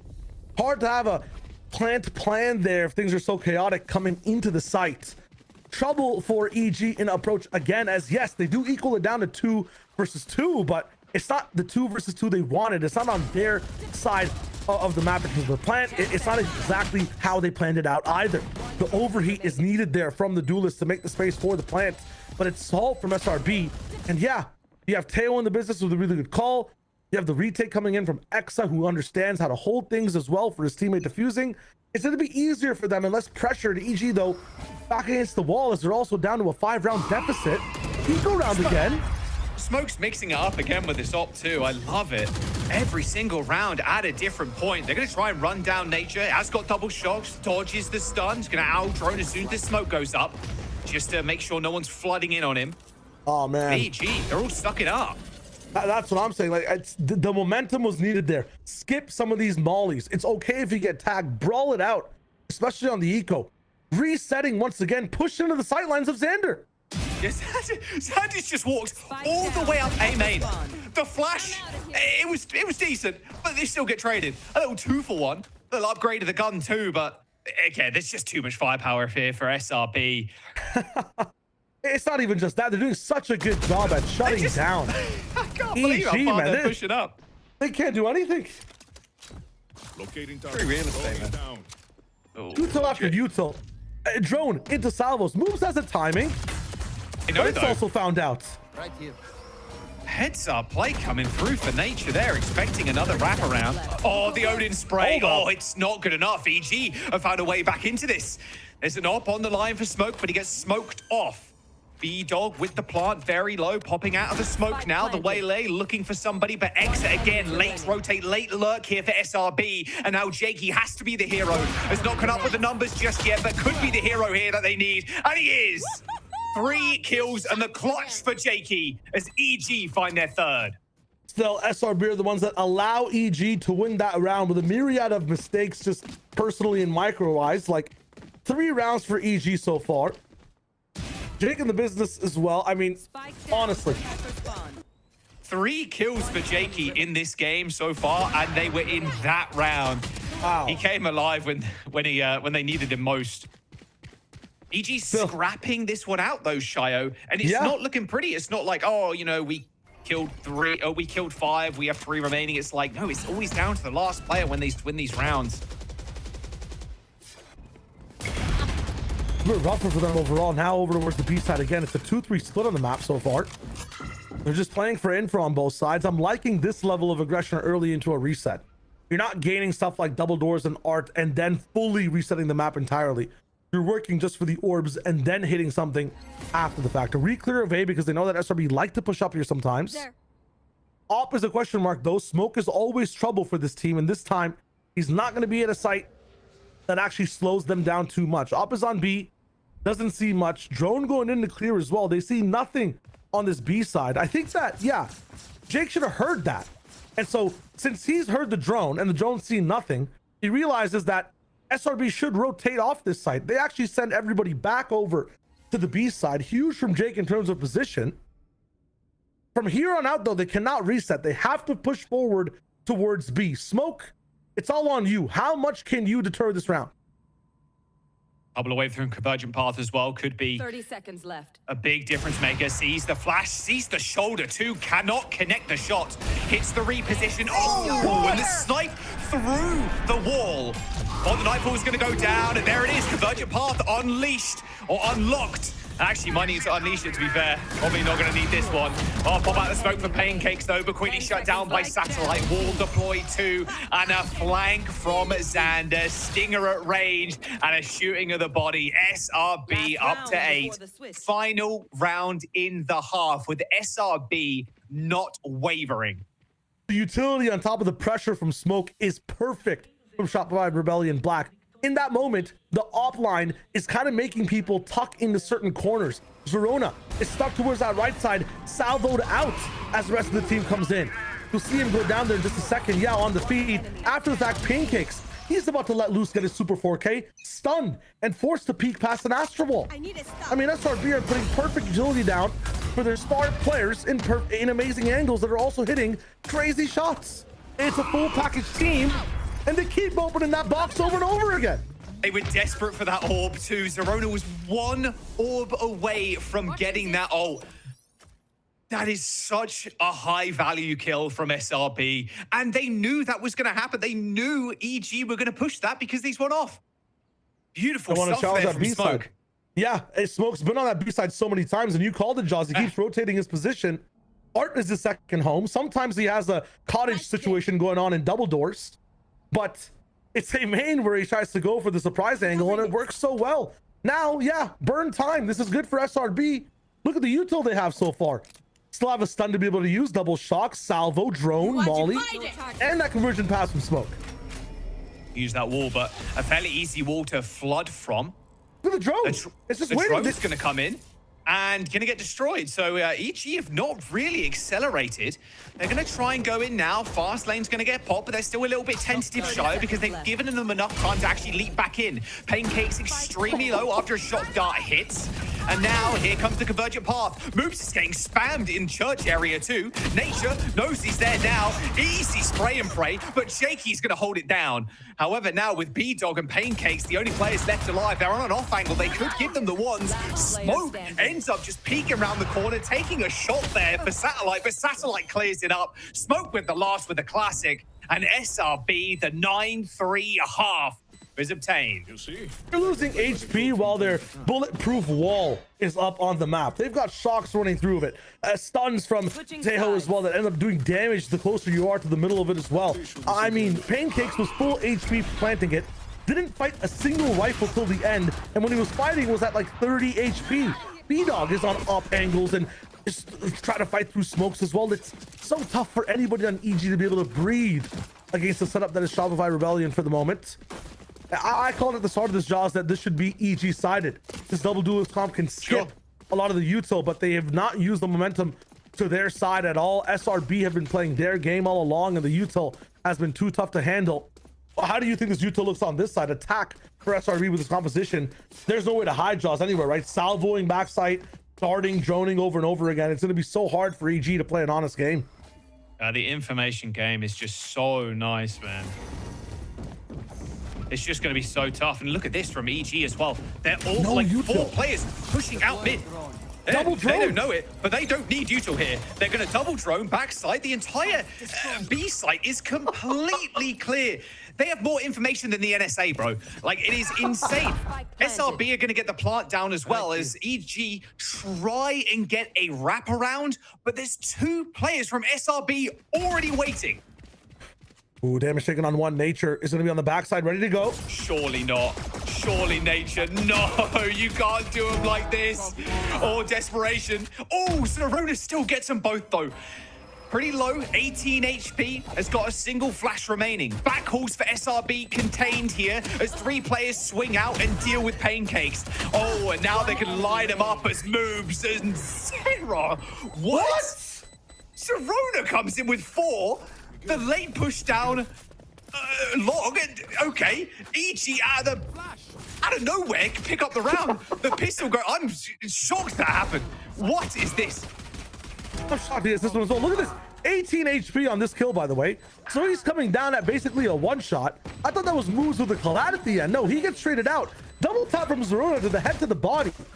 To the face, man. That is crazy from this guy on the flank. At 1 HP, practically, on the pistol. It'll take that every single round from EG, though. Talent from every player. We're coming out with the 2016 YouTube lines. I like it. I like it. If you know, you know. Yeah, I used to play Halo with that guy, funnily enough, way back in the day. That's crazy. B site taken again. EG just backing all the way up. Again, the information game is so nice. And they're going to get a plant here too, Shio. Zerona and Pancakes end up going down, though. Double swing from SRB. Fear not. Help has arrived. B-Dog with a double judge kill, but now Xander sits with 34 HP. Has to wait for his teammate to peek out, but Moves quickly deals with him. 1v1 Sheriff. As Moves gets, well, unfortunately stunned up, and Xander with the swing. SRB kill him on the anti-eco. Smiles all around. I mean, what an incredible round from SRB. You cannot let kills go their way. A double swing out in lane like that cannot net you 2 kills. That was absurd. Which side has a double dual scope right now? Which side is the one that can just dash on you and play aggro? Hold up, and that's B-Dog with a double judge as well. X's in the business. This is amazing from Xander. 1 HP, forces the gravity well, hears the tap, and knows his enemy's vulnerable. If he doesn't take that fight in those 3 seconds, he does not do any damage with that classic. So he all-ins, it lands on red, he doubles up the money, he is rich. And right now, SRB are double the rounds over from what's happening against in this map right now. 10-4 for them. Slowly walking down B. They're not complicating it. They're not resetting. They're not cutting noise. They're bringing the action in. Smoke with that refract and the scope looks so good. And it's just a horrible buy as well, obviously, for EG. They had to go in for another save. So Smoke is just going to be ripping face with this Outlaw. And it's another B hit show. Because like we've harped on a few dozen times now, the information is just ridiculous. They can take back all super easy. They can clear site. They have 2 drones. So good too. Like Smoke having that level of support to be able to dive in, understanding where the information is. Even if they run into a player, it's totally fine. They'll try to dive all the way back in. The amount of utility that's here, though, you have mollies, salvos if needed from satellite. I mean, this guy's only used 1 salvo, hasn't even drone on this round yet. They're just gonna shoot these guys down. They don't even need, they don't need the util. Zerona trying their hardest right now to kind of claw them back in. It's been a lot of her hero plays. Even looking at Lotus, like Moves had some insane plays in the pit for Evil Genius Academy. Zerona on this map with the 4K on the pistol, like 12 and 13 right now, leading the team for EG. But Shio, I just feel like this is slipping, if not already slipped out of their hands, with SRBs, the way that they're playing, just so monumentally quicker. They're more decisive. They have more trust in their utility as well. Their game plan is very straightforward too. They're allowing EG to have those hero plays though. Like you've seen Zerona win around for them. You look at how often it happens though. 11-4, sure. I'll let him get the 4K sometimes. It's totally fine. Again, salvos coming in. You don't even need the drone sometimes. You're able to just use half the utility to be able to break things down. I talked about momentum. Now it's just utility. Double droning backside again. I mean, Jakey was ready to shoot the drone and gets dominated. Luckily, though, they do end up killing Smoke on the entry, but Pancake's backside gets annihilated with that Hunter's Fury. And now EG, they're in a tough spot. SRB haven't overcommitted here to this site, so they have an opportunity to back out. Only thing standing in the way is Moves. Yeah, he's not that flank, but again, EG, they really only have 1 chance to disrupt the take that happens. They're out of gas. Zerona has 1 flash on a wall, but nobody else has anything right now.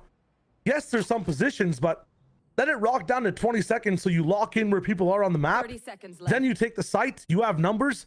Things should go SRB's way. It'll take another miracle from Zerona to win this one. I mean, they already had that information, Shah, because Moves was on that off angle. He knew that they weren't retreating at all. 20 seconds ends up coming in, and like you called it, they're going to try and go in.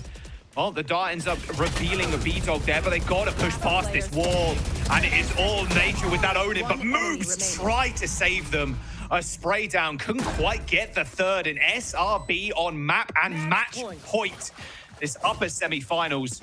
Only one victor here going to the upper finals. The loser going down to lowers, and lowers not where you want to be. It is a scary bracket here in stage 2. EG is taking their second timeout. They're being cursed twice in every single round. Even with one miracle, it's only solving half their problems. Moves with an amazing spray down there, but everybody else caught by the Yuto, caught by the shocks, the Odin spray, the mismatch in numbers. SRB are really upping their chances every round, not just in the utility they have, but just in the trades, in the rifling as well, in the decision making, the keeping this pressure on whatever lane they're on goes so deep. If it's B, they're pressuring backside in heaven. If it's A, they're double droning straight into dugout and secret. And also these drones are high land and C drones. It's so tough. Yeah. How do you break them down? One guy has to shoot a top. Yeah, and this is the thing with EG, right? They're so spread apart on the map that it takes two people to break these drones down. If you want to be the hero, which they're asking EG to do, they don't mind it. They'll give you the opening. The hero's usually alone, and the drones will break him down. So they're giving Zerona the gap. Yes, he's got a 4K in a round. Yes, Moves gets the 3K spray in the last one, but it's not enough. You need even more than that, and EG might be able to find that in that timeout. The question is, can they find it 8 rounds in a row? Because right now, SRB have done the work to get to match point. This time playing looks like as slow as EG were on their attack round. They're letting things simmer, seeing if EG have anything active at the very start of the round. Don't hear much around the map. And Smoke, no scope this time, has the conversion pads. This looks like a little bit of a default into what would be maybe an A split with conversion pads. Yeah, we'll see how things go. They see nothing with the dart, by the way, and still have double drones to use to hit this site. I want to see if EG do anything desperate, right? They've already pushed their way up to Art. There's a bit of a fake here. Since I don't see Smoke here, I don't think this is going to be an A take at all. They're doubling way back. They've had Xander on this angle as well to see anybody coming in like Moves did last round. Smoke holding the B extremity. This is a free B move for them. Oh, man. Xander gets off that line. Oh, the timing here is a little bit curious. They actually end up just like shooting randomly down mid, just like pre-firing that angle. Turret is going to reveal that it might just be a B hit here, so a quick rotation. And in fact, it's going to be a fast one. I think Jakey's deciding, well, I'm sticking around in flowers, but here comes the lockdown. There's one pixel worth of safety, I think, in halls, but maybe not. I mean, it looks like he's just about covered it. Oh, and they used the wall too. I mean, the guns are lacking here for EG as well, not full rifles. Zerona can use that wall to try and break something. Ends up getting stuns there. Again, behind the wall is just so tough. They're going to put the convergence pass down as Nature's already killed Moves. Back calls right now for 2 players, but Nature's just running and gunning in. Spike gets dropped on the floor. Jakey coming up big with a couple, but a shorty to the face will do it. A round win, map win, match win here for SRB. The revenge tour continues. First it was FlyQuest, now it's Evil Genius Academy as they move to the upper finals. 1 player active from EG every round, but 10 hands from SRB pushing them back down. Miracles don't matter if there's no thing that you can have after the fact. For the side of EG, SRB played this match excellently, had very good answers for double duels as well from the side of EG, and for their attack looked flawless in the way they wanted to approach. Kind of sacrificed their leg to win the round every single time as well. Allowed 1 player from EG to get their highlight reel. Doesn't matter if you don't have a team to back you up after the fact as well. They look strong in that one, Jaws. Completely tear-gapping the enemy team. Yeah, I mean, it didn't really feel close at all, right? There was not really a point where you're like, okay, I've got a little confidence here in EG. It did come down to those hero plays at the end, but Moves, the rest of the squad just couldn't get it done.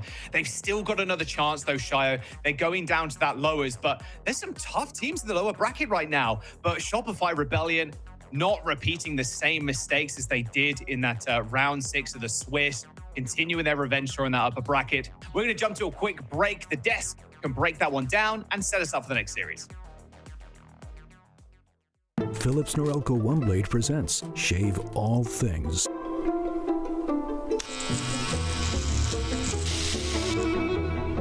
Your style made simple with Philips Norelco One Blade 360.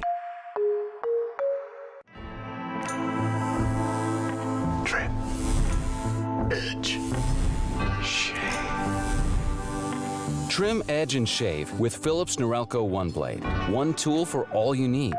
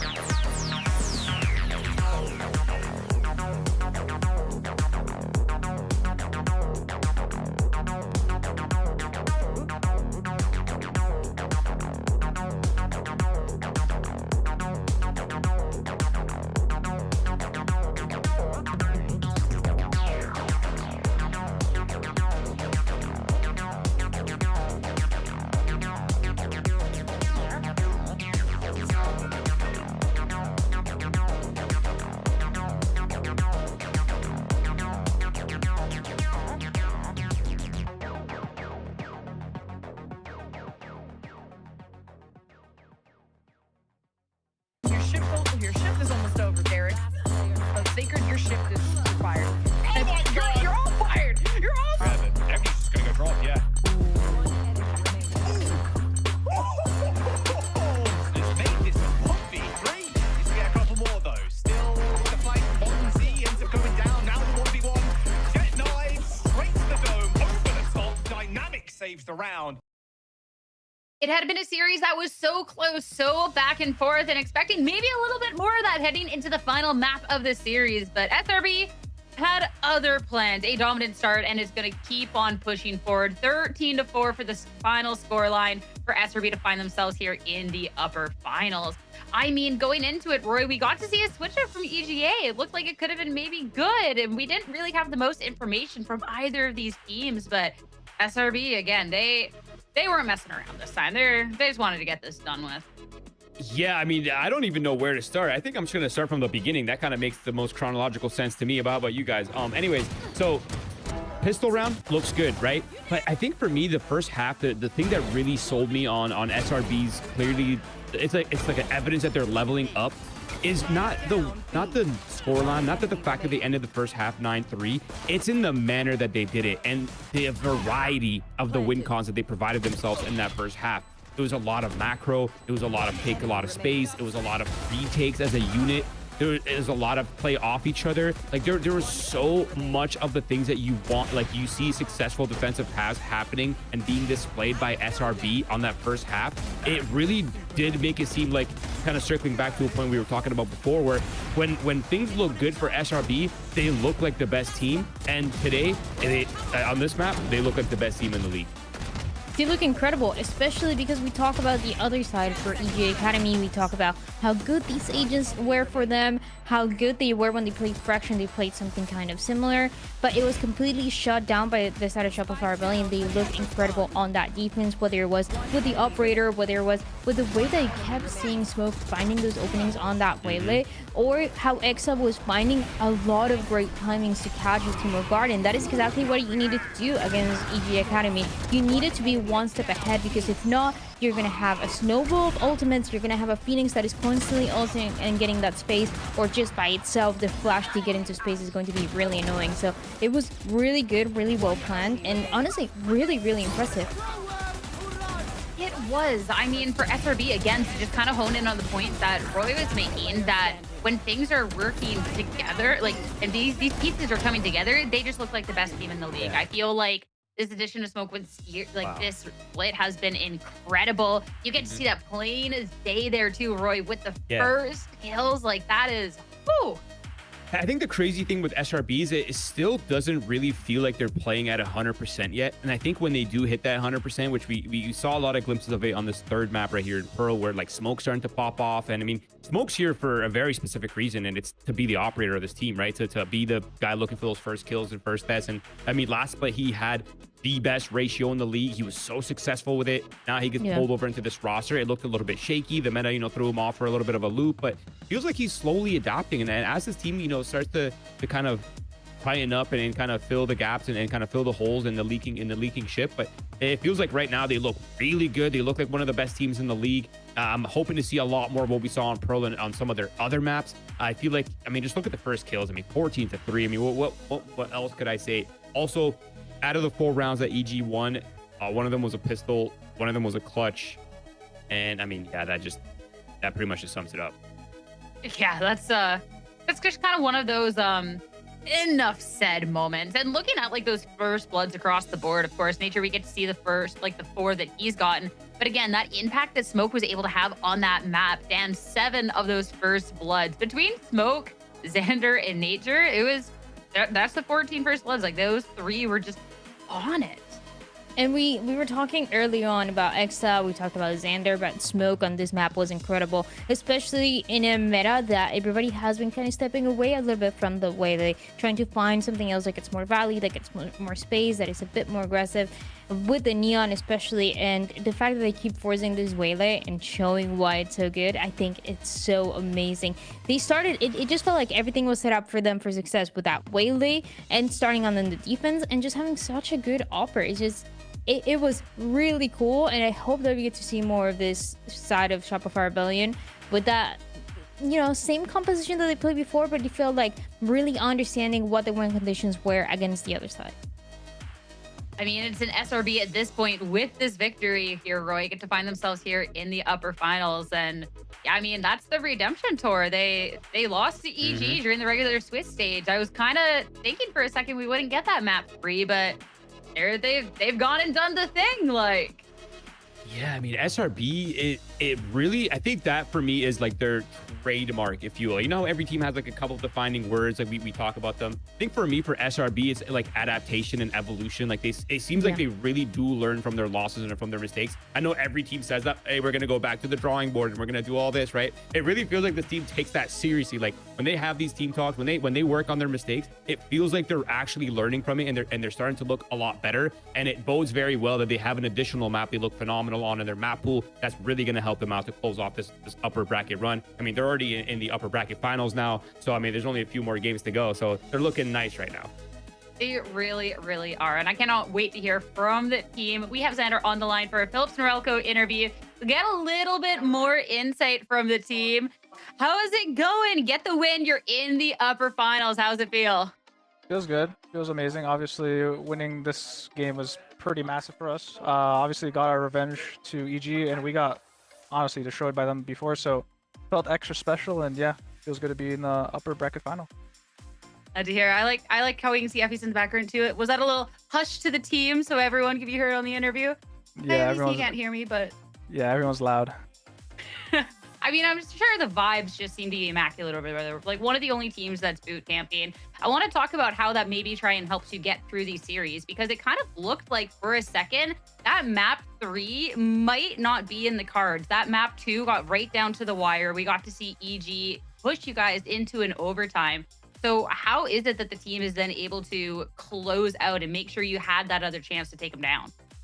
I mean, Lotus has been shaky for us, so I think it just took a lot of work to get it good, and I think it's gotten to the point where it is good, and I think a lot of teams are underestimating us on that map. And honestly, I felt like Lotus could have been a lot cleaner for us as well. Didn't have to go OT, but yeah, definitely a lot of work we've been focusing on Lotus. And honestly, our other maps are always going to be like strong. I think our map pool is pretty like deep in at this point. And still a lot more to improve on, but yeah, always important to like focus on the mistakes we made from past losses and improve from them. I mean, especially being able to learn from your previous series up against EG, it's kind of been like the redemption tour for you guys. You take down FlyQuest, now you've taken down Evil Geniuses. Who do you feel like left in this playoffs can test you guys at this point? Like, what team are you kind of eyeing up to maybe be like your strongest opponents?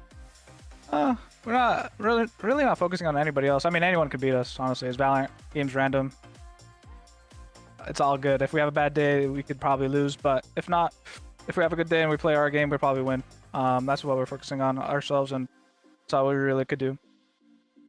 I mean, you're talking about if the team has a good day, right? And I want to hone in on that, especially to something that was being talked about on the analyst desk is we're getting to see such a step up, but still feel like there's more that can be expected from the team, that you guys aren't quite at the 100% despite how well you're performing. Is that something that's maybe shared? Like, do you still feel like there's another ultimate form of SRB we could see? Oh yeah, for sure.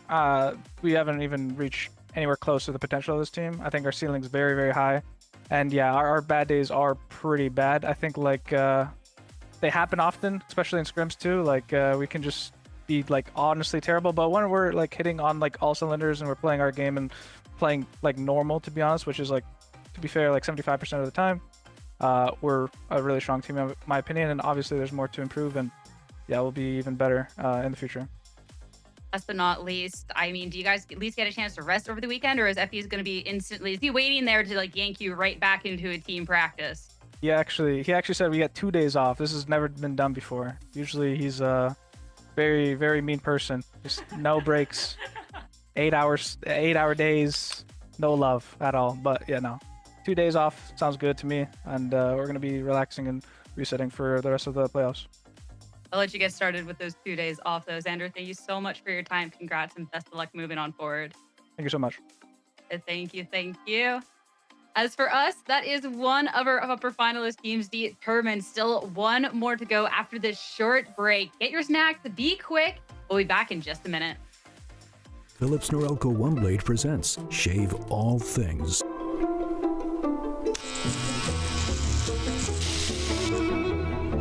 Your style made simple with Philips Norelco OneBlade 360.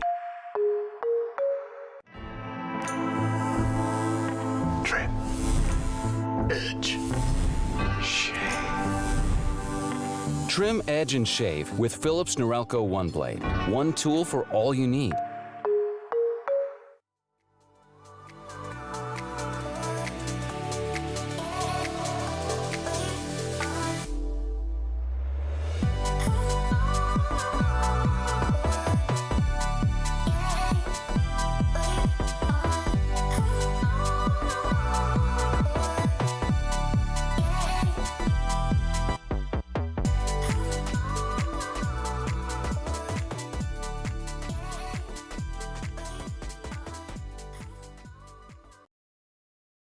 YFP going up against M80. It's time to see which one of these teams can also find themselves with a spot here in the upper finals of Challengers Stage 2 playoffs. Two teams, very different paths and very different looks that are going to be changed even a little bit more so heading into today, Roy. I cannot wait to see how this one's going to shake up.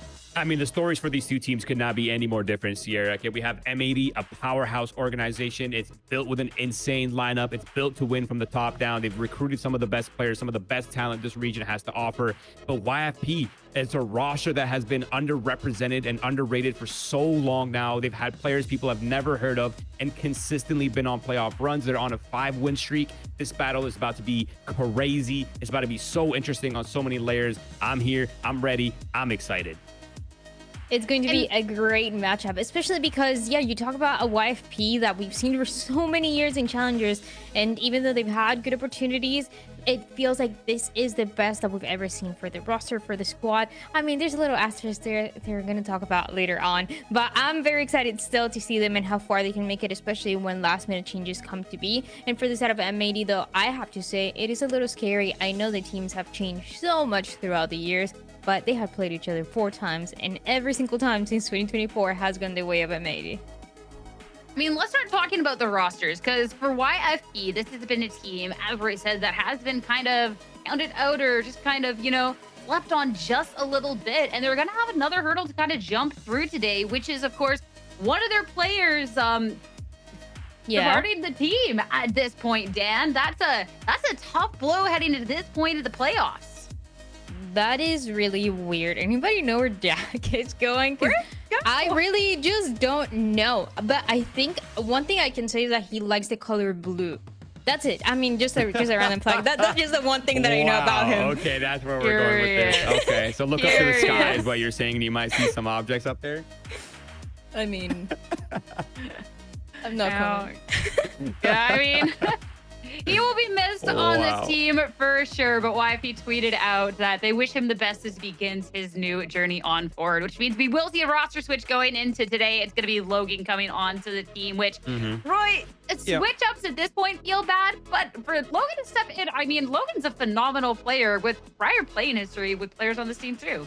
Yeah, don't get me wrong. Jack's a phenomenal player, but Logan is no slouch, dude. We've seen him in VCL before. He had insane series, insane pop-offs. He's had a lot of experience with Darkus as well. There's a lot of synergy already built with this player. There's a lot of rapport already established. So I don't think it'll be too much of a pain. And I think for me to kind of circle back onto a more general note for YFP, I mean, despite this team's 5-win streak, which they are on, by the way, they've not dropped a single series so far into this run into the playoffs.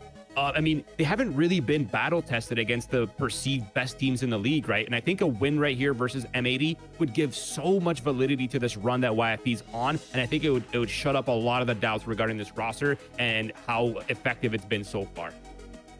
100%. I feel like this one would just be such a big boon, especially not just for the team, but a couple of these individual players as well. Darkus had opened up how he felt that this was a team that had these rookies that he was leading along, but the numbers that they're putting into the server certainly doesn't feel this way. Let's talk a little bit about Vita and what we've gotten to see. Vita the Delita, because Dan, he's been some numbers here in the server, and some of these shots have been so clean, and I'm excited to see how he fares up against M80 today. Has been an incredible player when it comes to playing this Neon and being able to be one of the players that executes the best when it comes to getting a little bit more aggressive on the attack side. He was really great finding the openings when we saw them against Division 1 for their opening on playoffs, and also has one of the highest first kills per round. So that tells you exactly what we've been discussing around here of how good he is at getting kills, but also how good he is at making space. And that is, you know, what you need and what you ask for from your Neon in this specific meta. Especially too, when I'm looking at an M80, and I always tune M80 to a virus roster that has these shooters, being able to try and open up these rounds where I think it's going to be so important for Vita to really make sure that YFP have a strong chance in this.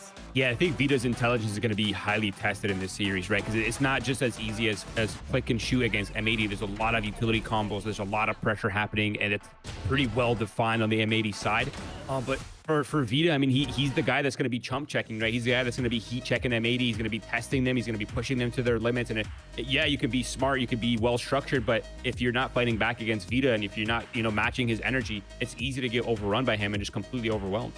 And the thing is that Vita is amazing, but also because you had Jack setting him up in a lot of these rounds, being able to be the one Fade sending the Crawler, being able to send that Eye to catch a few of the players, and then have that Neon quickly react from that. So once you don't have that, you mentioned it, Roy. Yes, you have a Logan that is amazing. We've seen challenges for a long time, but that communication is going to be key to make sure that they can succeed with this last minute change. Especially too for M80 on the opposing end. As he said, this is going to be the opportunity for YFP to be tested, because M80 is one of those staple names when we come into the challenger scene, with a lot more stable names once you get to take a look at this roster. It's a roster that, I mean, you get to see a lot of the veterancy with Nismo, Coach Kaplan and Caillou working together here, Roy, and like all this, like everyone else on this team. Like, this is a team that I feel like has a lot of potential. Oh, it has so much potential. I'm not even 100% sure they've even reached it yet either. I mean, this team has had its growing pains, okay? It's had its growing pains early on. It feels like they're really finding their groove now, though. Like, their last several matches have been really good. The macro, the strategy, the cohesion of this roster seems to be like it's kind of starting to fit in. And obviously, you're bringing in players from different, systems and different teams. And it takes time to kind of get everybody on the same frequency and kind of on the same level. But I feel like with every game that M80's played, they're getting closer and closer to that potential. And I think this would be a really good time for them to take this win right here from YFP, keep that momentum going, keep things in check, and just continue the run. It feels like they have really good individuals and mixes that simply work out. Obviously, when you have Kaplan and Caillou working together, you already have that synergy from when they were playing for Sentinels. Nismo, for a little bit, was coaching this team, and now he's back to playing. And playing that KO today is just so iconic from him. But on top of that, you have Bonnie, who's incredible, playing that duelist role, Spas as well, and then Alvin, who is, to me, one of the best Sentinel lurker players that we have. It's just such a good mix of players that now, with a little bit more time that they've had, it feels like now they're ready.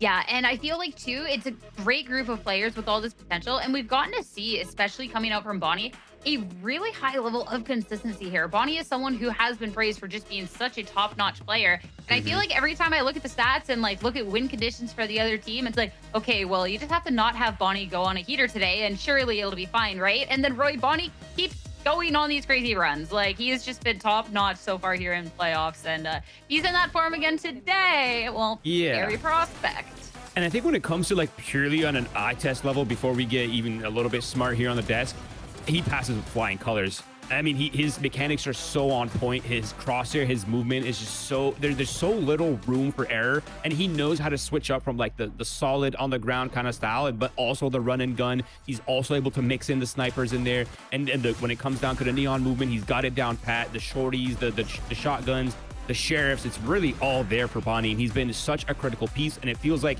he's slowly but surely getting more comfortable to this roster and starting to fill in that star player role. And is going to be a key part of that success that team finds today, because he actually used to play with Logan last year when they were playing for Core. And this was one of the teams that, sure, they didn't make it all the way until the end, all the way to Ascension, but it was one of those that you look at the individuals and you saw the potential. So now that they're working together once again, I'm excited to see how that's going to work out. I think M80 is an organization that we've talked about for so long in Challengers, and in different ways they've been at the very top, they have been struggling, but this version that we're seeing right now, it feels like a new phase that we needed to see from them. And it'll be a certainly exciting match to see. But two more players to talk about before we head into it. Two players that we haven't really been talking too much about here for Philips Norelco head-to-head. Let's talk about Stallion going up against Spaz, because I feel like, too, Roy, they've been putting up numbers, but it's kind of just like in the shadows, lurking. Like, they're putting in the work, though. It's time that we, give them the props. No, I swear, chat, we're not on controller highlight day. It just happens to be that all these players that we've highlighted have been so thick. I mean, Stallion, okay, I'm going to start with Stallion, okay? His impact on this roster is so immediately felt. I'm thinking back on all these clutch moments. He's extremely vocal. He's a high energy, high positivity kind of guy. He's uplifting, but he's also mechanically so strong, and he's very intelligent the way he plays around his utility. But for Spaz, I imagine he's a little bit different, right? Where he's like a little bit more of the quiet player. Like, he's kind of just doing his thing. He's very smart. He's very intuitive. And when it comes down to like checking people on the anchor, Spaz is so good in those moments. And even in the late rounds, both of these players are phenomenal. They really, really are. And I'm excited to see the impact going into today's series. I feel like this is a pretty evenly matched one across the board if we get to see everyone stepping up. Even with YFP having these changes, and I'm excited to see how it's going to be shaking out, especially too within this stage. We haven't gotten to see these two teams face off against each other, so this is going to be a fresh viewing for us all. But heading into it, let's talk about the map picks and bans for what we can see. I'm so glad we got a whole 3-map series in our last one. I hope we get to see it again, but we got to get through our first 2. And Dan, it's going to be Fracture for M80 first up on the list. Which is a good one. For M80, they already played that opening matchup for playoffs against ADG, and they were able to win this map of Fracture 13-11. Now, this is kind of what we can rely on going to the series today, because not only did we recently see the map, but also because this is a team that, you know, didn't suffer last-minute changes. For the other side, I feel like it's a lot of question marks, but the thing is, Logan is able to adapt, and especially in a map like Fracture, it feels like they should be fine, though I'm excited to see what YFP is going to bring here. Yeah, that'll be an interesting one, but I think, like, with the time, Roy, like, surely we won't see major changes, but how are you feeling about this map pool between these two?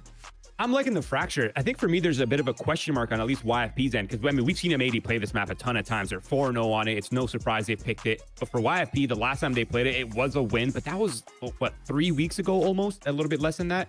It was against ADG, the same team that M80 beat. Obviously, we have different players now. The roles are a little bit more challenging, I would say.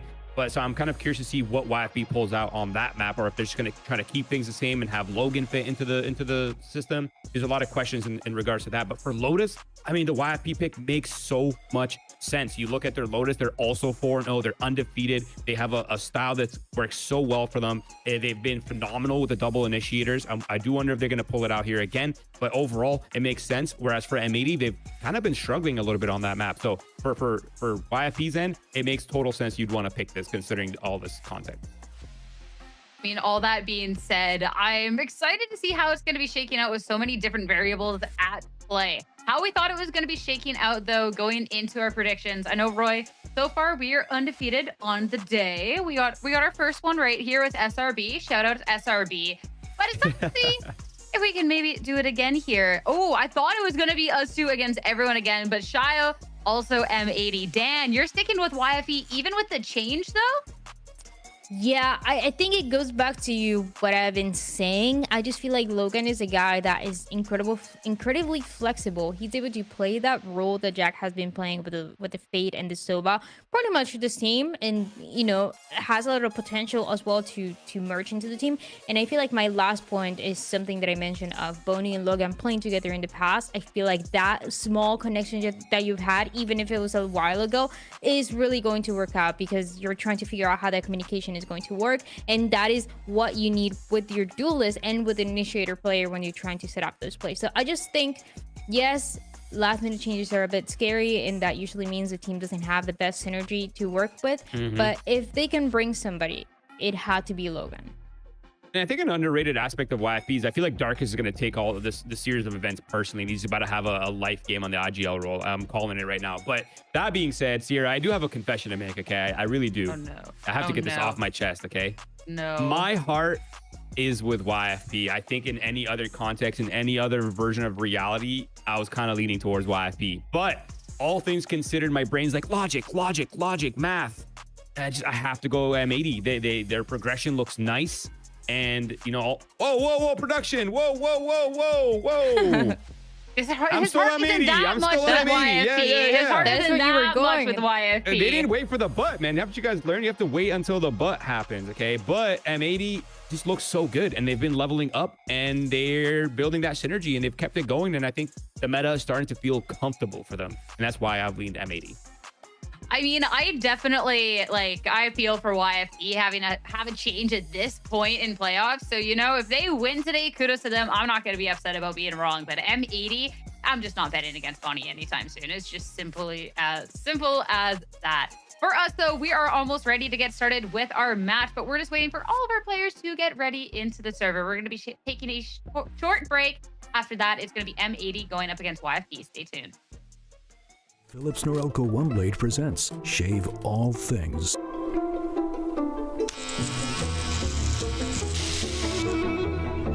Your style made simple with Philips Norelco OneBlade 360. Trim, edge, shave.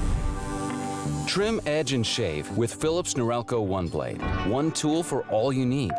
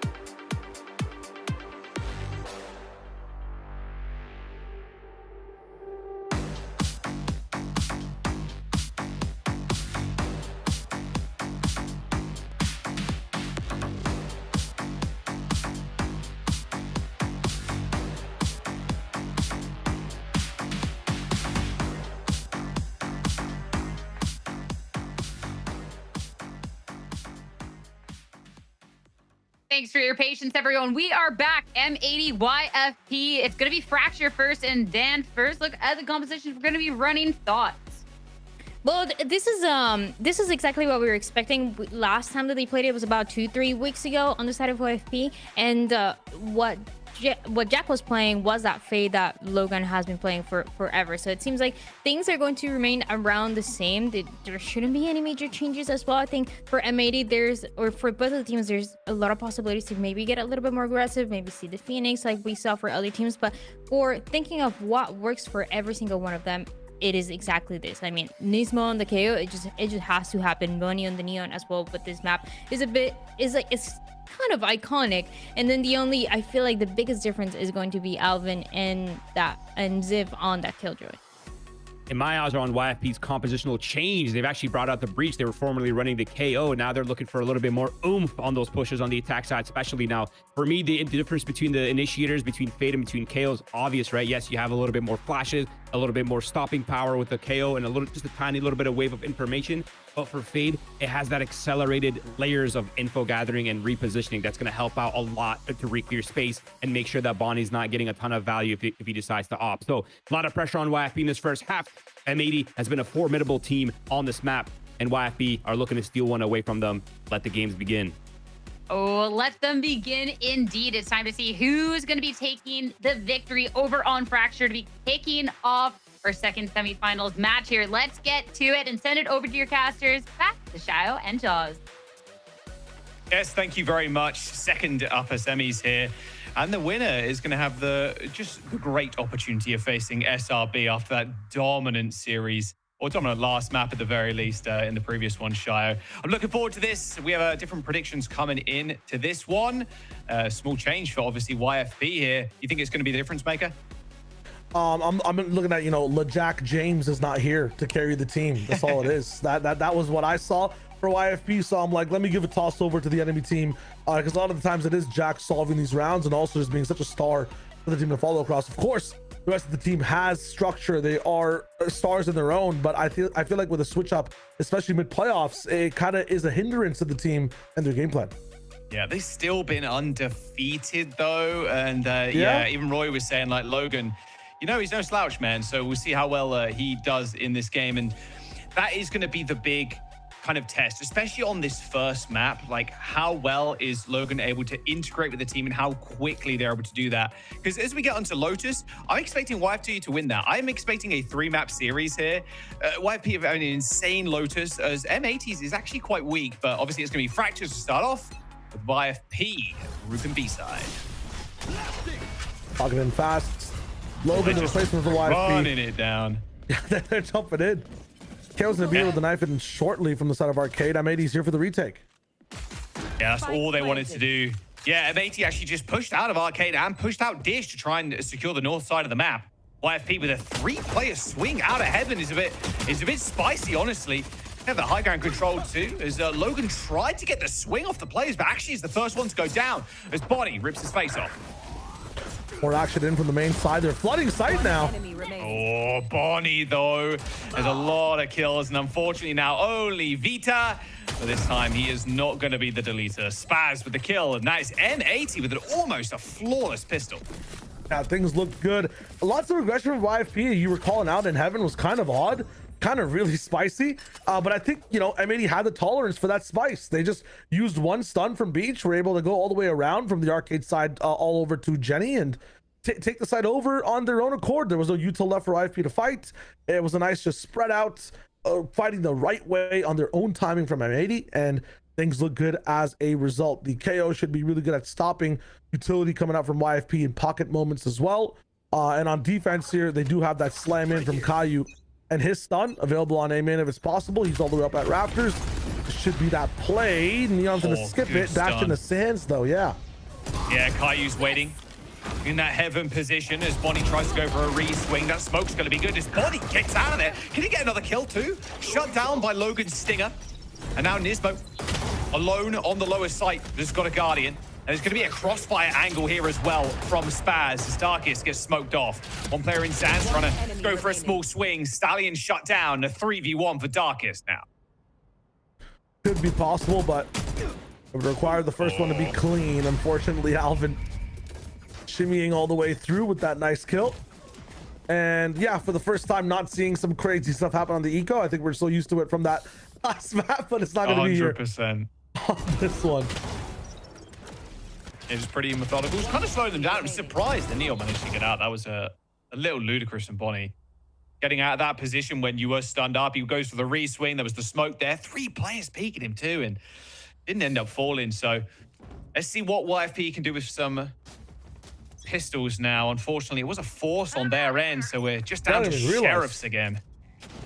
I legitimately thought they picked up and recycled a few rifles or stingers, but yeah, the force call not going their way. Bonnie understands the economy, is there with the outlaw too. Ziff will heist away the spike, but 3 Otis M80. I've been cursed, by the way, Joss, to only cast 13 twos on this map. On this map? On this, yes. Okay. So listen, I'm already looking at a failed force. Sometimes that pushes it down to like a 4-0. Come on. My eyes are down. I'm just Bro's saying. calling the 13-2 with 2 rounds in. Surely not. We'll be there. Oh, Alvin. Yep. Judge does a little better than the shorty there, unfortunately. At least get a 1 gun. They're actually inserted into heaven at least. Ziff is going to be able to get a gun, but probably heard that one actually. Aftershock, Bonnie's there to fill the gap, and they know exactly where this person is. Unfortunately for Ziff, it's not going to be a stealthy mission whatsoever. His teammates there at Arcade as well to help him out. Stallion, they're just looking for value here in getting orbs on the board, finding a few kills. Even if they do find a few, guns will be bought right back up in that bonus. When you're in these weird lands where you've lost the buy, economy is really not on your side. All about getting those orbs. That first kill from Ziff is going to be good. Stallion makes this a winnable round.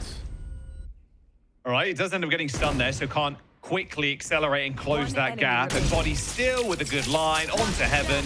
You know what? They made them hurt a little bit. They made them bleed. Got a couple of nice sheriff kills at the end, but still around for M80.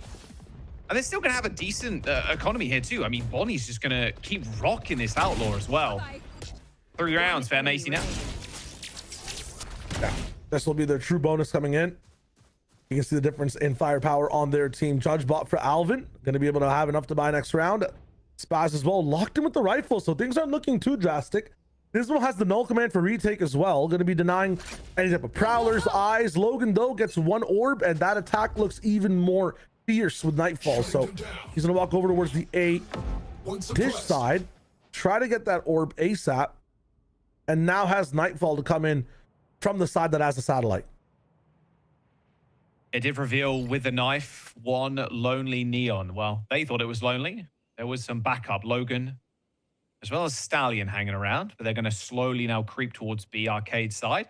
Ziff making sure no one has done anything too crazy. The setup from M80 as well. They have their stall with Cypher and the Molotov from Brimstone here on the B side. Their retake with the knife, the stun, the Neon dash coming in from the other, leaving the Neon Bonnie here on the anchor as well. Is going to be huge. Able to rotate faster off that timing. Can tick down the smokes as well that'll come in from the attack side. Already one's been used for this arcade cross. Alvin might have seen a few heads cross that smoke as well. Vita, we get tripped by the Cypher. Face your fear.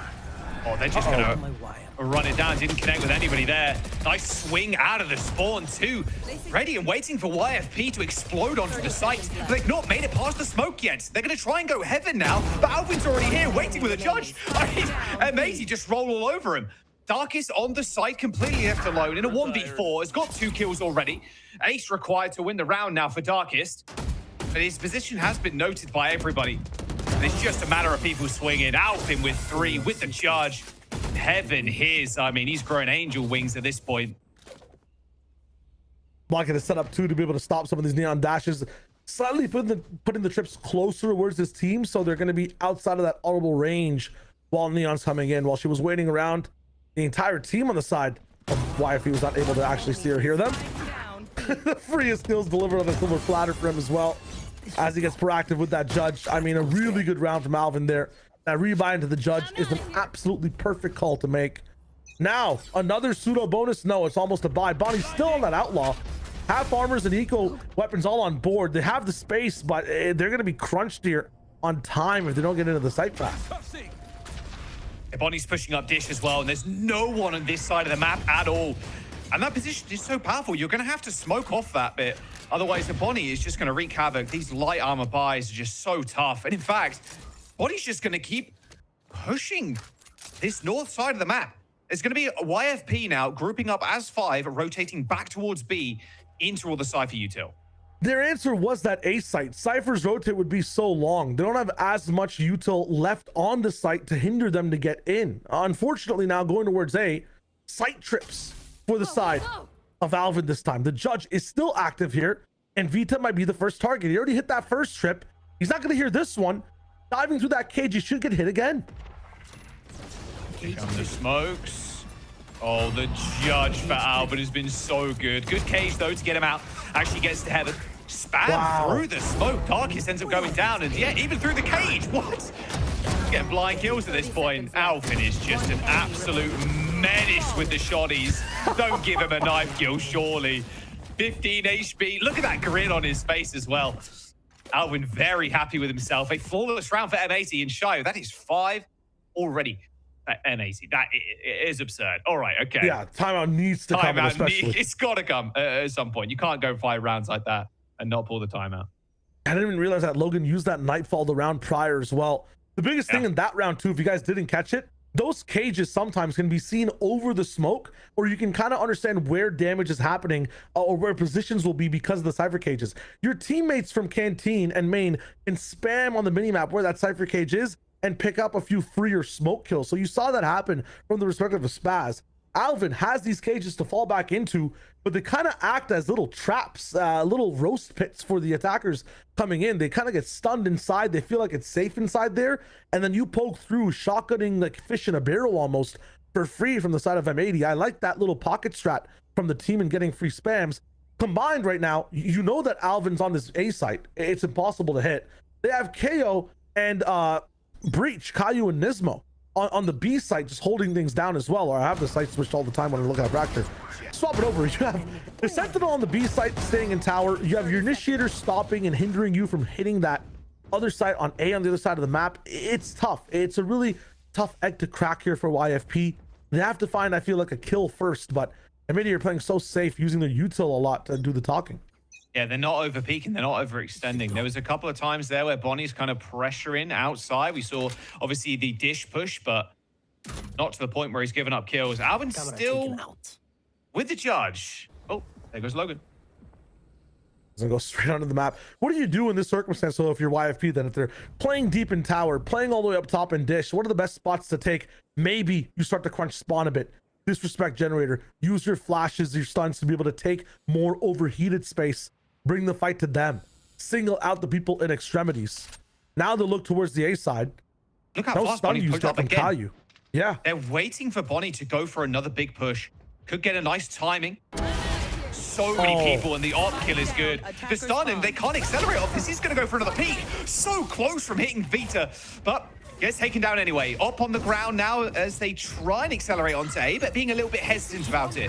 Molly on the ground. KO Knife's going to come in, clearing out sand completely. So it's going to be a free drop for M80.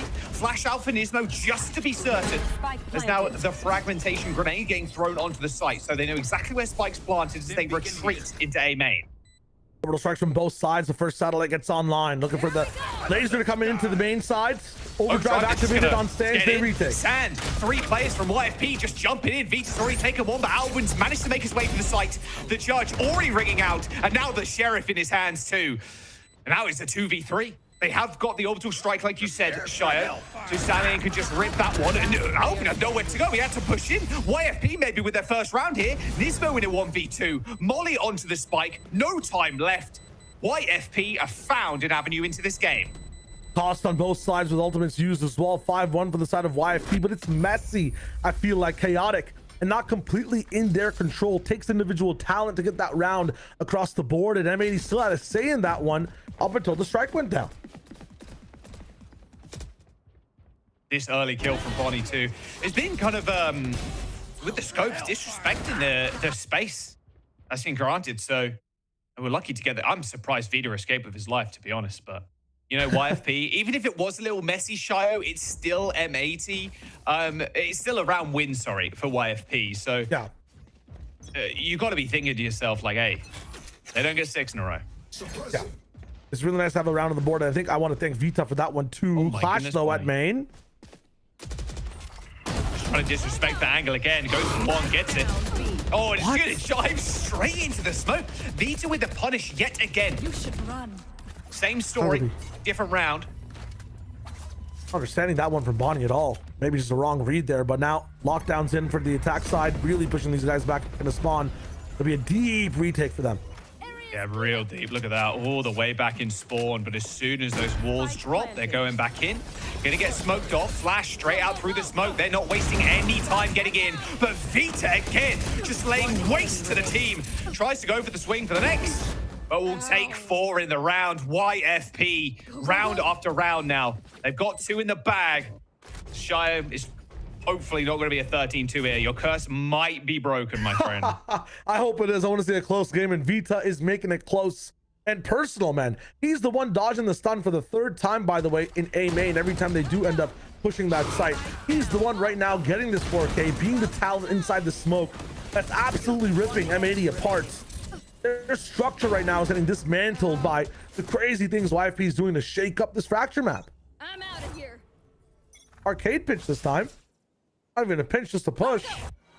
South side controlled by what seems to be Ziff for the moment, but no proactivity from M80. Actually, I say that, and Bonnie, it's just a Bucky is pushed so far up inside A main. Yeah, they're going to stun Heaven as well by the looks of it, or Sight. Alvin, oh, Alvin is in trouble. Someone's got to save him. Help couldn't come soon enough. Beautiful ult. M80 going to try and push Ziff here. There's 3 of them. Bonnie's making a lot of noise. And yeah, okay, then they know Ziff has been on this like very defensive line. M80 cannot go this way. There's just too much util, too much in the way. So it's going to be a spawn push. Maybe even a save, actually, Shio. This has to be a save. I feel like there's no time. The one thing that YFP is doing really well is using ultimates to just gain rounds. It only even takes 1 ult from them. That very first one where they started Stallion with the orbital strike and the post plant is able to save the round. The next one after the fact, you had Ziff with the lockdown to get the team onto the site. It was huge. And in this one now, Rolling Thunders, a simple Rolling Thunder from Arcade, because they know that Alvin either plays on site or tower.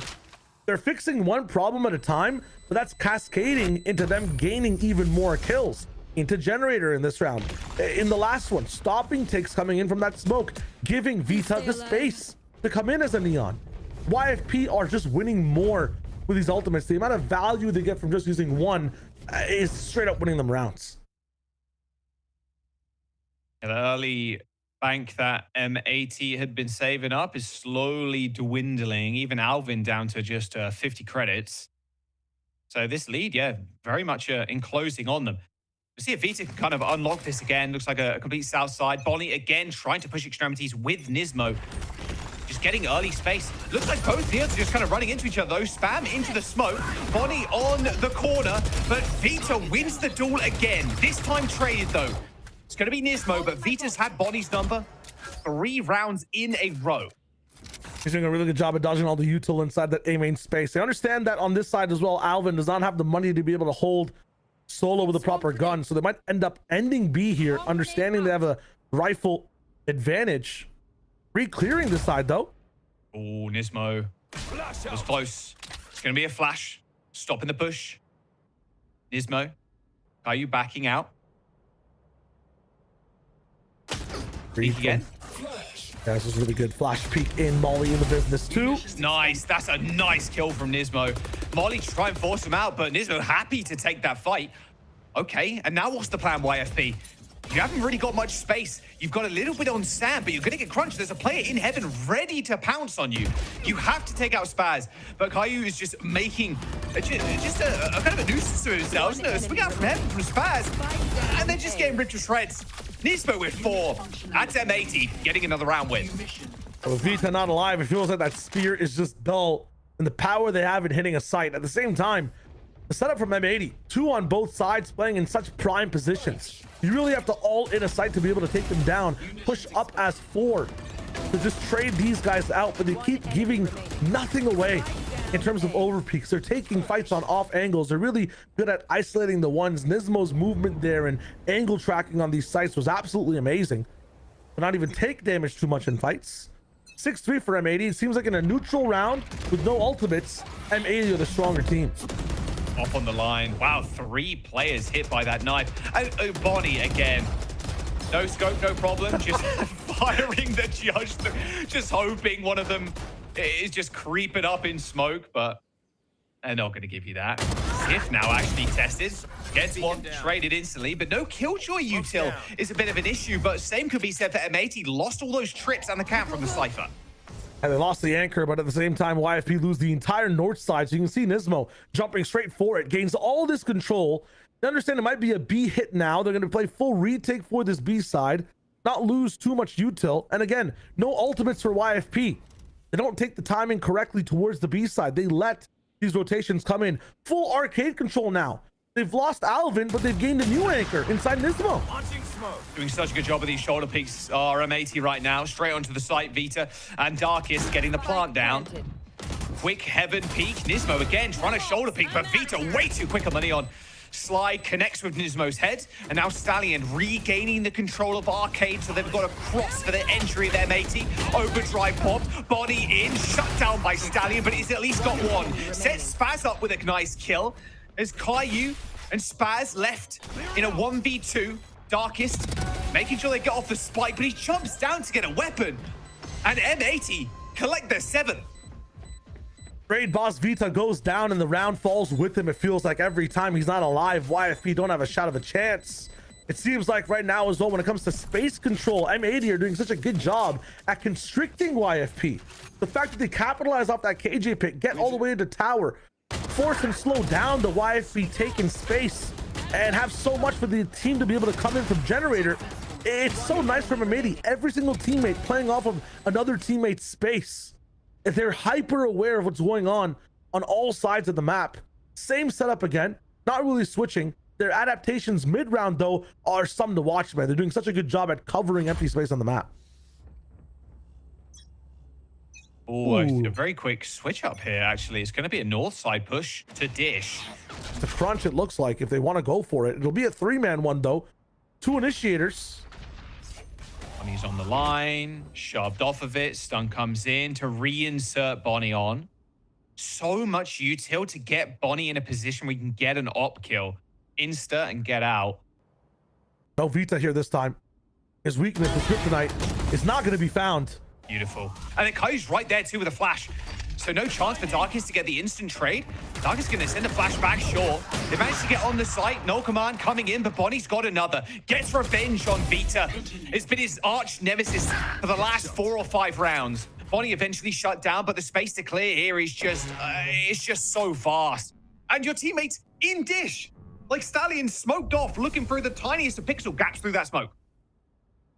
Yeah, no good connection from Dish here this time. Nismo again He's taking so good these at that. weird angles and then He's getting so good at off. He's a nuisance, man. Smallest pixel angle, and he gives them like maybe a bullet through cover, so a little sprinkling of damage. Okay, have a molly instead to make sure you don't random peek again. They're gonna go for this flank play though. Stallion's walking through the molly, and he still gets the kill. Nismo goes down, but the spike has been dropped. It is backside, but Stallion now has to walk into a 1v2, position revealed, and they are high-low in his ass. I mean, good luck. There's 10 seconds to go, Shio. The plant's going to come in, but they're just going to go for the swing. He's so low. Good kill, and that'll do it. That was close, but M80 had the game plan. 8 rounds on the board. These retakes show are just wonderful.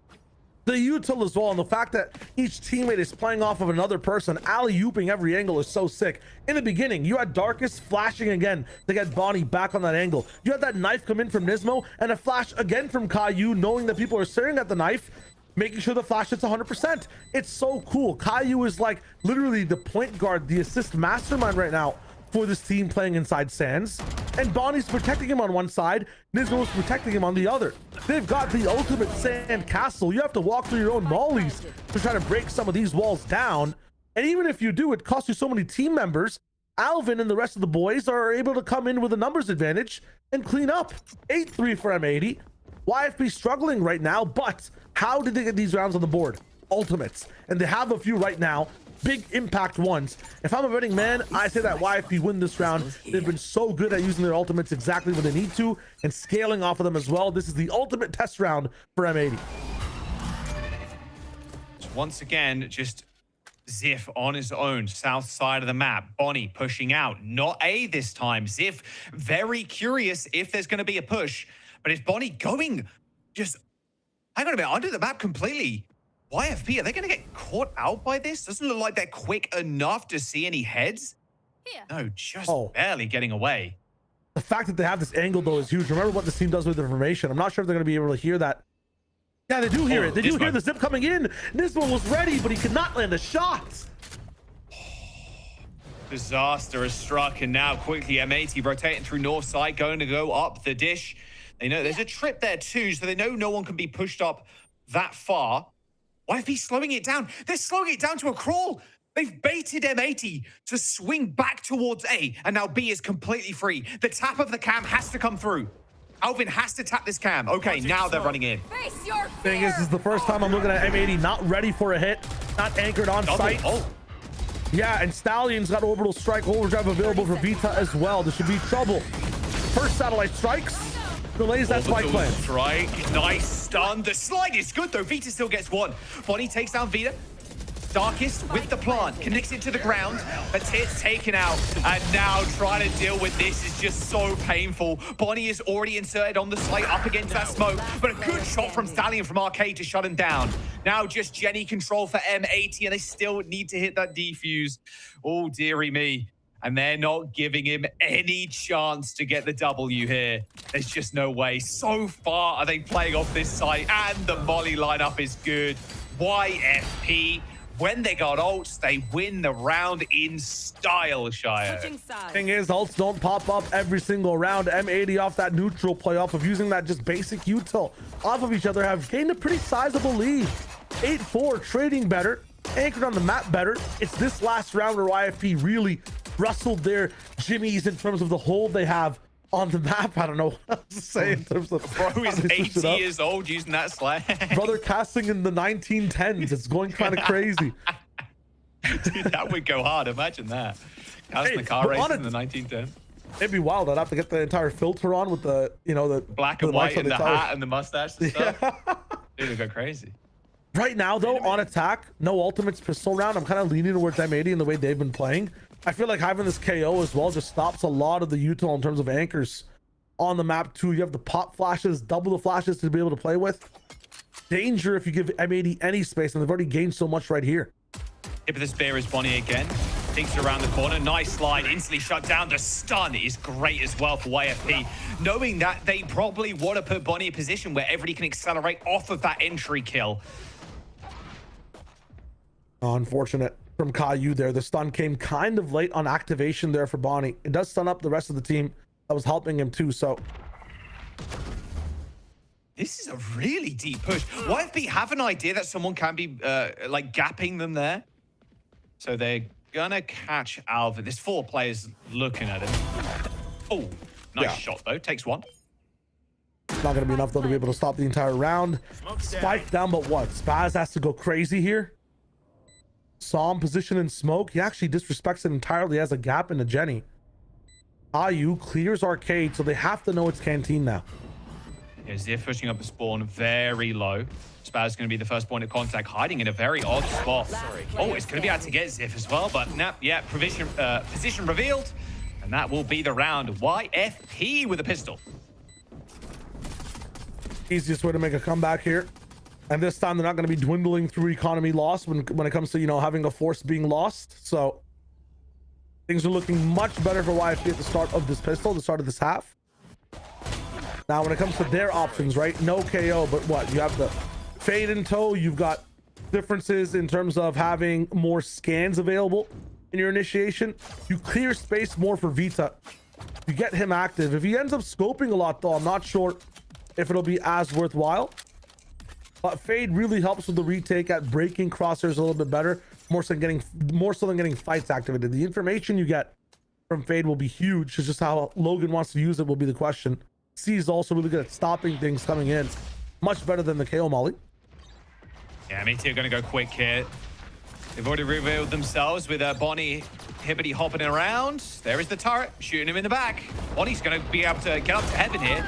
Oh, he just blames him with that bandit. YFP still have the weapons though, so yeah, you getting a kill here is going to be next to impossible. End up getting 2. Okay, Ziff and Darkest die, but still anti-eco for YFP. They get the second. Average eco for M80 right now, able to just get 2 kills, maybe even things out a little bit. Swap back in, look at the ultimate economy. Seems like Stallion might be the first person to rock in an orbital strike. And again, we saw what YFP did with the ultimates on attack. On defense should be very similar in how much value they get. My favorite part about it is how they scale with ultimates sometimes, especially if they are ones that make space for your team. So orbital strike can be that as well. It's not just a plant denial tool. Can be used in the crunch. Looking at it from the defensive side, I'm not seeing too much of a crunch coming in, just a hold for the A main side. Very similar to how M80 were playing it down. This time Vita is trying to be aggro. He's got the backup of Darkest, as always. Look at how weak this satellite side is as well. Or dish side, I should say. Well, I guess it is a satellite. 3 players just walking on up for free. YFP sensing it though. Bandit shots go a-ringing. Bonnie's stunned through the fast lane. Darkest trying to get a spam kill, but Bonnie's on the site. Really fast at M80. What a flick as well, coming through from Bonnie, straight spraying into the smoke. And Logan's brains on the backboard. Molly onto the site though is Bonnie. Extremely low, only 20 HP remains, but it's still going to be a very tough push out here for YFP. Upgrading the guns is Stallion now, but the swing here into main not going to be successful as Bonnie racks up a 3K. M80 taking this round. Swing off each other so well. Even in a situation like that, you have the flashes available to guarantee the swings and the damage too.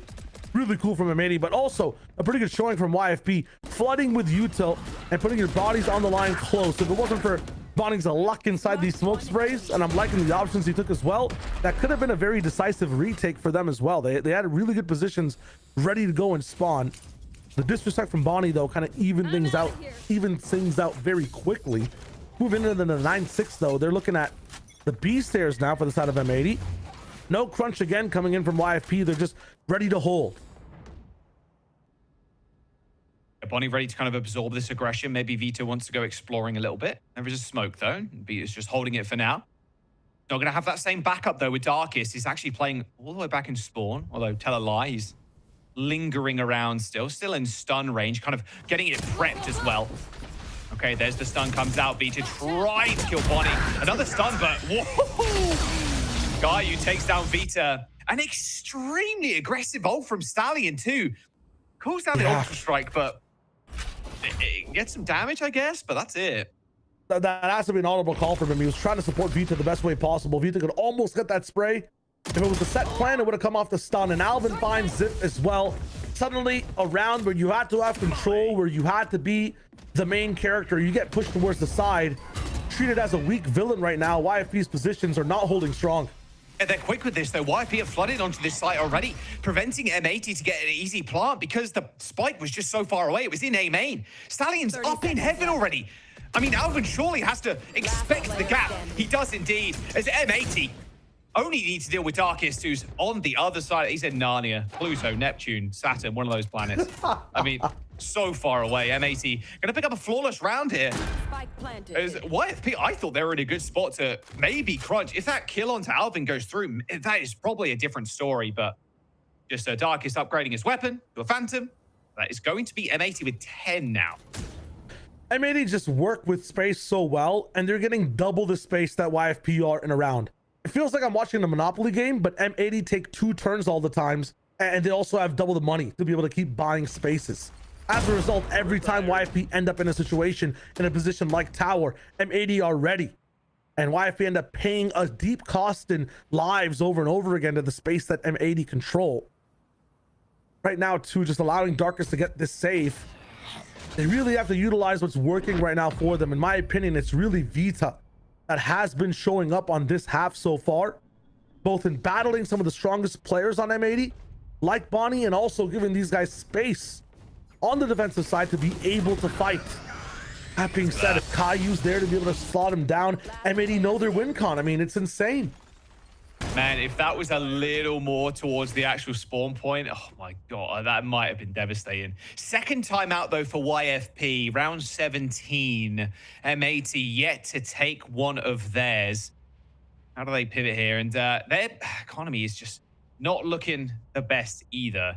Couple of sheriffs, one hero rifle for Darkest. Oh, well, maybe Vita can pick up a rifle here and some light armor or something, but it's not looking the best.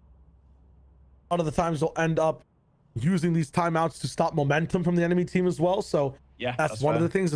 Sometimes you want to wait for that eco and then do it for the rifle round, but it's nice to get a refresher now. You talking about pivoting, you can only pivot if you understand your position. YFP's position right now, very similar to M80 in the last half. They're sitting Brimstone and their Sentinel on B, and they have a 3-man operation going on A in the defense. They're being passive with it, just like M80 were. For M80, it worked a lot because they really went all in for these angles. They would not back off. They would die where they were and get lots of value from their players. The YFP were also kind of playing into them with the rotations. In this half, YFP, or I'd say M80 now, M80 are not playing like YFP. They're letting this static position from YFP burn themselves down to a crisp. YFP are getting no value from staying where they are. They need to get active on the map, and immediately after this timeout, I see that already on Dish. YFP making a move to maybe get a fast flank. They can't stay on these sites. And it might go well for them. Bonnie, I mean, tier 2 or tier 1 player, you tell me, man, because these scopes, tier 1, they're looking lightning fast, man. Yeah, you're seeing tier 1, I stamped that. It's crazy. Good luck. Oh, it tries the no scope as well. Oh, he's blind. They're both blind. Oh, but Bonnie still wins. How does he keep getting away with this? I mean, it's absurd. Bonnie is just a freak of nature. M80 really with a flawless round, 11-6. Obviously, it was kind of a half pseudo save, kind of, but they're not going to be rich by any stretch of the imagination. I still think that's an amazing round for YFP. Yeah, no, they're fine. They get to buy back into this. Vita as an op. They need to get confident at searching for extremities. Doing that on the eco, pushing Dish, getting comfortable with moving around the map. YFP need to switch up how they're holding things defensively. When you spec into an op, though, for the only Asian that can slide, dive, and crunch for your team, I feel like YFP, again, are going to be static in their spawn or in main. And we've seen M80, they know how to deal with that. They can wait out your smoke, use perfect util, double flash you, and you're in trouble. And right now, Nismo, he has a right click in here if he wants it. Vita is not in a good position in the smoke. Got the up line. Knife comes in. Oh, they know he's there. He can't run away. Oh, wait, dodges both of them. No way. And gets 2. Vita dodges both the ult and the aftershock. I mean, that is absurd. Bonnie, though, always the hero of M80 coming in, shutting down that op. Hero plays from both Neons have just been spectacular. Like Thunder onto the site now. YFP, Logan kills Alvin, but Bonnie is still standing up in heaven. And Logan, he's trying to pivot around, looking where these bullets are coming from. He needs eyes in the back of his head and on the side. A 1v2, Bonnie and Spaz now versus Ziff here. The spike is in their possession as well, but they're just holding. Pure holding this angle. Ziff gets one, but it's on Bonnie. It's all on him. I mean, come on. What's the over-under here? Moonwalks back over to the site. You get the spike down 2, safe behind. Goes for the peak, though. Widest swing of his career, Bonnie. Give him an op, give him a rifle. He's got style, man. Yeah, a little smirk on his face at the very end there. You know how well he's doing. Vita's play here was ridiculous, but Bonnie, time after time after time, you could write a series of books after this guy. 12-6. He is 23-9. 23-9.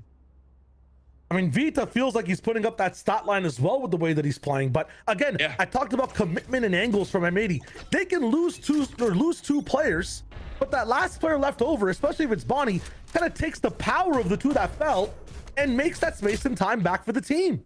It's insane. They have really good contingencies at getting people active, even if Vita or YFP are going crazy on the defense side. That Cypher ult as well from Alvin, the neural theft, gave them so much information as to where the retake was coming from. Not a lot. You see that, Ultimate get that much of an advantage. Alvin this time too on the lurk is gaining so much traction. 3 eyes or 3 sets of eyes on him over at Arcade here. The rest of the team's on site at A already.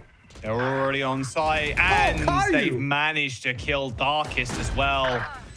Bonnie, of course, picks up Logan. No testing them whatsoever. This feels about over. Stallion, though, with a couple of nice shots. And now it's Vita, arch nemesis of Bonnie right now, who's been at each other's throats throughout this whole map. But Alvin shuts them down. M80 with the first map under their belt. Fracture secured.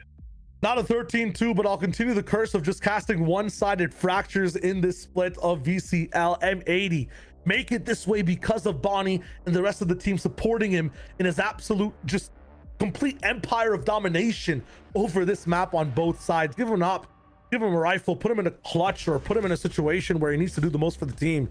He gets active, man. What a map for the team. Bonnie, I mean, even look at his game recently against Azure Dragon on Jet. I mean, he was an absolute beast. Still just putting up insane numbers for M80. The next map is going to be Lotus, though. Definitely a weaker map of theirs, a 33% win rate, whereas there's a 72% win rate on defense for YFP. So they could struggle, but the contingency plan is always going to be Bonnie. I mean, look, if he can put up the same level of performance as he did in that map, I'm safe to say maybe Lotus is going to go their way as well. Just a ridiculous scoreline for them so far. And they kept the tempo up and they were pushing aggressively. Bonnie always set up on those lines. We're going to jump to a quick break. We got Lotus after this. Philips Norelco OneBlade presents Shave All Things.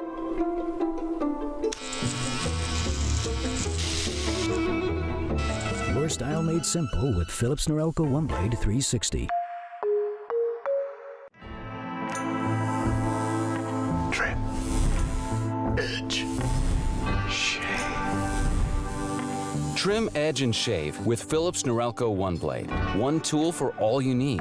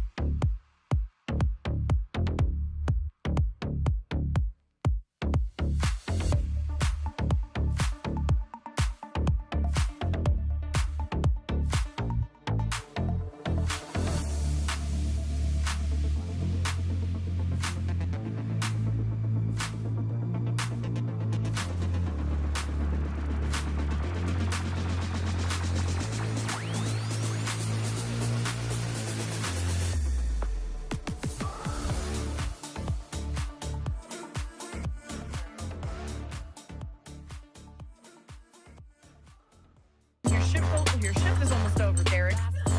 Sacred, your shift is fired. Oh my God! You're all fired! You're all fired! Everything's just going to go drop, yeah.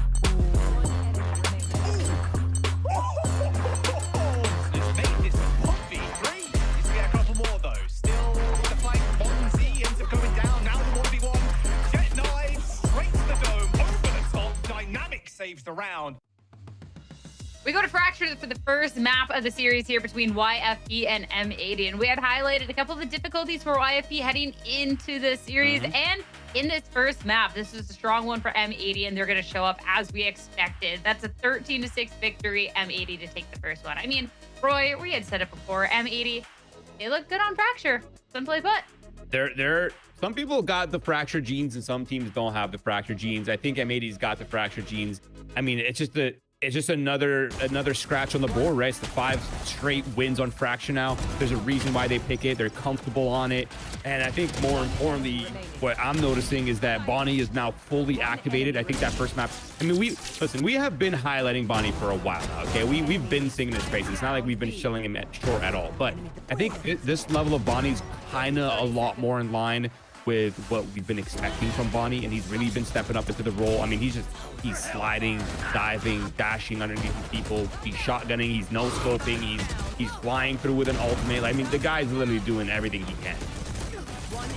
Yeah, honestly, I feel like, again, like you're saying, we've talked about him and we've been able to highlight a few of these neons, but just the way that he's being set up for success has been really cool, and especially on this map of Fracture that we got the chance to see last week, but it was a little bit closer for M80. This time around, they got so much momentum starting off on the defense, and then even when they went on the attack side, I don't know, I feel like YFP just felt a little bit desperate. Like, I don't know if it was the communication that wasn't working out and the way that they wanted to go for these floods and retakes, or if it was just them trying to trade each other and not working out. There were multiple scenarios where YFP, they had the numbers advantage, where Vita was able to get an opening, and immediately there was an answer coming in for M80. Yeah, and I definitely think it's a little bit of both. Like, I think it's a little bit of, okay, the micro's a little bit off for YFP, especially with a new, I mean, you're swapping out the most vocal role in the game, right? Like, you're losing your initiator, you're swapping him for Logan, who's, I would consider a veteran at this point, but I think for me, it's more so on M80. It's like their macro was so on point. They were suffocating YFP on that defensive side. I mean, they're doing exactly what teams should be doing on Fracture, which is like be proactive, know exactly where your enemy's ending, and just like when it came down to the site holds and kind of the fights on site, they were just so clean with it. And then when it came down to the second half, you could see it there too as well, where they're like fighting for space and then the post plants and then like moving around a lot, and they're just like so proactive. And I mean, M80 just felt good. That's just all there is to it.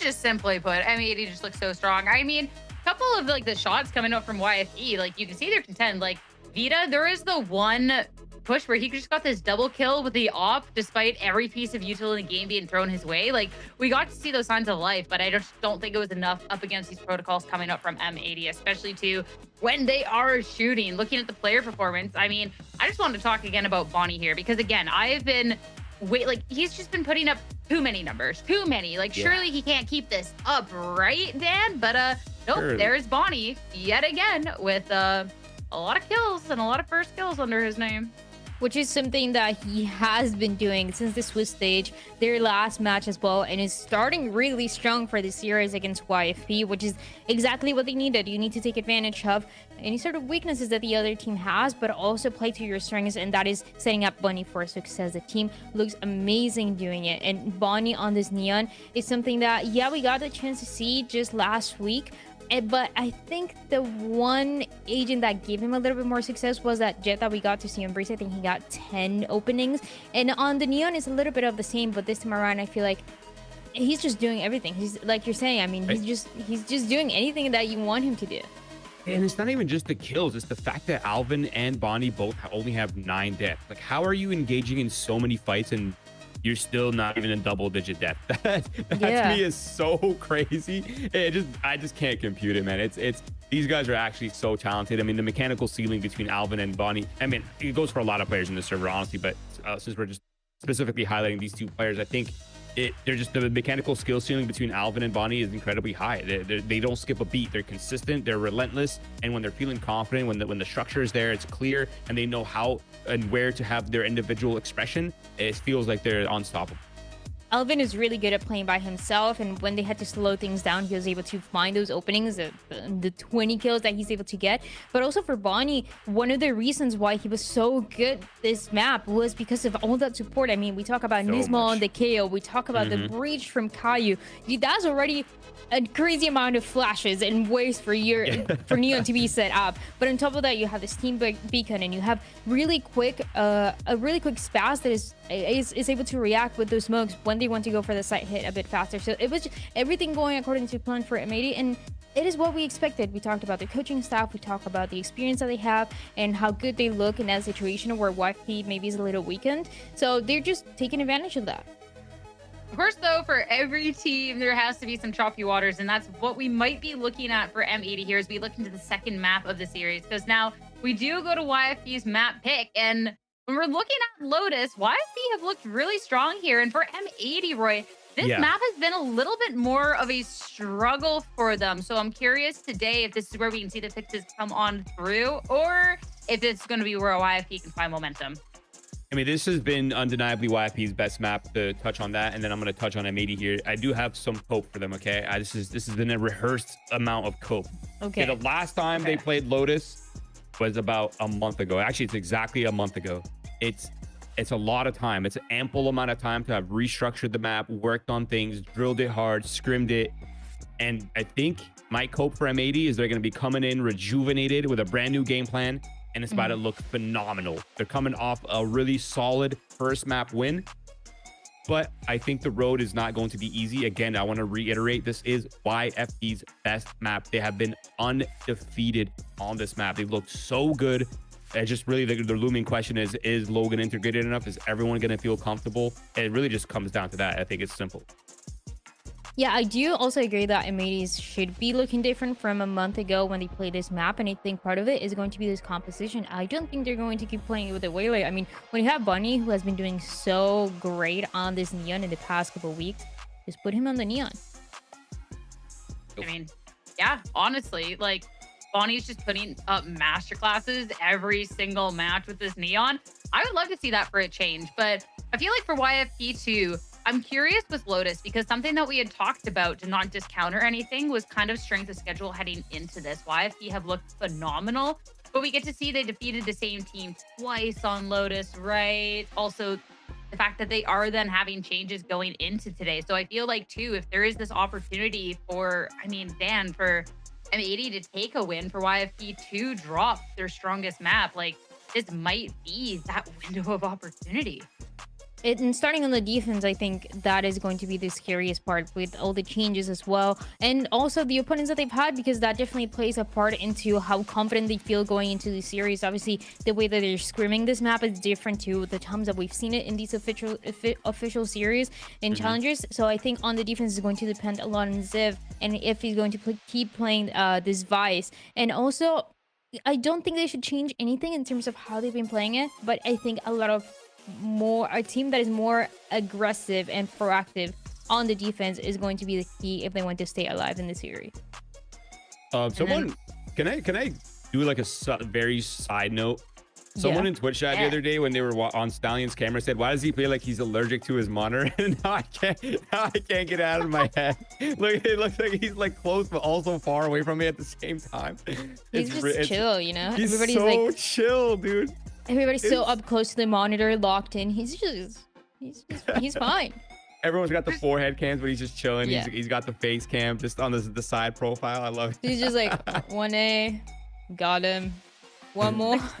Screens are bad for your eyes, okay? He's leaning back, he's preserving that eyesight. We're playing the long game here. That's all I'm saying. But he's still so close to it. All right, here we go. That switch you wanted. Yep. Dan, I mean, hey, that was the thing you were looking for, so I think you picked this one. Yeah, this is exactly what we wanted to see last time for M80 when they played this map. They were struggling a little bit. They were playing that solo Waylay. But with the Neon that we just saw from Bonnie, and the Neon that he has been showing us recently in the past couple of weeks have been incredible. And I think you can rely on the same pieces that we just saw on Fracture. On Bonnie on the Neon, the way that Caillou is going to set up and try to maybe play some of those fakes on the attack side, and also how Alvin is going to play a role in staying back and playing these 4-1. So a lot more more of these win conditions that we talked about before, and the real test is going to be for YFP. Yeah, and for YFP, the real key here for them is to utilize these double info initiators to kind of have a heads up on where M80 is moving, right? M80 is typically a very slow team. They like to default, they like to push and pull, they like to flex the IGL and then the coaching IQ on other teams. So information plays really well into that. So my eyes are on Darkest and Logan to kind of unravel that info. And this should be a map where Logan feels a little bit more comfortable. He's not so worried about dying and being perfect with his util because there is a second initiator to fall back on. So hopefully Logan feels a little bit more comfortable to kind of get active. And of course for Ziv is to try to hold it down against what is a very aggressive M80. Again, for YFP, this has been a map where they've found a lot of success. So it's time to see if they can do that once again, heading into the series to take us into a map 3, or if M80 have put in enough work to take the dub here. Let's go to Lotus, find out, send it back over to Shio and Jaws. Thank you very much. Yes, can they shut down Bonnie? Because they were very unsuccessful, especially towards the latter half of that last map. Fracture was just dominant. And now YFP with a very last minute change as well, bringing in Logan. You know, there were some successful rounds there, Shio, but it felt like M80 in a way were kind of playing with them a little bit.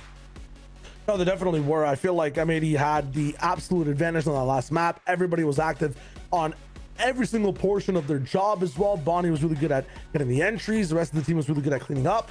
On this map, though, M80 will have to get to work again. Every single person has a very specific job. Nismo, Spaz, and Caillou can kind of swap what they're doing around with each other in terms of initiation, you know, finding gaps for Bonnie and Alvin to maybe play in. But for YFP, it's a lot more adaptive. As Roy just said before he signed off there from the desk, if Darkest goes down, Logan's still there to be able to initiate for the team. Vita is going to be able to be a little bit slower if he wants to play with Stallion and Ziff, or go on his own and really dash in with help from Darkest and Logan with utility. They can really swap things out. If they lose a player, it's not the end of the world. For M80, they're looking for perfection here with this composition. It's really good at push-pulling the defense, really good at pivoting fast between A and B. I think if you're looking for another team to compare to in tier 1, Crew are running this composition in the best way possible and look like the best team in the world doing it as well. So we'll see if M80 can actually replicate that here today on this map. It is the strongest comp on this map, and the most creative thing from YFP is the Sky Fade. I don't know what you think about it, but there's so many possibilities with this double initiators pair up.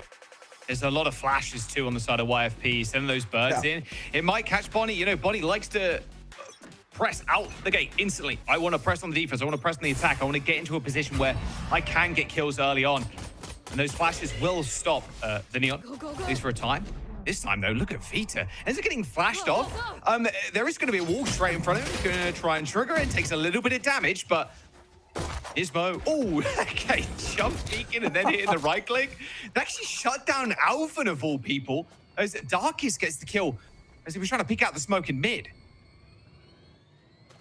Slow things down for the moment here on M80, just trying to find maybe a mistake from the side of YFP. They're not understanding where the rotations could be. Spaz taking lots of space here. Shown on A, might pull a few players, but they stay static on the B side.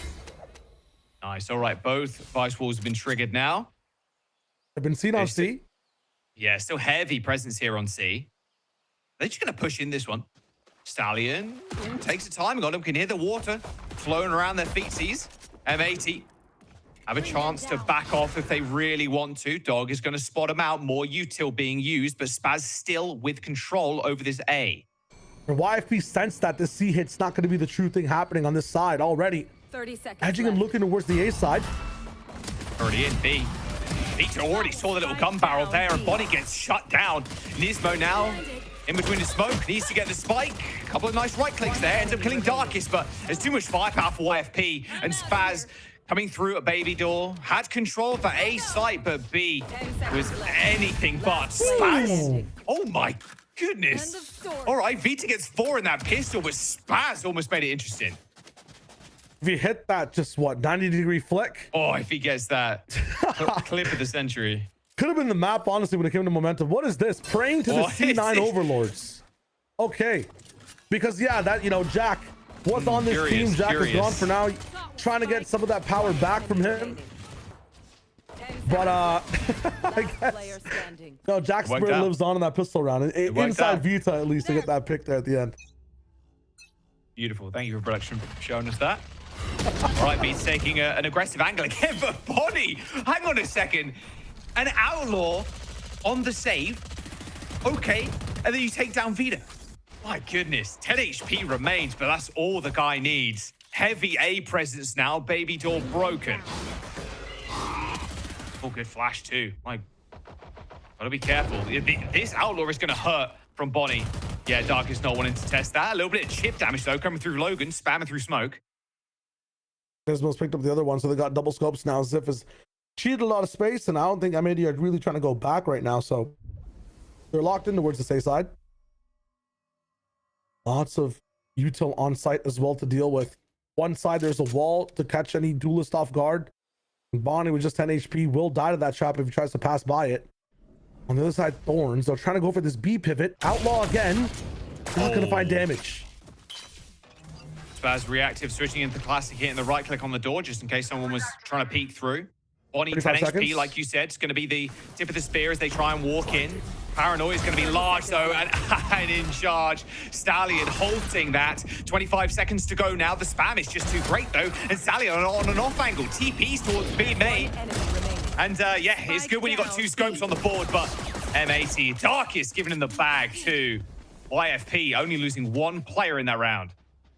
YFP doing a really good job so far. I know it's just been 2 rounds, but separating the duelists from the rest of the team. Separating the front of the pack from the support that's there at the back. You can see that from the wall that's there active on that A side, deterring anybody from dashing in. And over here, the Paranoia coming in from Stallion, giving you an easy kill onto Bonnie first, and then picking apart the rest of the team when they come in without their spearhead. So I'm liking the protocols already. Let's see how it looks like when there's a rifle round on both sides. For now, it doesn't look like it's too crazy for YFP when it comes to firepower, but they do have some outlaws on the business. The spam is crazy. I mentioned before we went to the break and then hit the desk, but YFP have an 82% win rate on defense on this map. And they're starting on this side too. I mean, that percentage is slowly creeping up. M80, speaking about creeping, they're going to be moving towards tree. Vita checking main again. Spots nobody, but there's a late lurk with the Vise. Probably saw the shoulder there. And now the stun comes in. Paranoia hits Logan. Peeks, tucks even for a little while. His body jumps around the corner with a judge. Sprayed and prayed, got one. Logan also falls. Weaponry in their favor, of course, here, but Bonnie now with only 4 HP. Spike hits the ground. Darkest trapped. Alvin with a nice kill, locking down the sidelines. Clean round so far, just 1 casualty, even though there's low HP. Oh, I didn't even need that. Only need the classic, really, but Stallion still picks up with the scope. It is a 1v3 with a couple of rifles and then the stinger, so no shot. Stallion's going to want to try this one, just looking for the exit kills, I'd imagine. He's able to get a weapon here at some point. Could be huge. But yeah, from this angle, he will punish at least 1 player and go down to the spike. Don't fall for it. They're going. Oh, there's 1 kill. Paranoia's going to connect as well. Nismo almost gets chased down by the classic. Picks up the weapon and Spaz dies too. Tell him. I saw the vision. Come on. That's a question mark in the chat for sure. No, that's a W. That's a W for me because he has a Spectre. He's trying to get the Phantom from the player that's just died. I think it was Alvin all the way towards that side. And if he doesn't, he dies. He gets his money reset. If he does, he's able to pick it up. That's true. I mean, yeah. That's funny. It's really funny. Nismo was ready for it, though. So even if he hits that TP, it's a free orb for him. So I'm actually glad that Stallion ends up going down. You know what? It worked. Actually, yeah. You put it. Yeah, it worked out. Actually, It's a W. It's a W. It's a W. You got 2 L's at the same time. Put them together, you get a W. You know what I'm saying? So true. Wait, you can do that. Flip the L, angle it right. Yeah. Wait, you cook with that one. Hang on. Don't get it twisted this time using that Viper wall, but they made so much noise. And for the first time, YFP's not disrespected that C line. They don't have that much information deeper into the spawn. Zip has been here a couple of times already on the anti-ecos and the pistol. It'll be a slower round from M80. They're looking for space across the map, but there's so many forward sight lines here. I'm liking this from Vita, being able to see down B. Get the first response. Nice Paranoia. They're going to chase this one. Ends up getting stunned. Fast lane popped. Vita jumps in. Shorty in hand now. Takes a large chunk of damage, though. Just Bonnie has to back up. 10 HP after that shorty shot. fighting that much though just pushes them way back on the line. YFP hold down B site and M80 get no value from that push. Clock run down to 40 now. The wall is on A, so already want to make the best use of that. Pop it up. Someone indoors though. Vita with the scope. 4-player swing out. Vita's ready and waiting for this. This wall's gonna have to go up, but no Spaz looking around, waiting for him. I mean, it was gonna be a tough shot, but didn't even manage to get one off. Thorns end up coming out, denying more time here out of the bank. YFP on the defense, looking so clean still. Flash is decent. Actually, the eye actually reveals one too. YFP jumps straight back in. Spike hits the ground, but so do the bodies of M80. It's only Caillou left. A little spam kill onto Darkest. He's slowly toying with them, and they're actually both so low. Tap on the spike, 45 HP, 8 bullets remain. A shot through the box, kills Sif, and Caillou with the clutch. You know where this guy was playing before this? Do you understand where he comes from? This guy's no joke. Caillou up in the business, able to save the entire round. An echelon above in the 2v1. I don't know how he pulls that one out in the clutch. Insanity. They were trying to just peek, but every time they did, they took an extra bullet. One after the next, after the next, after the next, and they were just so low. Unbelievable clutch. Keeps them alive and brings us up to 2-2 with YFP now on a save again. They've still bought a scope, however. This time, Darkest running it. Let's go. Ooh. Pixel angle was nasty from Nismo. Reaction's looking like he's 20 years younger, man. It's looking crazy right now. Here. I don't know why I'm violating like that, but at the same time, everybody on M80 is active for the moment.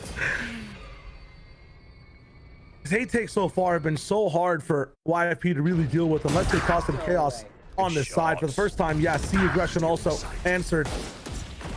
Last 2 players remaining here. It's gonna be a flawless almost. Oh, Darkest. They get one gun out of their hands, but they're so aggro off that too.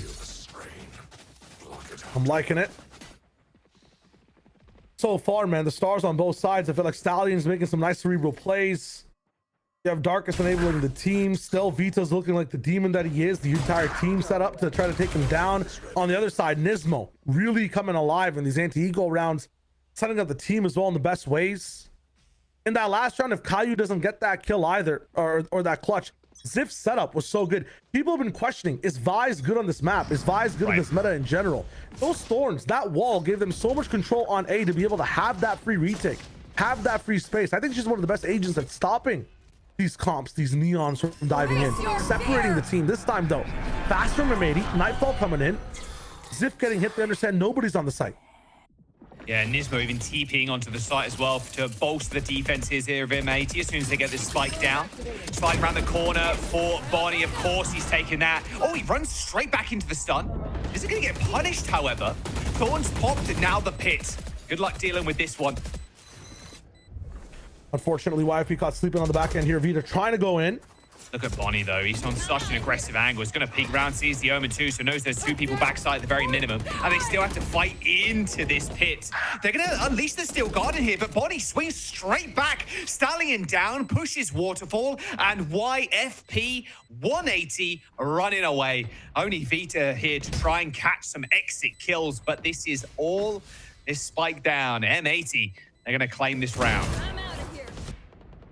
Galactic round again, fantastic from the side of Bonnie. Yes, they get a few exit frags here and there. It'll cost them a little bit, but the fact that he's so aggressive on that spawn extremity and then tempers it down, runs into his enemy stun just to be able to group up with his teammate, then activates again, keeps the enemy on their toes, keeps YFP guessing when he's going to come in, tempers up again to just support the Viper Spit and the Seekers coming in. Finally, peaks again, takes Stallion down. How do you deal with a demon that can basically sift through walls, man? The way he's using the sprint to catch up with his team, to be a nuisance against you as well. YFP, take a time out to understand how do you deal with this type of setup. Just like the twins from the Matrix, just disappearing, reappearing, going through walls. Can you tell I watched it recently? YFP, I can't tell. YFP, like you said, with the timeout. They got a lot of ults here too, Show. Darkest, they got Seekers, they have the TP, they got Overdrive. Like, there is tools available here for YFP, but 4 rounds in a row for M80. They're on a hot streak. Yeah, if you think back to that Fracture as well, the best rounds for YFP in general were those ultimate rounds. I'm glad that you called that out. Thing is, though, Orbital Strike, Rolling Thunder, the Lockdown, these are high impact ultimates. Seekers from the shadows, Overdrive, oh brother, this guy stinks. The impact is not there, man. You can't just press X and win the round. You have to be able to use it with your brain a little bit. So I'm wondering how YFP translates these ultimates compared to some of the power ones available from Fracture. Got one off of Steel Gardens too. I mean, hey, if you manage to collect the orb on sand or something, you know, play a little more aggressive here on C. Doesn't like M80 are going to give them a chance to do that though, although they do end up putting the one-way down and Stallion exploring that space.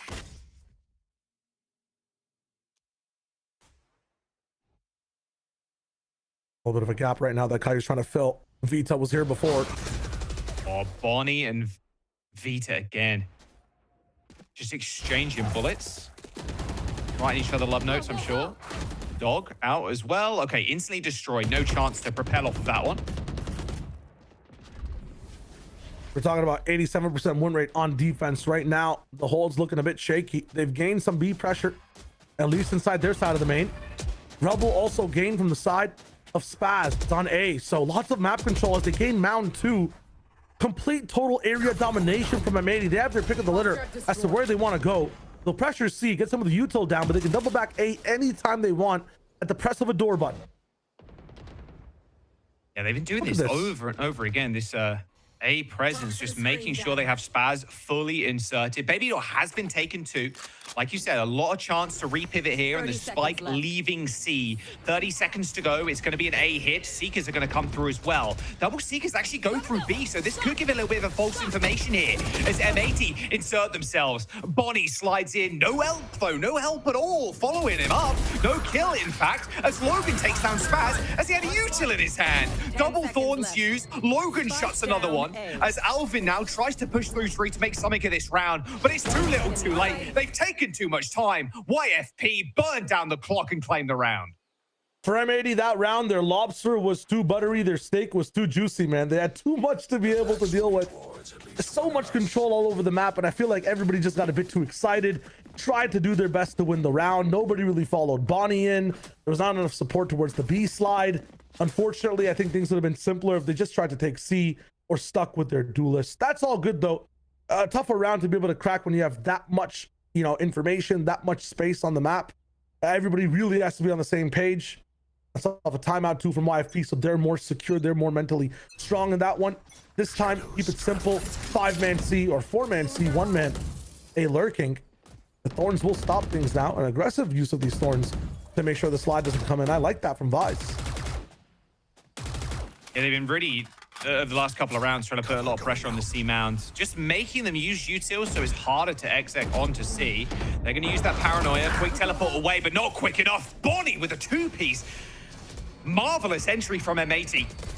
Expecting big things from Bonnie this game, considering what he did last map. And he continues to deliver. And now only Logan in the 1v3. Spike dropped, but immediately picked back up as Alvin gets the plant. Instead of conquering the map like a risk game, it seems like M80 are just keeping this like a factory line in terms of the trade subbing in. Bonnie goes in first. We work off of him. If one person opens the door, 2 people end up going for the trade. Everybody covering gaps here from the side of M80. Looking much cleaner in this round after a quick adjustment off a loss. Logan, tall task. Yeah, they're going to ult, and they juggle peek him. 40 AHP. It's not happening, I'm afraid. Or it might do.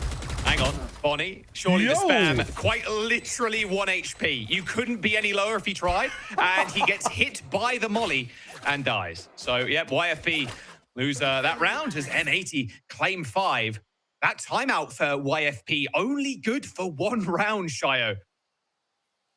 It's tough. It's looking like from what we saw before when it came to YFP's defense, Jack was really good at being able to frag with the space that they have. He was able to get his 2 and get out. Nobody right now on the side of YFP has really risen up to the double kill potential and some of these trade factors happening in the neutral space of the game. To dumb it down a little bit, because I'm saying 80,000 words for explaining the smallest thing.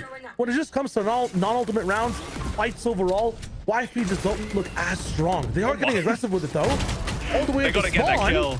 Yeah, I mean, Spaz is... Okay, we heard some util being used. A quick pivot. Turn 180 degrees. And, well, we've already collected 2 kills. We'll take that. And now we can rotate if we really want. We've got the wall here to stop any A main aggression. And look at all the Vice util on A. This is a free C site hit, if I ever did see one. Might sense some desperation from YFP, maybe making a mistake and not playing towards the 3v4 numbers. Feels like in this position, Logan might just give up his life to try to affect the round. This is Stinger here as well. It's not going to do too much. Nightfall held out. You can't use it yet, my friend. Darkest evens it out to a 3v3 though. Yeah, still... Oh, the Nightfall shut down by Spaz. Okay, they have an idea. Now it's a 2v1. Nismo in control of the spike, hits the tap. Steel Gun's going to come in, and Darkest with the swing. YFP clutching out that round. That looked like a free round for M80 there after that first engagement. But YFP turned that one on its head. Back-to-back rounds. They can't quite get him. But M80 falling there. Still, YFP keeping up 4-5. I said they don't have that swag they had before. Darkest is just showing up every single round, though, kind of filling the hole that... I mean, honestly, Darkest was performing next to Jack 24/7 when he was still on the roster, so he's still doing his job. But in that round, Ziff really levels up there with that 2K to even things out. I like the position from Logan. He waited for his teammates to use that Nightfall. Switching up over to the A side again. That wall is active, separating Bonnie from the team. Horn's on the right side. He's all alone, but nobody punishes him. Wall finally down. He has made the space for his team. And Thorn's there to stop the immediate aggression, helping ferry the rest of the team through that main and into tree. Vita's already on site, though. Nismo with the first elimination. Logan goes down. Vita now cornered off. These mollies, these thorns, everything stopping these neons doing what they want to do. Who said the Sentis are dead? Bonnie with 2, though, with the Bucky. Make that a third 2. Little upgrade. Thank you very much. Oh, Bonnie well and truly online now for M80. And as if in an unwinnable situation. Spike has been dropped, but it's a free pickup. No shot here. I think Ziff looking for some exit kills. He said, these neons. Bonnie said, that's not me, big guy. I can do what I want to do. All around the map, man. Going up heaven, down connector through Ivy like a speed demon. Ziff will be found 2 towards the end. Oh, he took some damage. damage. Putting pressure down. Yeah, he's just trying to run away. Ziff wants to save the gun. He's chased it. Oh my god, he's pure chasing. They've got 2 players coming after him, in fact. Uh-oh. Eye broken. Come on, little swing. He's so low, 60 HP as well. Oh, gets 1. Okay, you take that. Uh-oh. He's got his Here he comes. season. Here he comes. There he is. Body with 4 kills. Easy round for the Neons. He really just is in his element. And Neon fits him so well, just so aggressive. And we saw at the very start of that round, Shio, how quick they were to accelerate our pay main. They're more than happy if Bolly triggers the wall and then he just sits indoors. Like, they're chilling. Handles himself. Only way to be able to counteract that is if one person was playing towards that, close left one and done angle. But if you have a smoke that comes in for stairs, which is what exactly M80 did, Bonnie has a 1v1 with the Bucky there, is able to get that pick and then just stall things out. It's a very good ante. One way Bonnie had a second to be able to peek that one as well. They don't find much on it, but Ismail has a position to disrespect the one way. Finds the flash as well. Now they have C control. Ooh. The mound has been a priority here for YFP. There. Looks like maybe Vita wants to... A little cheeky. See? They have the B space right now. Claims C as M80 completely. Look at A, though, on this side. Spaz carefully looking to see if he wants to check out A. I think he's heard that Prowler last second, too. So he understands that there's a gap in information for YFP. Flash. Oh, the stun is insane. That was ridiculous. Bonnie ends up getting shut down by a Sheriff. One enemy remaining. Ziff actually ends up killing Nismo too, so a double kill for the Sheriff, but it is a 1v3 without weapons. And all the weapons are on this side of the map as well, the south side. So unfortunately, Logan being able to upgrade is not really a possibility. I like the ambition of that play though, right? I'm calling it like it's going to be a passive round from YFP. They spring that door, immediately have a crunch onto that C site. Even with all that control, they end up doing a little bit of damage. That's sometimes what the exact... He goes for, hold up. Okay, Logan close. Whoa. A bit too far though. Okay. A little too close for comfort there, it felt like, especially with one player also being really low. Last round and a half, though, 7-4 M80 lead. They come into today with a 33% win rate on this map, and YFP with a 72% win rate on defense. And it's one of their best maps as well. So, yeah, YFP. Oh, hold up. You missed one. They won the pistol to YFP. This is 7 rifle rounds from M80 coming in for the win. Facts, yeah. Give him the flowers. Give him the flowers. Yeah, hey. We'll see what happens on the next pistol, though, but still M80 leading. That's all I'm saying, you know? Like, True. Could be an 8-4. Full rifles, though. Darkest even with an op here, Shire. He'll try his best to have an impact with this one. A lot of the times we have seen Spaz disrespecting the space here, at least using what he has with the wall, letting it drop down and peering into Baby Door. This time, it's not going to happen. They're looking for this Vita pick. No Prowler here, though. So this might be bad, but they're not actually pushing up to this one. They understand the threat of this judge from this angle. Who's going to be here to spring this, though? Stalemate on B main for now. Unless they open door. It's like we're frozen in time. Don't push up. Eventually, the cavemen will thaw out. Do not push. Do not push. If you can hear me. Okay, they pushed, and they still got the kill. Oh no. Spraying the box, making sure there's not a surprise player behind it. And the judge not even ringing off a single shotgun shell, sadly. Darkest on the line with the op, though, is M80. They need to be able to clear this angle. Ziff ends up killing Spaz, though, of all players. Steel guarded. Garden in. Seekers to counteract, though. They're going to teleport as well onto the site. And now Darkest kind of mincing around here. Is going to let loose a dog to see if he can disrupt anybody. Eventually, the steel guard ends up wearing off, but here comes the overdrive. Bonnie testing the angle, maybe. Slides straight past it. Darkest on the run. Tickled in the back. Is going to set up with the knock line again, but Bonnie can just hold this one down. In fact, they're just going to go for the double swing. One over the top, one below, shooting the body as well. YFP getting dismantled on the defense. It's Ziff Stallion to try and stand tall, but they're only quickly knocked down. Bonnie with another 3K. As M80 end the half, 8-4. Switching sides. They didn't even remember they planted the spike. These guys were up on a vendetta mission, man. They were just going for bounties at that point. Absolute disrespect and insanity from M80. Nismo's just there to hold down the site as well. And he's winning gunfights there too. It looks like, again, a class of a difference between the players right now. And that comes from YFP starting off with some amazing plays of their own in this map. Darkest still has one of the best KDs on the map, still has some really good performances on that defensive side. Ziff was holding out really well, but it seems that the rest of the players have been mute so far. Vita has been contained, not even ringing off judge shots in close range angles. And the rest of the players at a head-to-head, Nismo's been outperforming Stallion, even though the kills seem similar. Caillou clutching, Logan falling down the ranks at the moment. They start off fast on A. Real fast, straight towards the doors. Dodges the stun completely. Vita shuts down Bonnie, but Caillou, is there, waiting at the door, waiting for someone else to try and peek. 22 HP, ends up backing up, and needs to hit that reload as well. Alvin dodging the flash, but can't dodge the bullets. Ziff takes down the clone, and well, this is going to be Neon killing Neon, Vice killing Vice, Noman's killing Omens. Spaz with a nice kill onto Logan now, as they need to all peek at the same time. You can't go one by one. Darkest with another double dink. Nismo Spaz down. 2v1. Caillou at 22 HP only, as they end up rotating towards C.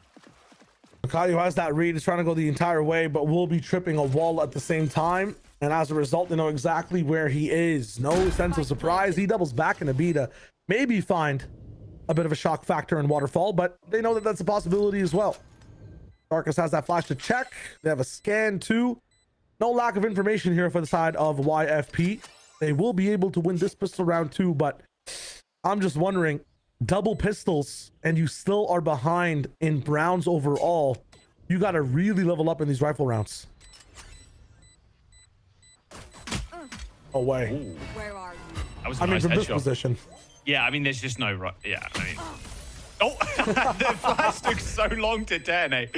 Oh dear. YFP though, Shio. Yeah, let's talk about that real fast. 2 pistol rounds now. One on attack, one on defense. Hey, where are the other rounds coming from here? They're barely scraping together anything else. They're up to 5, but it's still looking dire in terms of score. They got to get this next bonus, but look at what happened in the previous half. 4 rounds in a row for M80. YFP took that timeout, got a round, but then M80 still came back with the counter strats, and they still ended up coming out on top. Their comp is so good at skirmishing, but that's where they've been losing YFP a lot of the time on the defensive side. It's good at getting information, but M80 have been ahead of their rotations as well on their attack side. Flip it over to this round, you have triple drones almost. I know you have one that has eyes, 2 that kind of just look at characters as they pass by in the prowlers. But you should be able to completely sift out a sight before you hit it. These angles that were punishing YFP before, the close angles, the Bonnie Bucky's coming in, should not be as possible on this side right now. Logan sees a little bit of a push on C, and they understand that A might be a free site now. Diving in, we'll be able to get a plant that's open for almost everything, and this should be an easy round for YFP to convert. How much value can M80 find here? Yeah, they left A completely barren. Going to be rubble control too. I mean, M80, again, they could just look for some exit kills now. They're going to try and spring this wall. Smash, I think, is stuck on the other side of it, waiting for that to go down to rejoin. Good kill. No way. But, okay. Hold your horses. Hang on. There's 1 kill. Surely not anymore. They have scope. Surely not. Okay. Well, whoops. All good. Not a problem. Hey, there you go. All right. I can see you in the cam. They're all good. YFP, you're going to claim this one. The anti-eco's theirs. Just Nismo now, just going to die to Spike. No more exit kills to be had. That brings them up to 6. Nismo almost got the ninja defuse. Oh my god. Oh my god, he could have got it. Guys. He could have got it. But this is where the YFP reign begins, right? So issues overall in that last half and finding identity, I feel like, on defense. They were kind of reacting to what M80 were doing. They had some creative rounds where they went for some crunches, but overall, I feel like it was M80's game, especially with some of these clutches that should have gone their way. M80 pushed that gap a little bit. Now it's about YFP finding value in this round. Outlaw enabled. Although on the other side for M80, full armor across the board. They have a bulldog here and there too. Zip, the only person with a rifle. They might have to play slow to find out what happens in this round. They're going fast though, and Vita's getting denied.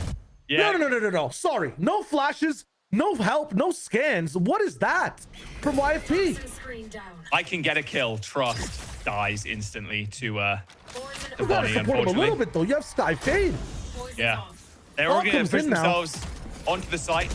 Yeah, the dog's going to reveal at least a little bit of the information on backside, but Nismo on the perfect off angle. Darkest takes a couple of shots at Bonnie, takes him down, but still need to get past Nismo here. There isn't going to be a paranoia available to him, but it doesn't seem like he needs it at all. Darkest with another couple of shots there again. This Outlaw just doing so much. Spaz now wondering where the teleport went, but it actually went straight back to Waterfall. Stallion with a big brain TP. Now living Alvin in a 1v2. Darkest creeping up. They know where Alvin is. They just trying to tap him, luring out the Vice with Stallion on this off angle. Spike planted. V2, he finds the brain, but doesn't have the brawn to be in the business with Darkest, who's just absolutely enabled himself beyond his means on this map. Already completely out-fragging everybody on the server. This time, though, not even 10 deaths for him. And he's been in so many fights, so losing half to 8-4. Yet he still only has 9 deaths with, well, at 18 kills. That's insane. And I guess I don't know ball. I was wondering why they sent, they sent Vita in with no support. It was maybe to just pull the numbers away. Still, the gamble on the C side. If you're fighting with an outlaw and the full armored opponents, you're fighting with worse weaponry. If M80 had a bit of a lock, a little bit more so onto C, that would have been treacherous. I love that TP2 from Stallion. I feel like he completely broke the ankles on Alvin, man. That was crazy. Keeping over to the waterfall. You saw, like, bro was like looking around, like, where'd he go? Like, that was so little, smart, yeah. Little insane. A quick pause here from M80 as we hit a timeout. Yeah, it's gonna take these star-studded rounds from Darkest. I mean, 2 outlaw shots, or 2 outlaw kills, should I say, 4 shots total to get 2 kills here. Yeah, he double tapped 2 people. Crazy. Exactly, yeah. It's not going to happen every single round. Or if it is, I mean, that'll be the miracle YFP need to keep pushing things forward. We talked about them needing to win these types of rounds, though. They're rising to that call. 7-8 for the moment. I have to applaud the way they've transitioned that pistol round win into a bonus round win, into now finding momentum with speed on this attack side. They're so good at just getting into this B door over and over again. M80 are here this time, though. Don't have the weapons, but they will have the people able to just hold this push down. There. They're all lining up. All right, Vita back on the angle. Sees one headshot, tries to hit the second. Alvin goes down. And that is going to be an acceleration on to C. They're still checking Mound, though. They're still being cautious about it. They don't want to be randomly called off by a sheriff or a bandit or something.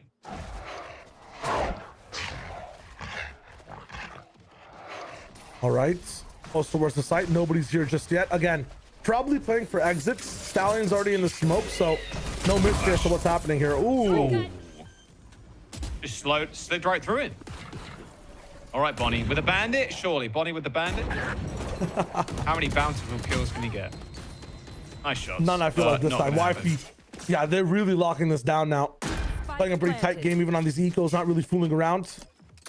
Not giving away too much at all to the enemy team. Want to make sure no orbs go their way, no ultimate equalizers. Nice from Ziff on the back end too. Close this round down. Don't let Bonnie get this kill. No, a flawless round for YFP, tying us up as well. Their defense side is good. Maybe their attack side is even a little better here. Want to go to a map number 3, of course. It was a save, but not even getting a single kill, a single weapon out of their hands. It's only good for YFP as we move on. Talked about how they're not going to be afraid to lose players on the side of YFP. I think Vita is the one person you might not want to lose entirely, but even then, the util dump you have with Darkus and Logan coming into a site, flashes with paranoias. Even if you don't have your neon, as we saw from that bonus round, you can still entry a site, find gaps in play. So using Vita like a sacrificial lamb like they did at Baby Door could be an amazing play. Vita's sprint then is not going to break as many ankles. They're not going to react to it as heavenly or as heavy as much. Like right now, usually you'd see a molly put down, but saved from the side of M80. They're not convinced that this is the take. Did you end up popping the thorns there, or it gets deleted by some random spray? So one of them is down, but they're still very much hunkered up on C. It's going to be an A pop by the looks of things. It's a little Juggle Beak burst. Okay. Rubble mostly clear. They still need to clear back of it, but we have the information that there's no one there currently. And there it is. Okay. Caillou at least giving his teammates the ability to rotate fairly quickly now. And that's exactly what Bonnie's doing with the top. Straight to heaven. He gets to heaven. Yeah. Up at heaven. This is where he can get active. He's actually dropping down to pit, looking at the sideline. Yep. Sun ends up getting hit onto Nismo. Bonnie on the line. Deafened completely, but hits the collat anyway. Bonnie with 2 kills. Now, Logan, you got to do him one better, but it's not going to happen. Bonnie with 3. My guy is online right now. We don't lose 3 rounds in a row. Not when I've got an op, that's for sure. Ziff, Darkest, 19 seconds to go. They've got the spike, but guess who is lurking, waiting in the wings? Spaz seeing him, makes the call, and now they can descend. 10 seconds, spike planted. Darkest trying to accelerate here, trying to catch Spaz or someone off there, but Shio, the patience here from M80 is just marvelous. They are not giving them any free kills. Well, maybe just Alvin, but 3 of them going through.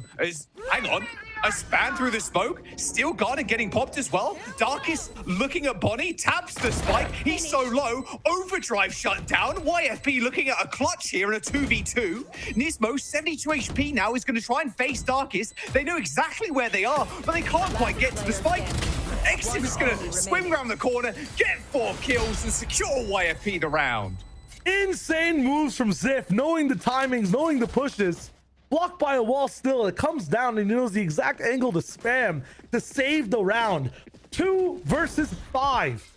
And just 1 steel garden makes it impossible to walk in. And that's off the collat from Bonnie. That's off of greatness from the side of M80. It comes tumbling down to what is just the 2 goats of YFP right now, Ziff and Darkest, holding things down. It's 5 rounds in a row as well for YFP on this attack. M80 are reeling right now. I don't want to say this to a map 5. One of the strongest maps as well. He's doing it on the reverse side, right? Usually it's defense that YFP are so good at. This time on attack, they're just rocking things down. And even if you're stopping Bonnie from playing that way with the rifling that you have with these clutches, Darkest again finding a first blood. Getting active movement, it's actually going to save him here. The Seekers. Oh, the flash doesn't hit Bonnie. The wall ends up going up. Kills the Horn, but hit by the dog. Darkest. YFP launching everything at Bonnie to take down the threat. And look at the way Vita's inserted onto C. He's moved so far up that they're now having to re-clear spawn. Vita used to be the distraction. We asked why Vita, why push? Now he's the one lurking in the shadows. Neon being silent, finding your team value, getting you to push in and not losing a fight. Look at the money all across M80's board. 100, 100, 100, 100. They've got nothing left in the gas tank to keep this drive up with YFP. Caillou will sit here, maybe just talk to the team a little bit, trying to live out as much as he can. Some value found, but M80 are drowning now at the sheer firepower of YFP. Almost a flawless round. YFP just in more control than I feel like maybe they don't know what to do with. 20 and 11 here for Darkest. Second time out used from M80. This is a spectacular YFP attack inside. 6 rounds in a row. Surprised M80 didn't call this one sooner. They're not going to have a full buy going into this round. And we are 3 rounds away from YFP and a perfect money situation for them as well. Either you call this sooner or you call it later, I feel like. I think they just timed out previously to be able to get to this spot anyway, so I guess they'll cut the momentum now for YFP. Might have something saucy left on this eco to be able to do as well, but again, there's so much nuance involved in when you want to time out. You know, do you want to cut momentum? When do you talk about the strategy? All good though, as they are able to at least take a breather. Right now, Vita, sacrificial positions before have turned into absolute lurks now that M80 cannot track or deal with. Darkest is able to start off the round with a raw kill with his rifling, then switch up into using util to enable the rest of his team. He's a star in Lotus right now. Ziff is activated in these post plants as well, and it seems that even though Bonnie can hit Collat, Spaz isn't in the right spots, M80 are slightly falling behind on this one on the defense. See if they can get Bonnie in a position where he can go crazy again with his Bucky. Yeah, it just feels horrible. Really quick, when have you ever seen a 1-4 where the Neon is the one constantly and the rest of the team are slow lurking as 4? It's puzzling to me, but it's working so well. Vita finds another pick. It's like he's on Chamberman instead of Neon. It's insane. We're picking up Bonnie earlier. Like, look at last map. Bonnie was just frying him. Yeah, oh, double Prowler Dog coming in. Then you send in Vita after the fact. Swap a rifle on him too. Pop a flash, pop the nightfall, back up into sight. Alvin's got one though. Logan does end up going down. And now they're going to just remove their weapons. Overdrive popped by Vita though. Alvin falls. Vita trying to find the next victim. But it's actually Darkest with the Sheriff. Don't need no weapons, bro. There's a 2v2 now with Bonnie with a rifle. Is this plant coming in? They're actually just going to hit the tap as Bonnie gets ripped to pieces. Darkest claims the kill with the scope. Has got 1 bullet left. Caillou with a Sheriff kill of all things. And now in the 1v1 has no idea where Vita is. Has to wait for it. Spike's planted. And if there's no one peeking. It's going to be impossible for Caillou to win this. He's going to dry swing this corner and take the kill too. There is no way you can win that with all those weapons on YFP. We just picked up their economy. M80 had almost nothing going into this. The clutch comes through from Caillou. M80 with 9 rounds on the board. 2 rounds where he's defied destiny.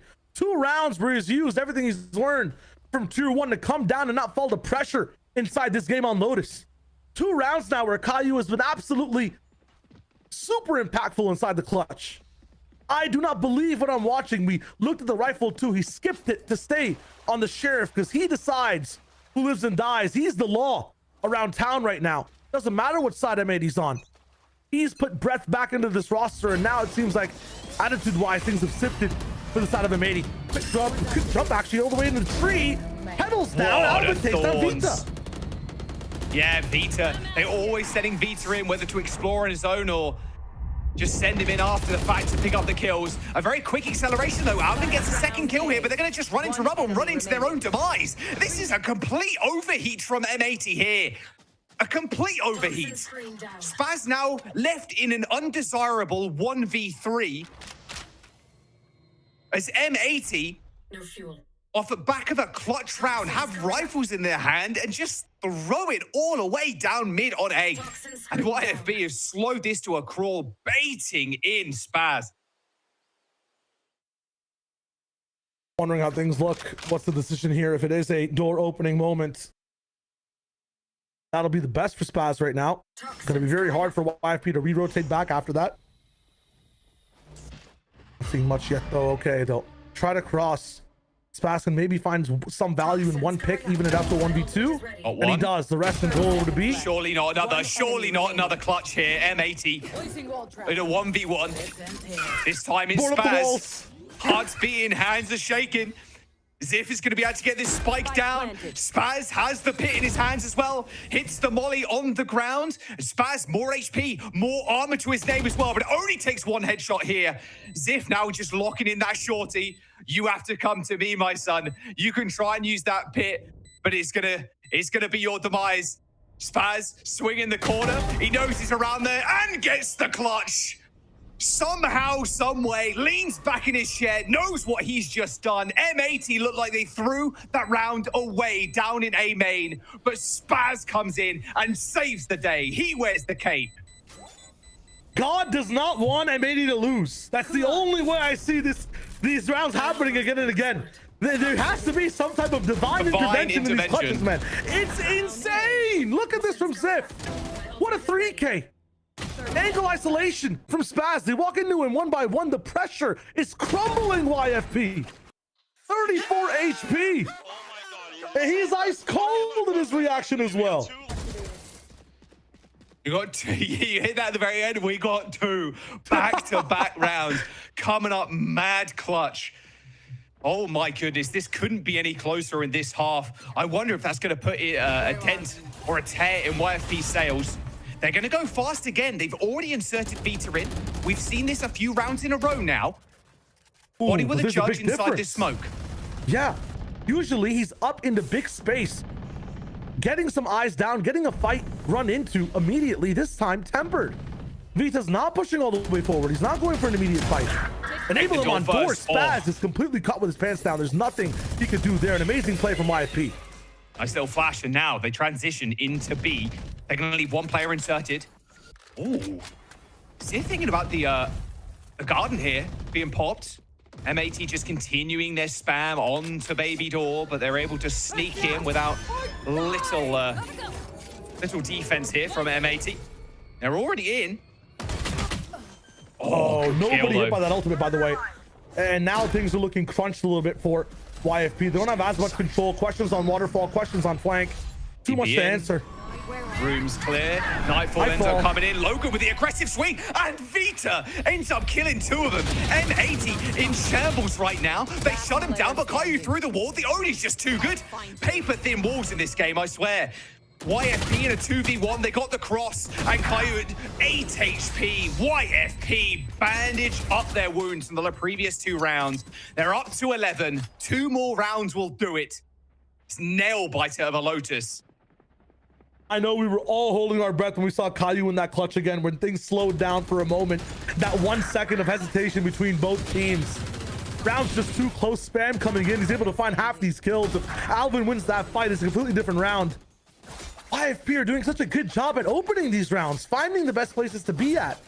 That kill onto Alvin was, no, it wasn't even Alvin, it was Spaz in B-door was huge. Really cool strategy to temper the way Vita ends up moving fast.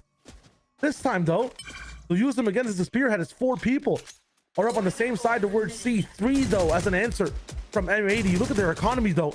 Alvin with the classic. Oh, yeah. They've got no single rifle at all. It's just Caillou with the Guardian here as the best weapon.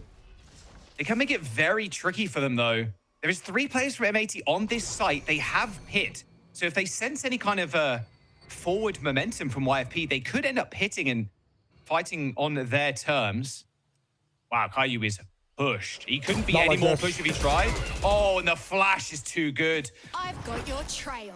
And here come the Seekers. A lot of extra information gained. Bonnie waiting for this, and the fast lane is going to make sure Bonnie has to kill that Seeker. And the rest of them going towards BC. They're just using this for full info here. Yep. They know there's a heavy stack on C. So they're playing into it, which is interesting. Thorns here as well. 39 seconds. Nobody on that other side. They might just tap Dorgo B here. Yeah. Looking at all the positioning that Ziff has right now. Trailblazer going to come in 2C, nothing. Yeah, they're fully into B. Easy fight going to be coming in. Bonnie for the Marshall. You can't find luck with this one, buddy. There's no chance. There's no chance. Not against the shorty. There's just no way. Decent stun too. Right round the corner. They send Vita into his demise again. Spaz picks up one with the classic. It is a 2v3. Rifles versus just Spaz's single rifle and the classic for Alvin. Enemy remaining. Good kill from Stallion. That should just about do it. That should be 12 for YFP. That's match point now. Gonna send us to a third map if M80 aren't careful in this next one. Need OT to continue this one. I asked Wyatt a few of these overheats just to keep up that confidence. Keep shooting. Even if things don't look the best in options, I feel like Vita will always push the envelope as to where these fights are going to be taken. That round, though, I have to call him out because he is playing phenomenally. 22, 13, and 16 for Darkest. His util has been perfect as well. That flash onto Caillou, to be able to just have it linger in the air just a little bit longer, follow him to where he's going off of the angle is nuts. Bonnie this time, though, fighting for A, finally embedded in rubble. Not going to get too much value as the rest of the team moves over to C. Should be easier for M80 to retake, but man, these clutches back and forth have not followed the laws of the round at all between both these teams. It's not followed the laws of Valorant, mate, I think. These clutches have been unreal. Upper finals here. Winner does end up going to face SRB. Upper Still the semifinals. pit available for Spaz. Yeah, the upper. And then obviously going down to the lower bracket. I mean, FlyQuest is down there. It's so terrifying. Scary. Exploration for M80, though, out of B. Oh, they have so much time. They can easily double back here at any point. Bonnie might catch him off guard here if they're not careful. He's so far deep into this. Spot Stallion. Okay, information given. Stallion screaming out to his team. They need to be able to clear this guy. Looks like there is support coming in, but same could be said. But Alvin ends up going down. There's going to be a wall to back up to for Vita, though. Has got the operator in hand as C has been taken in the meanwhile. YFP inserted in. 30 seconds to go. Zip with the plant. Locks it down. Vita overdrive is available if his op shot misses. Final round here. Spaz taking out Vita through the wall there. Nice little headshot on the Neon. Their player that they send in first now taking it down. 4v4. Nismo with another. YFP. They're getting picked off one by one. The triple swing on the corner. Nismo gets another. And they can't quite transition these kills. It's only Stallion left for Bonnie. He's as tough as woodpecker lips. M80 up to 11. YFP still on this map point. Spike's dead. But M80 aren't out of this one just yet. Cause chaos, gain order, and get one more point closer to overtime. M80, every single player active at the same time, trading off each other. Bonnie curving bullets around the box. That's what's needed right now. It's the perfect util versus the perfect team up against each other.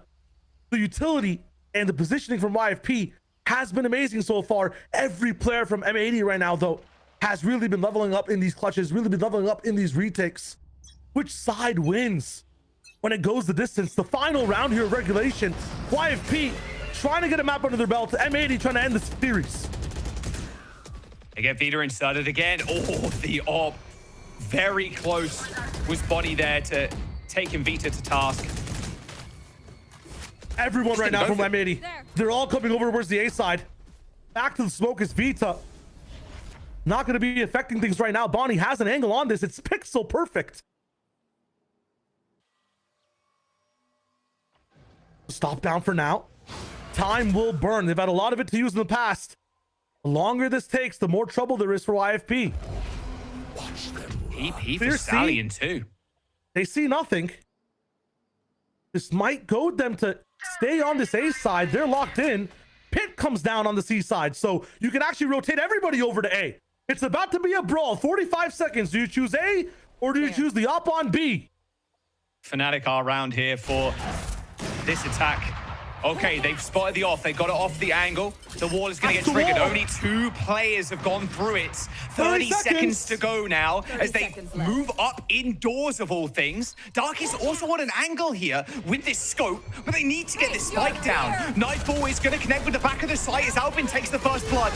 Overdrive's going to get popped as, well, Venus slides on in. He spots another, but it's going to be Bonnie. Arch Nemesis in the Neons. They're going at each other as Bonnie takes him down. Wall ends up coming up. Spike not planted, and there it is. M80 send us to OT.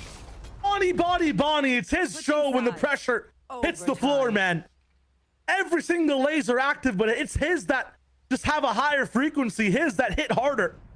Guarding heaven, making it so that YFP cannot see the gates, cannot just gauge in happiness after an entire map round, man. This is so tough for them, sitting on that match point for so long. This guy's the difference maker. This guy's the equalizer. When you need a person to clutch out, it's Bonnie. He is the Terminator of this game.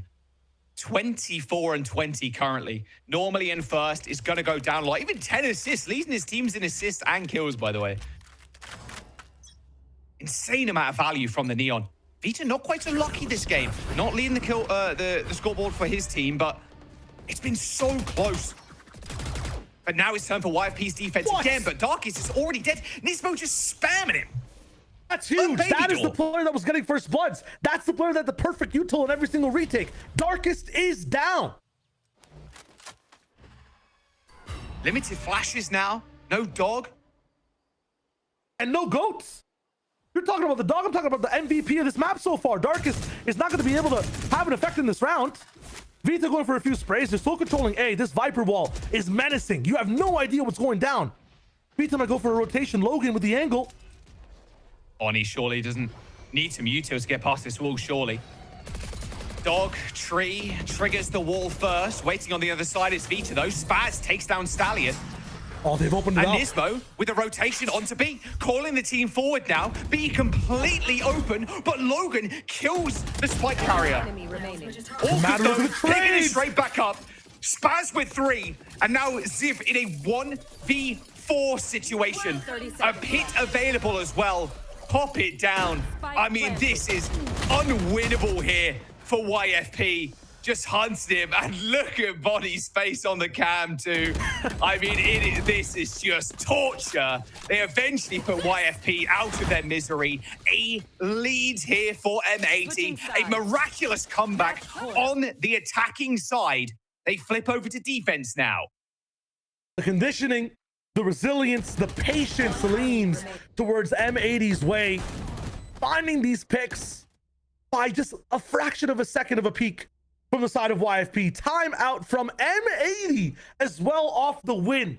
They're letting YFP think about their mistakes. They're making sure that everything they've noticed in terms of a pattern over this last half can be used to win this final defensive round. This is where M80 have struggled the most. Now, what's gone right for YFP? They've sent in Vita like a demon, man. He's been unable to be dealt with. Even if you kill him on one side, the team gains the other side of the map. Vita has been an absolute menace on the attack side with his Neon. Darkest as well has been the guy getting first bloods. Him and Ziv have been phenomenal in the clutch. So even if you win position in a round, M80 has had trouble closing the rounds out unless one of these guys prays to God and gets a super clutch. Caillou had 2 in that round or in that half.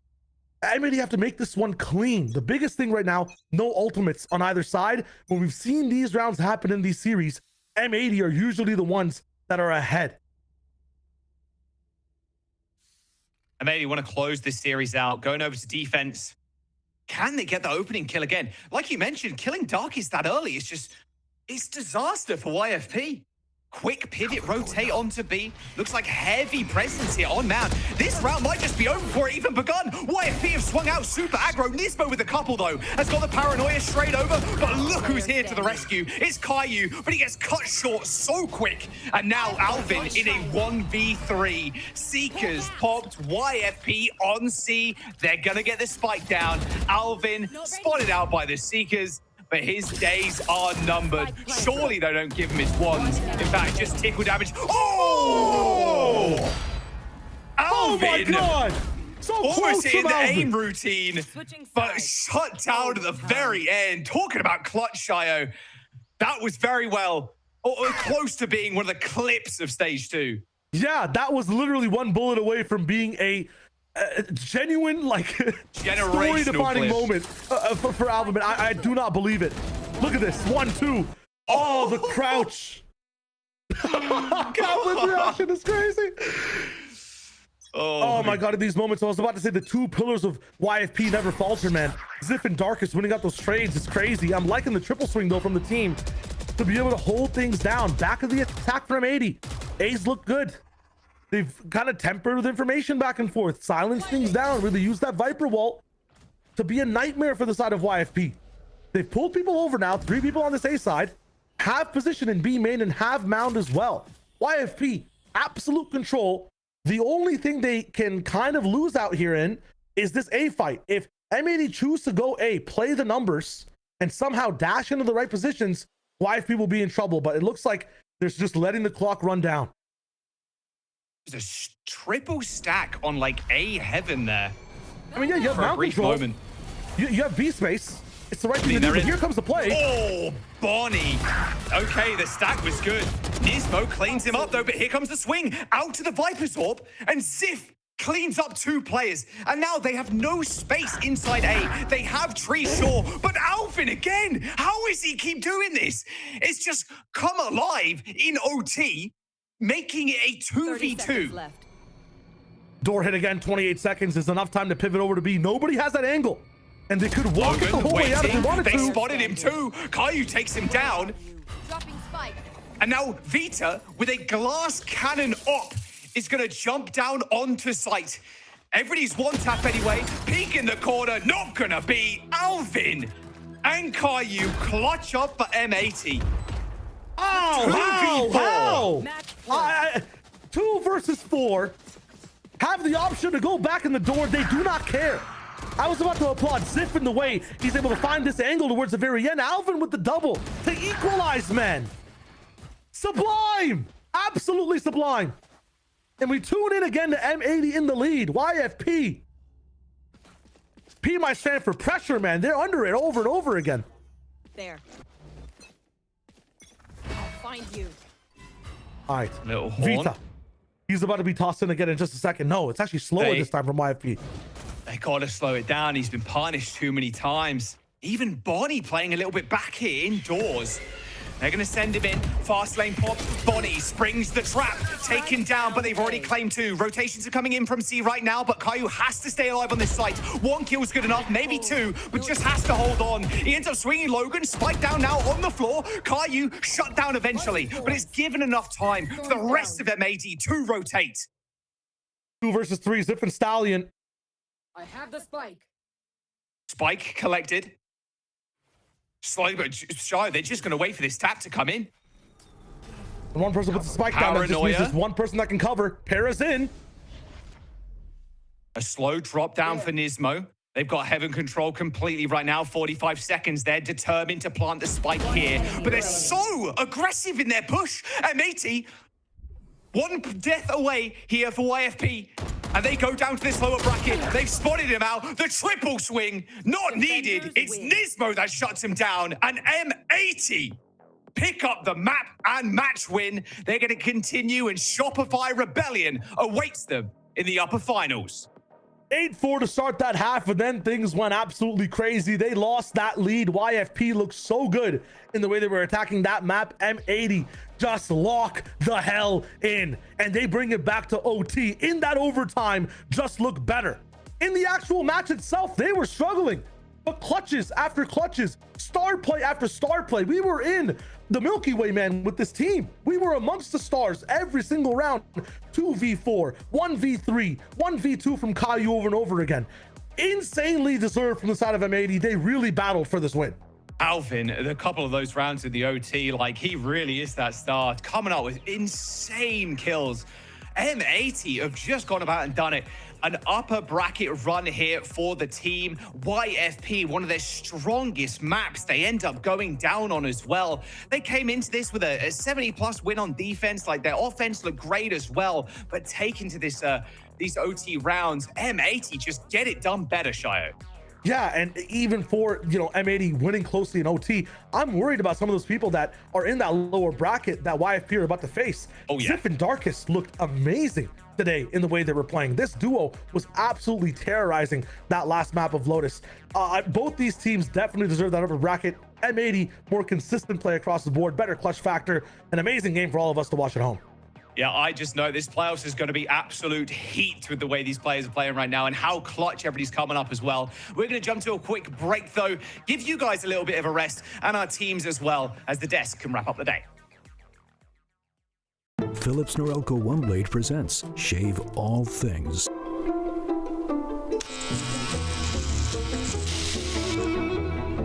Your style made simple with Philips Norelco One Blade 360.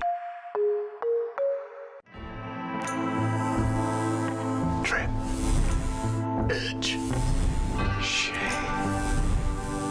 Trim, edge, and shave with Philips Norelco One Blade. One tool for all you need.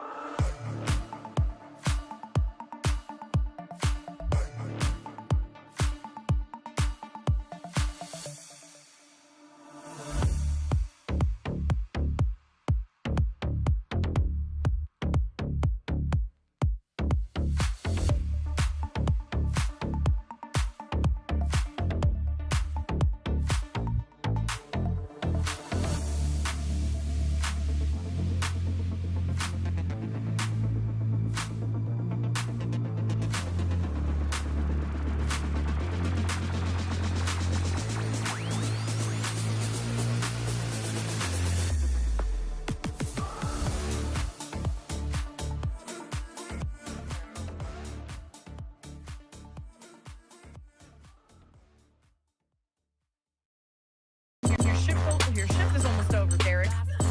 Sacred, your shift is fired. Oh my God! You're all fired! You're all fired! Everybody's just going to go drop, yeah. Just made this 1v3. Needs to get a couple more, though. Still the fight. Bonzi ends up going down. Now the 1v1. Jet knives straight to the dome. Over the top. Dynamic saves the round. Ooh, it was definitely a close match as we headed into Lotus. YFP trying to take us into a map number 3 and M80 trying to close it out. It's been a little bit troublesome in the past for M80 on Lotus, but a switch up on the day, looking strong. We get an OT, but Roy, in the end, M80 will close it out and the series put themselves in the upper finals. What a gauntlet of a map that was. I mean, even the casters were going crazy. Shio and Jaws were having a blast casting that. I mean, we kind of saw everything on display from both teams, right? It was an M80 win towards the very end, but we kind of got to see a little bit of the mix-ups of the macro, the strategy, the C9 skin ritual and spawn For no reason at all. Yeah, for absolutely no reason. Jack, farewell. But yeah, I mean, it's just madness. I mean, we got to see the heroics coming out from M80, kind of bailing them out of what should have been, in my opinion, a YFP win, a dominant win at that. It felt like YFP were in full control, honestly. It really just came down to those late rounds and the clutch scenarios. So many of them were won. This is one of them. There was another as well. They got thrifty twice. Like, dude, I mean, the list goes on and on. It's crazy. Yeah, it was a lot of the late runs and how that was going to play out. When you see the attack side for YFP, they're able to get a lot of space, but time is running out. They have 40, 30 seconds, and they have to decide if they're going a lot of the times towards C side or towards A. And sometimes the decision was right of being able to pivot towards B, but when they decided to commit to it, it just felt like M80 on the defense was ready every single time. And like you're saying, Roy, and like we got the chance to see so many of those M80 rounds in that second half were insane clutches. Around 19, it was that Caillou eco kill that he's able to get towards the end and that clutch, and then round 20 he sees pass with that 1v3. It felt like those were the rounds that really saved M80 because we thought it was done. There are so many times it could have been, but the clutch factor, it just shows that under pressure that M80 just can really perform. There's another one, and I mean there's even the opportunity, Roy, with that Alvin almost 3K you would have. Like, oh my it was god, just absolutely crazy. Like M80, like Sky was calling it divine intervention. Like, I don't know. I think walking on water. Like, what's he trying to say? Oh, that clip is so close, right? But M80, I mean, it's just full blood through the veins. It was just so good, right? Yeah, I mean, we literally got to see everything that makes Valorant fun to watch. Like, we got to see some sick strategy. We got to see a lot of individual step-ups. We got to see highlight reels. We got to see even the 2v5 from Darkus and Zip was just so fun to watch. Like, they played that masterfully. Like, grinded out every single kill, the team play, the tension. It was just so good. I mean, the first kills were a little bit leaning towards M80, but I mean, nothing too crazy. But if I'm not mistaken, I think this graphic is slightly wrong, but there was 2 thrifties if I'm not mistaken, or at least like low buys for the M80 side as well, and they had 3 clutches. Like, I mean, it's yeah, I mean, it's they walked on water. That's just all there is to it. Yeah, one of them was the thrifties that we saw towards the beginning, and what allowed them to build that economy was those clutches in that round 19 and 20 that we talked about. But for YFP, thankfully, this is not the lower bracket, so they're fine. They get a chance to play a little bit more, to warm up a little bit more with Logan as well. And honestly, props to them having a call last minute that Jack is not going to be playing for them and having to make adjustments, having to play with a new player that you might not be super familiar with. It's not something that any team can do, and still they were able to make this map very, very close. Again, it just came down to so many clutches that M80 were able to get, but I really want to see more of this YFP, and especially with Logan having just a little bit more time. I think this is a team that still has a lot of potential to make it far. They do, and they'll have that opportunity in this lower bracket. It's a tough lower bracket. We've been highlighting that throughout, but with a little bit more time, I mean, YFP were already looking good. You got to see how bad they wanted it. I mean, Roy, you had talked about Darkus and like being on a little bit of a revenge tour. They've had such a phenomenal step up, and Vito was hitting some crazy shots. So I have no doubt that YFP should be able to bounce back and turn things around for this. Yeah, I'm completely. My faith for YFP has not been lost. That's the only way I can put it. I think they're gonna have a few days off to hopefully, you know, get some more reps in and get everybody established. But I really just want to draw the conversation on Sabani, because I mean, this guy, we've given him a ton of flowers, but I feel like overall he has been leveling up consistently. The performance that he showed in this match was just monstrous. There's so many plays in it, and it's the versatility for me. That's really what gets me when I watch Bonnie. It's like, it's the manner that he gets his kills. Like he's running and gunning. He's very precise. He's scoping. He's sliding, no scoping people. Like his ult is always so on point. Like he knows how to find his kills. He knows which lines to get. He knows how to play around utility. It feels like he really is the complete package. I have no insight on like how he is as a teammate or how his comms are, but it seems like he has ideas in what he wants to do as well. So for me, it feels like he's really developing to be that complete package and exactly the kind of player you want to be as your spear tip in this current meta. especially because we saw a lot of times where things were not going right for the side of M80, and you still see a Bonnie that is willing to get aggressive, to try to get that space, even if it gets traded, or even if there's 4 or 5 rounds in a row that they're not able to get. I think Bonnie, he had one of the highest stats for first kills going into playoffs. Then, I mean, it was kind of much up with Vita, but now I feel like Bonnie was ahead in every single time. And yes, again, it came down to the late rounds, but the space that he was able to make when he had to is one of the best Neons that we have so far. Yeah, and especially too when we highlighted that Lotus maybe could have been a trouble area, to see the switch on to that Neon to really just allow Bonnie to be able to run it down was just phenomenal. It was a close one, but taking the win, M80 have to feel good. But let's get confirmation of that. We have our Philips Norelco interview ready, and we have none other than assumingly MVP with back-to-back performances like that. Bonnie on the line. Bonnie, congratulations. You're just on one lately. Like every time we look at this scoreboard, you're at the top. You're collecting these MVPs like it's no problem. Like, what has been like the secret these last couple of months for you? Because it seems like you were just on the next level. Well, a lot of it is just day in and day out practice. You know, a lot of consistent training, I guess, and that's pretty much it. I don't think there's too much like craziness going on, but yeah. I mean, it is working out because we just get to see craziness from you in the server. I want to talk a little bit about that series, specifically the Lotus, because we were a little bit worried with the prior track record of M80 when it came to Lotus. But you guys get this overtime. There's so many different clutch moments. We also got to see you transition to the Neon as opposed to the Waylay. Do you think that was one of the bigger factors in taking the map? Was it coming down to clutch factors? Like, what do you determine to be the biggest factor in taking that? Oh, I mean, for sure the clutches we had. I mean, Spaz is our closer, and then everyone else, like, we just gained momentum from all the clutches. And we even had like Kaplan just trying to keep a level head for all of us, and we just had a constant like pace, I would say, to finish it out. Those clutches were insane, and like at that point in the comms, like, are you guys all freaking out? Is it like that? Okay, we're locked. Like, what's going on behind the scenes? Yeah, I mean, especially after those clutches, everyone just starts screaming. There was one clutch where that Spaz got, and he's like, "Hold on, everyone breathe." Like, it's just a lot of fun playing with everyone. Yeah, it's been good. I'm really glad to hear, especially too. I mean, you guys are having fun. You're winning. You're now in the upper finals, going up against an SRB that you played against before when we were looking at earlier in the split. So I want to know how you're feeling going into that matchup. You know, a rematch is a rematch. Looking forward to it. I would say for the first time we played against them, we were still smoothing things out. You know, like building team cam, like everything and anything. I think this time it will be a lot more prepared. So I'm definitely looking forward to it.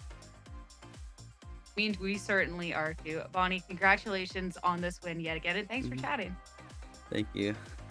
Thank you. Back over to the analyst desk for us to be able to wrap up the day. Just smiling, just like, yes, Spaz is insane, he's insane, the clutches. Like, bro, I love to see it.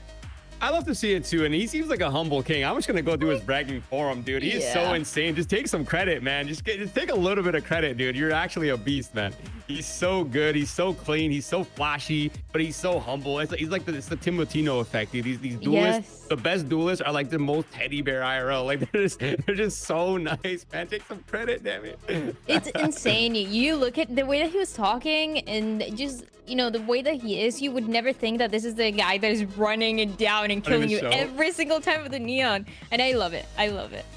An actual demon in the server, but so nice outside. I mean, hey, for M80, this is working out. And that with that win, they're going to be in the upper finals. We've basically concluded the upper finals part of this. And Dan, what is an absolutely terrifying bracket? Because yeah, as said, that's YFP that sent Loot to the lowers.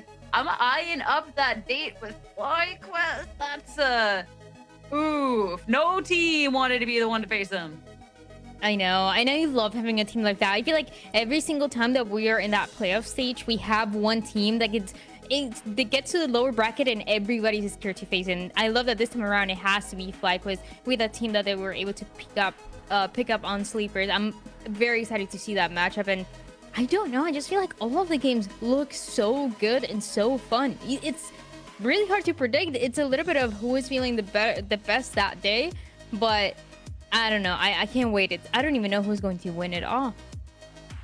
Yeah, the fact that EG, again, SRB, we've been singing their praises because they won, but EG, those first two maps were so close. They're in the lower bracket. Roy, final thoughts on how this is shaking up before we wrap up our day. I mean, so I have a lot of thoughts. One, I'm super excited for that upper final game. I think both teams are stylistically very similar with incredibly strong duelists and a really good support system. So I think that match is going to be just outright crazy. But the lower bracket is also just so insane. I mean, YFP and Fly, both teams have so many upcomers. EG versus D1. EG is obviously a little bit more veterancy, but they even themselves are pretty young as well. Versus the Fire Squad of Division 1. I mean, all of these games should be incredibly fun and interesting. I'm seated, I'm sat, I'm ready for the rest of this bracket to unfold. It's gonna be some fun Valorant. This means we only have one more week left here in stage 2, as we're already halfway through our playoffs. That is it for this week, but make sure you're tuning in next week. We still have so much of these lower matches to get through. We'll have our upper finals, and of course, at the end of it all, we'll get to find out who our stage 2 champion is. Thank you all so much for tuning in. Hope you enjoy your weekend. We'll see you all back here next week for some more Challengers North America. A presence too. They're already waiting for me.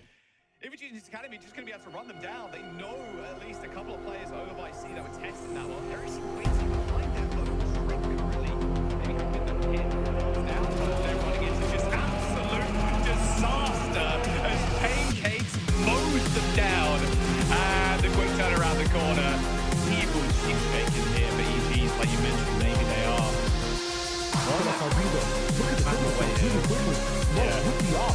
Has pushed past the rifle wall. No more questions on that. Oh, the stun is so good. Straight over the top and Sand is spraying and praying. SRB have done it. What? Go for the smoke. Oh, what a shot through 2 smokes just like that, huh? Oh, give him more. Flash. Oh, hits the refrag. Can he get another? A little ace here for smoke on the second round. Oh, not quite. I've done enough, team. You can clean the rest up. Nature gets a Rona. What a rat. Sensing it, though. Bandit shots go a ringing. Bonnie stunned through the fast lane. Darkish trying to get a spam kill, but Bonnie's on the site. Really fast at M80. What a flick as well coming through from Bonnie. Straight spraying into the smoke. And Logan's brains on the backboard. Ollie onto the site though, as they thought it's going to connect with the back of the site. It's out